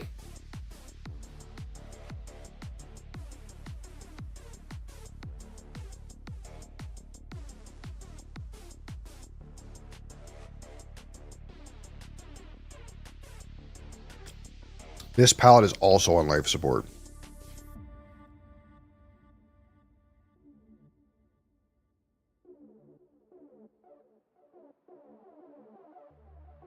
The distillate is so good. I don't understand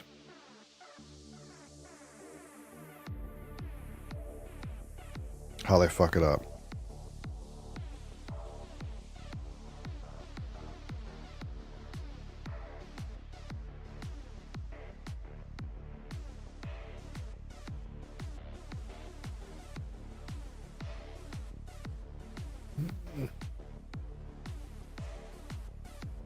Having said it, it's kind of like a nice, like drink and chill whiskey.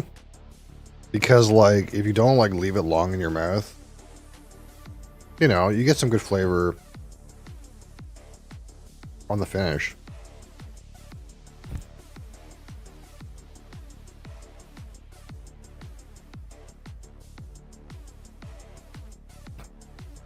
But it's just not, it's not impressing me on the palate, unfortunately. The good things I want to say about it, just, I can't say them about the palate. And I don't think the only thing I can think of is there's too much water in it. I don't know how else we got to this point. Other than there's too much water in it.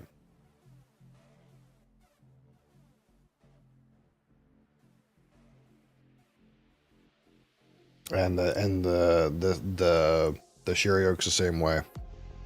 It's the palate's just on life support.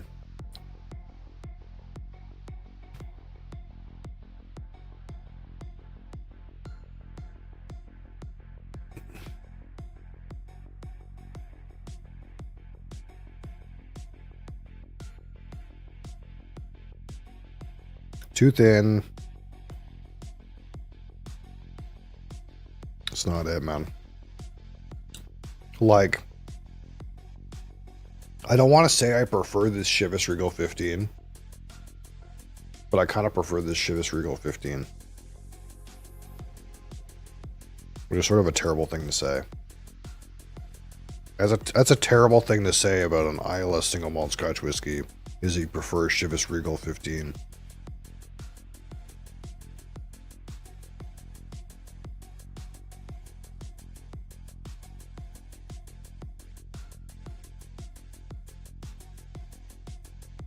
But I think I prefer Chivas Regal 15.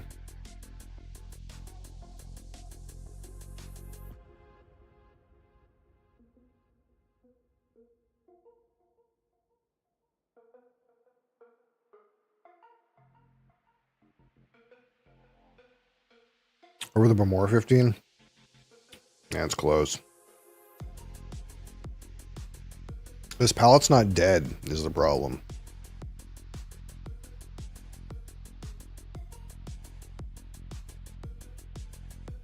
You've lost the plot.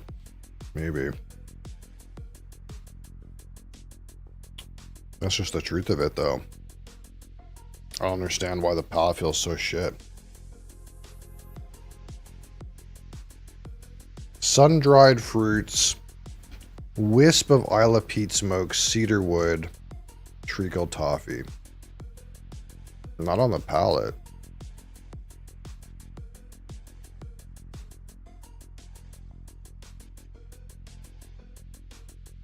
I need the 18, man. I think this 12's not, or this 15's not it. At least not for me. I don't know, man. Maybe I've been drinking too much whiskey. But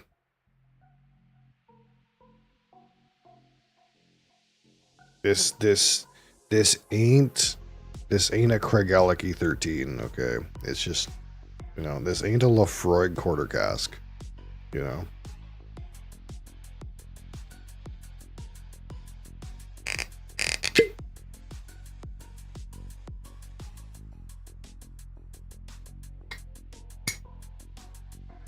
So we gotta go higher up the food chain, I guess. Like eventually these things either have to get old enough or higher proof enough that they taste good. Why don't they have a cask strength? Why can't I like buy Bamore 12 cask strength? Why isn't that like a thing that you can buy? Who at Suntory is like, hey, we're not going to release any Bamore whiskeys higher than 43% alcohol? Whose idea was that? Who thought that was a good idea? Like, if I type in Bamore cask strength, do you think something is going to come up that's not an independent bottle?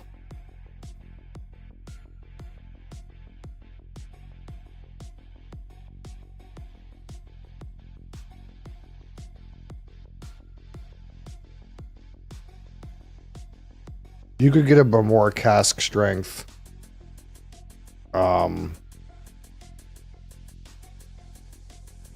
I don't know what fucking year this is, but it's old. Ah, here we go. I found it. You can get a 51.5% alcohol non-age statement first release vault edition. Fucking non-age statement garbage. Or we can get the 29-year-old. That's at cask strength.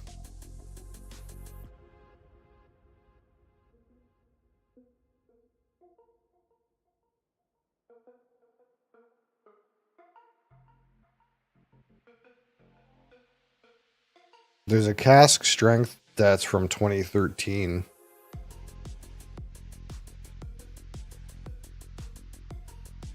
I don't know. I'm confused, man. It needs more. Like, it needs more. Bamore needs more, you know what I'm saying? It needs more. I don't know why it doesn't have more. What do you mean? I was born in 1911.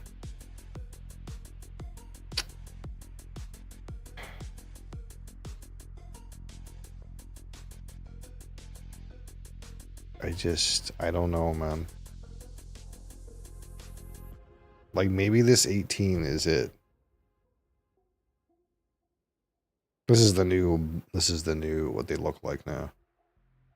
Except for the 25, for some reason we kept the old packaging for that.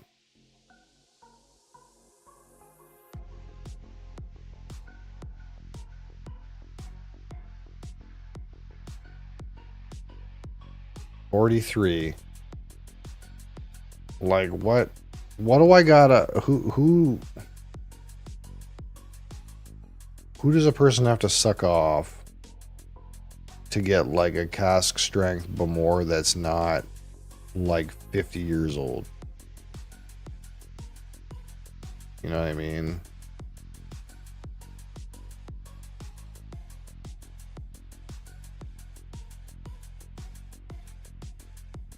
Enhance. I think that says 43. The worst part is I look at these here that are on here. Bordeaux wine cask, 14 year, 16 year ruby port. 19-year Pinot Noir, 22 years Sauternes. Those sound so good. Travel retail exclusive, of course. But then my brain goes like, what the fuck did I experience here? That's right. I got teased. I got teased with a good aroma. And then I drank it and it was nothing. And then when I swallowed it, it tasted like something again. It's like, I feel like it's the same thing here. I'm getting teased a little bit. I'm going to like buy this 19-year Pinot Noir cask for like $500. And it's going to smell so good. And then you're going to drink it and it's going to be like sawdust. And then you're going to drink, you're going to swallow it and it's going to taste like something again.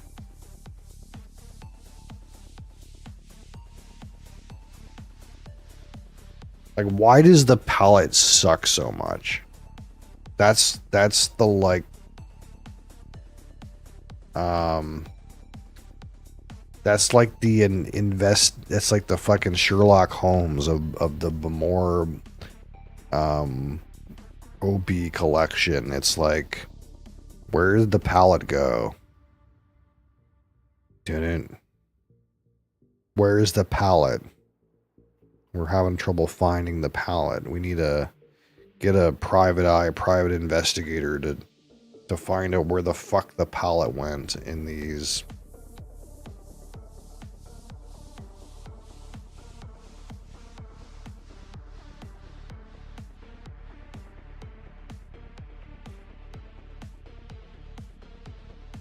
Doesn't matter how many times I drink it, it's still not there.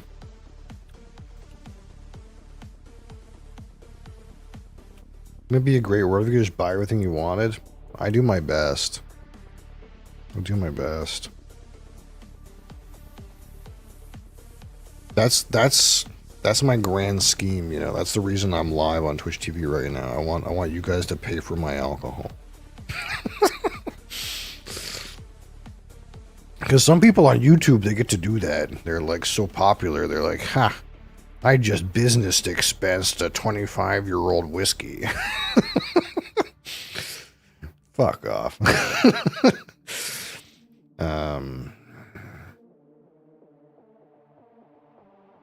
But yeah, I don't know. None of these are like,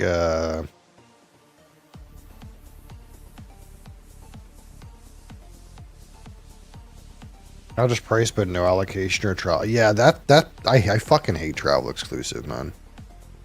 Like, look at these editions. Like, don't these seem badass? Like, even that 14-year-old Bordeaux wine. Like, that's probably like a reasonable price. But you can't get it unless you decide you want to go to a different country. Like, what the fuck is that?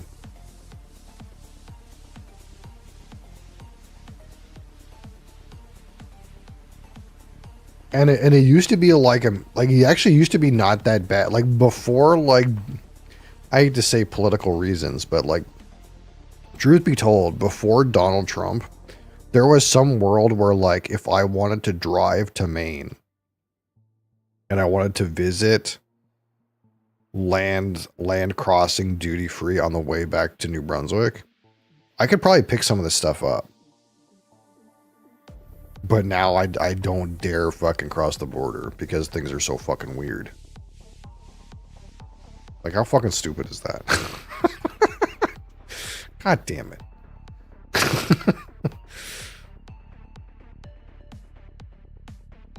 You know? Holy shit, what an overpour. This guy's been sampling from the distillery, I think. Look how much is in that Glen, dude. That guy is a heavy user.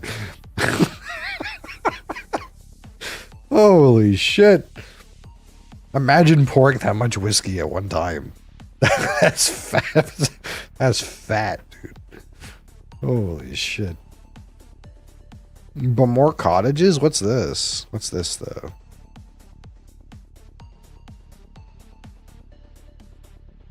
6 charming cottages.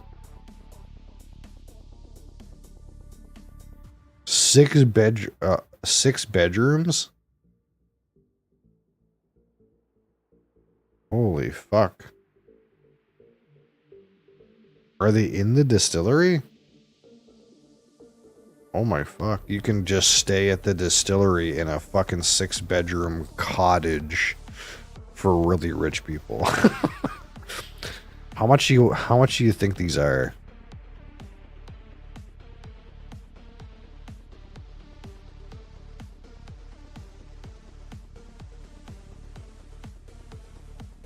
Oh, sleeps 4, that's not so bad. Sleeps 14. Sleeps 4. Okay, some of these are not that bad.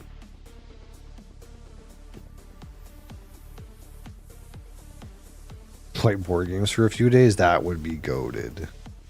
How much do you think this is? If I click some random dates, do you think it'll tell me? It says 3 days stay is required, dude, and I'm just like, that's what I'm trying to click on, dude. Just give me some, just tell me when it's available.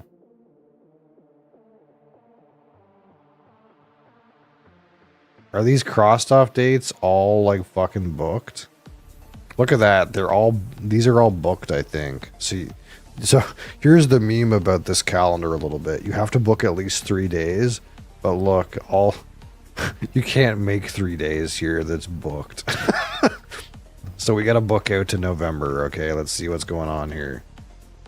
How much do you think this is?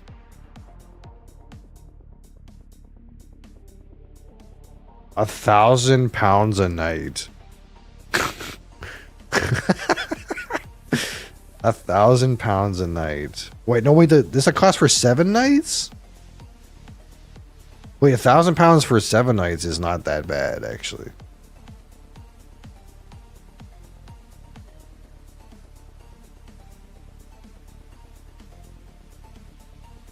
That's actually not that bad. I just clicked some random thing, so I didn't like really think about it. Like, what if I go click on like this, like the 1st to the 4th? That's not that bad. You know, that's not that bad for a 4-person. You know.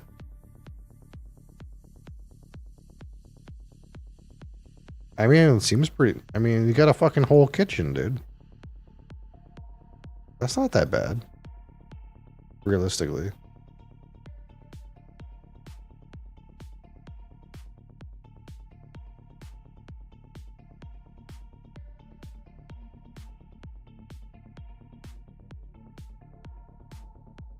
You know. I'm kind of like surprised that this exists. That they're like running some kind of weird hotel business out of the distillery. But that's not that bad.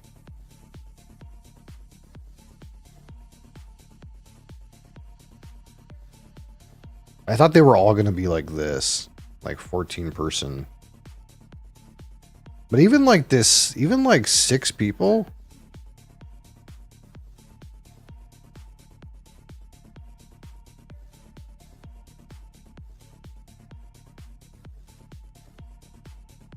You know, that's not that bad. I mean, these are really fucking small beds, though. I get that they're for 1 person, but I haven't slept in a bed that small since I was like a child. I feel like I would fall off.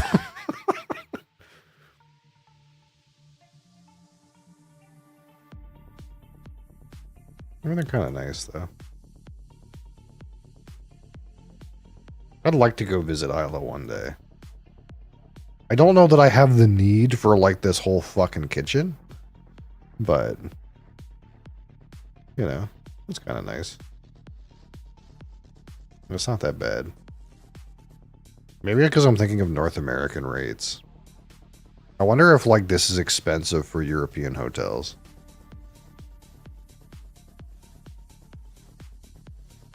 I don't know why I'm up this rabbit hole, but I guess it's because it randomly exists here.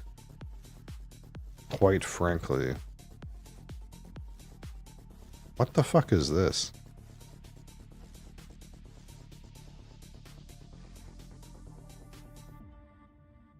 How did I get here? This is a story of artistry, of smoke, sweet, and the story tales of Isla, and the story of a Pictish princess who escaped for Isla, the boat. Okay. I'm not that interested.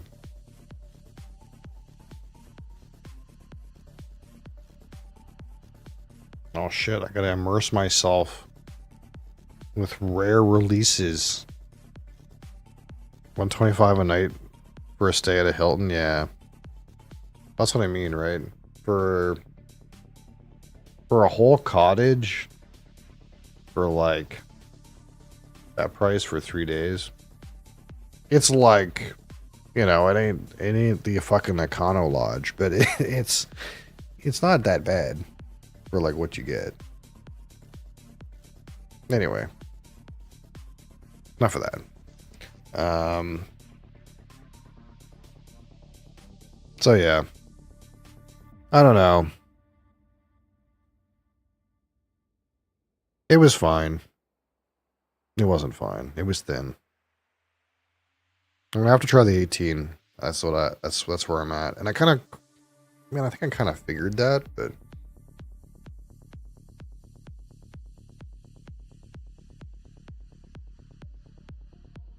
you liked it more than you, maybe. You had it at the bar that one time, right? Maybe it needs air. Maybe the first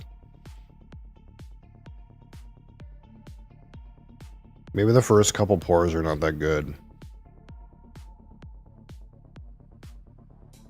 Maybe the neck pour is like trash.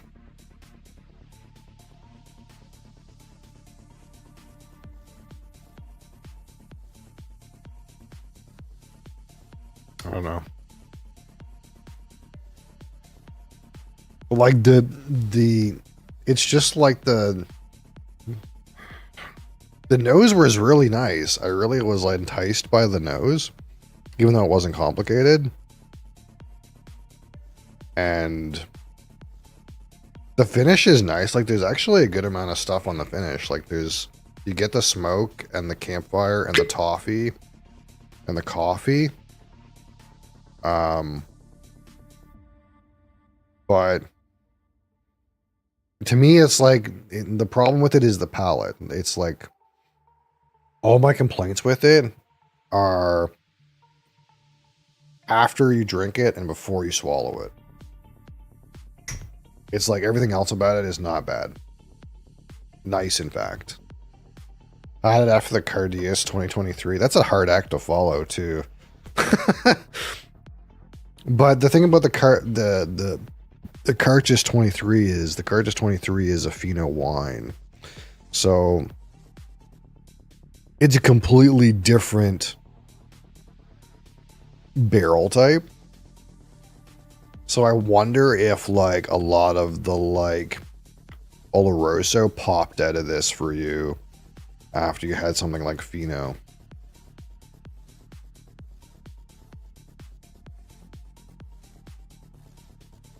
And it's just not popping for me like cleanly, like on its own. I smell this as if there's something wrong with the aroma, and there's not. It's just the palate.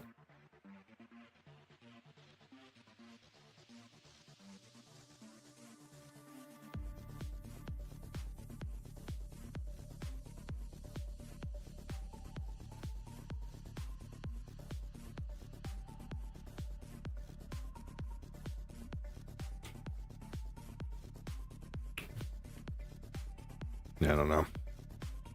Finish is nice. Aroma's nice. Palate's dead. At least for me today.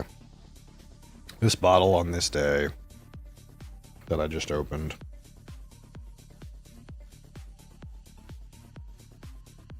Like the finish is nice, you know, but Man, I don't know. My complaints lie with the palate. It's a palate issue. So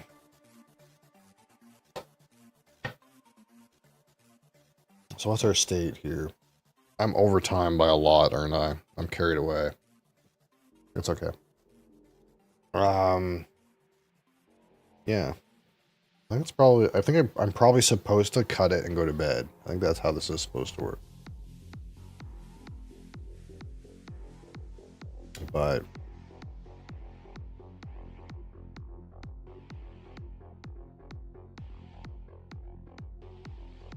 yeah.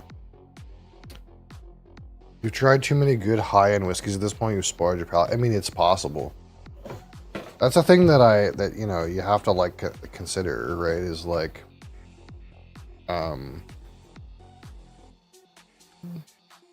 at some point, something that rates like, we'll say in my scale in the mid 50s is just not, it's not enough anymore. Because you've had too many things that you would rate higher. And of course, it's all like somewhat personal subjective opinion, right? And some amount of finding your preference. The disappointing part, I guess, is that I like everything that the bottle is saying to me. It's just not presenting it in a way that I feel like is strong enough. And then maybe I'm being overly critical, but you know, if you were to like pour like a Carchus 2024 for me and say, hey, these are two peated, heavily sherried whiskeys, this is dog shit. And the Carchus is god tier, right? So if I'm always looking for, you know, that flavor and getting this flavor, then I'm going to be disappointed every time, right? So, I don't know. That's somewhat you're limited. Like your favorite thing is limited by what your experience is. So if you've had lots of things that are really good, you know, you're going to think less of things that aren't as good. That's the whole point of this review process. Because I'm not spending a lot of money on these in terms of like, you know, I'm not spending like $500 a bottle, right? We're trying to find the best things you can get for yourself that are like, you know, reasonably affordable. And this is just not it. I think this is just not it. I think you can do better for the price that this bottle is charging. You can get a better whiskey for that amount of money. Get another bottle of Craigellachie 13, okay? However many Craigellachie 13s you think is enough, buy another one. Instead of that, buy another Craigellachie 13.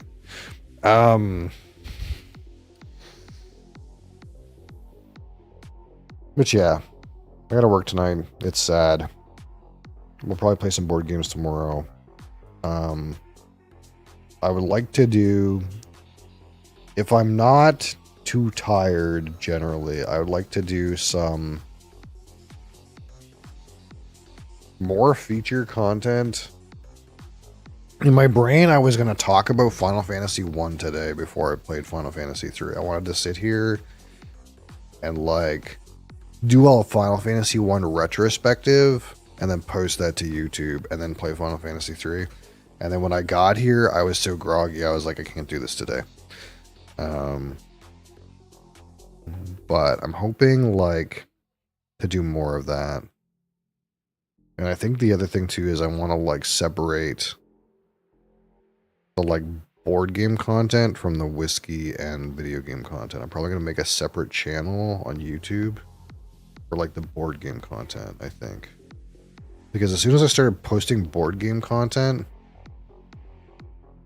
the algorithm I think got confused and sent a bunch of my videos to the wrong people. Because my numbers got worse as soon as I started posting board game content. I think it's confused mostly.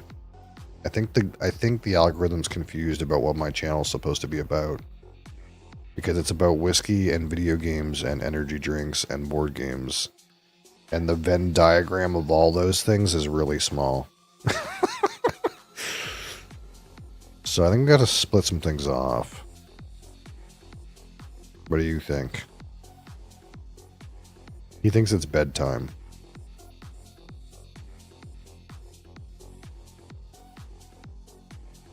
I think that's why he's here. Dad, you're supposed to be sleeping right now. I know, man. Yeah, big yawn. All right.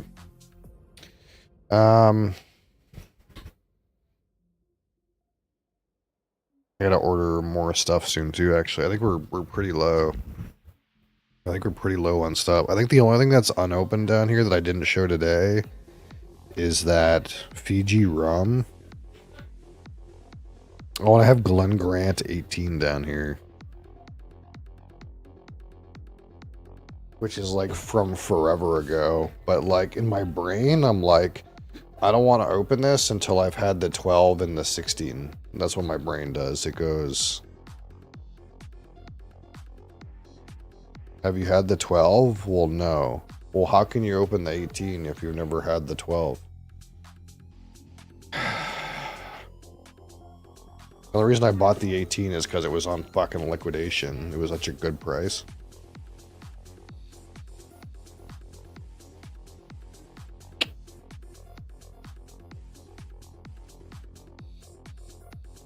I like to do things in order. Can't play FF7 for it. Exactly. You understand exactly. You got to do it the right way. You got to get the shit one, and then you got to get the not so shit one, and then you got to get the 18. But when the 18 is on sale, okay, you got to like be you got to like, it's fiscally irresponsible to not buy the 18 first if it's half price. But then you can't drink it first because you haven't had the 12 and the 15.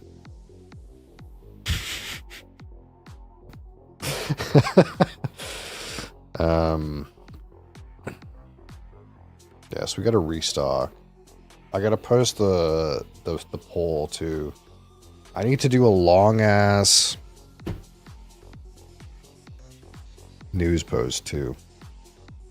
Maybe not long ass, but I gotta do a news post. Oh,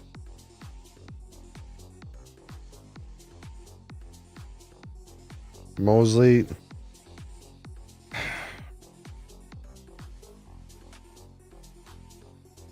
Can you get a job? If you could go to work and make roughly the amount of money that I make right now, so I could quit,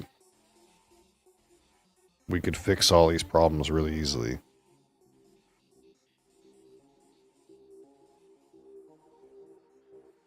You've been around here for like 12 or 13 years and you've never paid a cent. Maybe you should start, paying your way.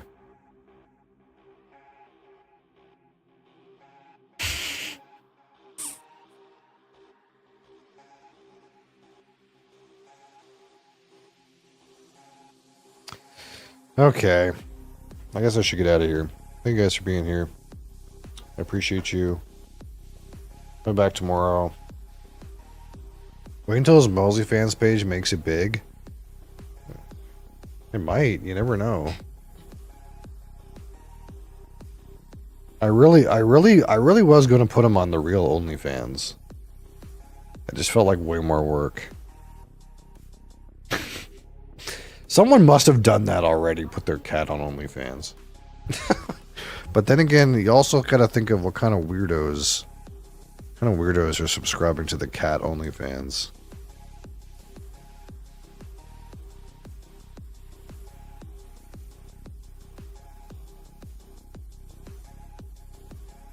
But that's just the business model, isn't it, Mosley? You like the 15? You like the 15. Yeah, of course you do. Alright, I'm gonna get out of here. Thanks for being here. I appreciate you guys. Be back tomorrow.